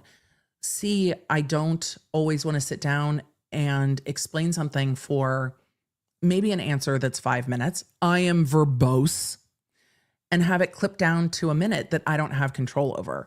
I prefer this format or like a podcast format that's not edited other than maybe pauses or, oh, wait, I said this and I meant that, or I said the wrong name, where it's edited for being clean, not to change the content, and sentences aren't clipped down. Any of you that are members, hey T, welcome home. Good to see you. Any of you that are members who are in the behind the scenes of the Emily show know that there are times I'm like, wait, I can say that better. I can read this better. I read that sentence awkwardly. And so we edit that to clean it up, but sentences aren't clipped down where things I've said are left out. And that can be really hard. And I don't know how long Karen Reed sat down for these interviews, but I'm sure they have hours and hours and hours of footage that they did not use. And so the way someone chooses to edit that, you're putting a lot of trust in decision-making for TV. And that can be really frustrating and hard. It can be really frustrating and hard. That happens in all media, which is why I really like this format, because I can be as verbose as I want to be because it's hard. Dubra also said, do you think Proctor is going to be the scapegoat for everything? I have a sense that it can go that way based on some of what Brennan was arguing with regard to the motion to dismiss. It was, we didn't know, prosecutors didn't know, we didn't know, Proctor. I can see that happening. I can 100% see that happening. Ice Baby, good to see you in the chat. I have the coloring book and the crayons. I keep meaning to bring them onto a members only live that you sent. They are so good. We will do that. I have them like in my office because I'm like, wait, we need to do this. Either way, I got excused from jury duty yesterday. For as much as my ADHD loves justice, the actual reality that I could be on a jury gave me anxiety. I'd much rather be in our courtroom with y'all. It's a lot. I've had jurors come up at sidebar in cases I was trying that say, this case is heavy. And I just don't think I can sit here and make this heavy of a decision knowing what the charges are here. I don't think I can sit in judgment in this way. I don't think I can do it. It can cause people a great deal of stress. So you are not alone in that. Brendan Meyer, thank you for the gifted memberships. I know we shouted it out before, but thank you to everyone who's gifted memberships. I appreciate it. Let's see, 2 years. Congratulations. Michelle, thank you for the gifted memberships. To all the new members, welcome. Laura said, thank you for the mods and EDB. I love y'all, this community.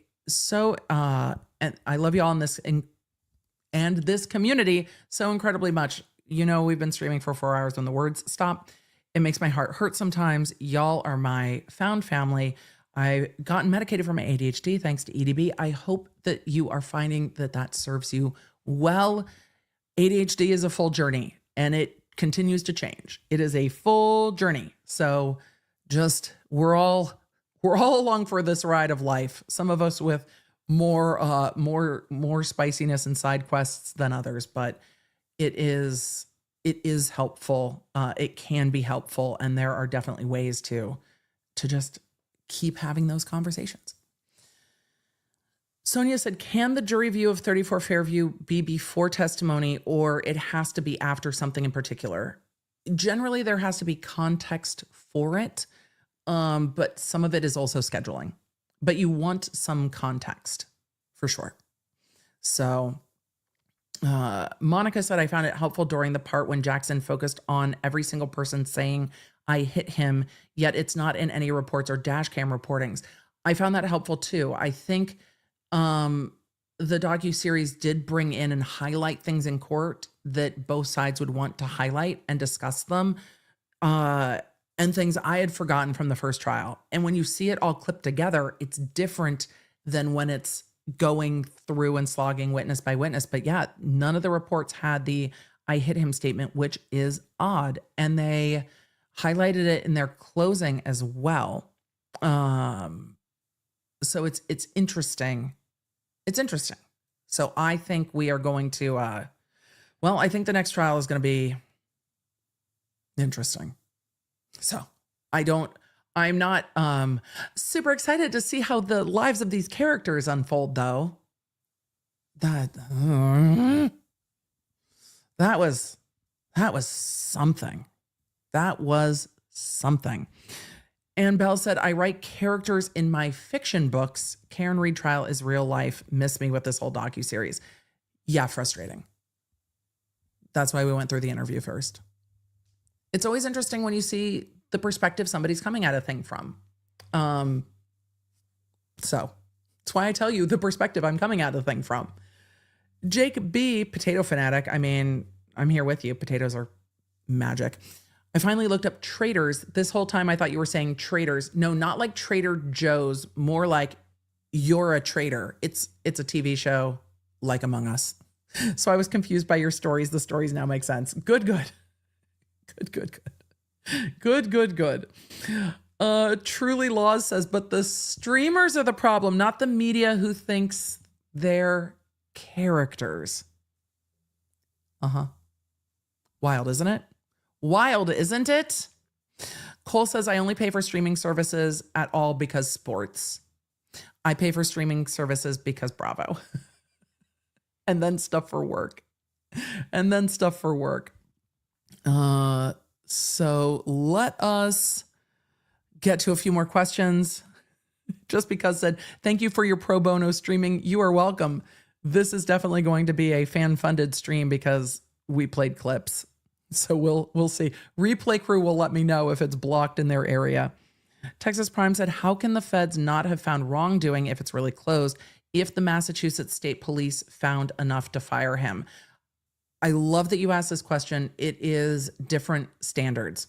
So the standards for a termination of a government job or a state level job is dealing with an employment context. So the wrongdoing they are finding is within an employment context, not criminal wrongdoing.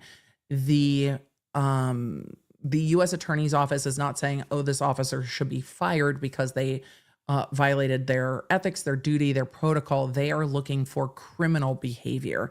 So, and they're not going to be charging a DUI that may well be beyond the statute of limitations. And they're not going to charge somebody for text messages.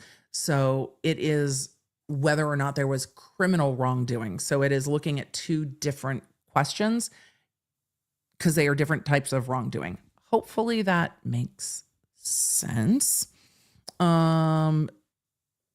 Let's see. Pin It on Proctor says Massachusetts allows blanket pleading of the fifth. That would be so weird. I am going off of what we saw in the first trial, where they definitely did walk through it. And I don't think after prior testimony, Proctor could blanket plead the fifth, but I guess we can see that is an odd rule. But we've found so many unique things in Massachusetts.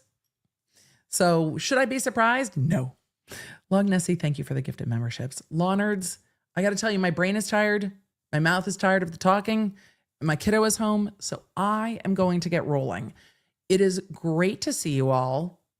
My sky is doing things. Stay safe in the weather. I will see you tomorrow. We will be in court. If time changes, I will let you know in the Law Nerd app. I think we will be live around 8:30 Central Time. You know, when I say we start at 8:30, It is more like a Dave Matthews Band. This is when the show starts, not like a Axl Rose. This is when the show starts.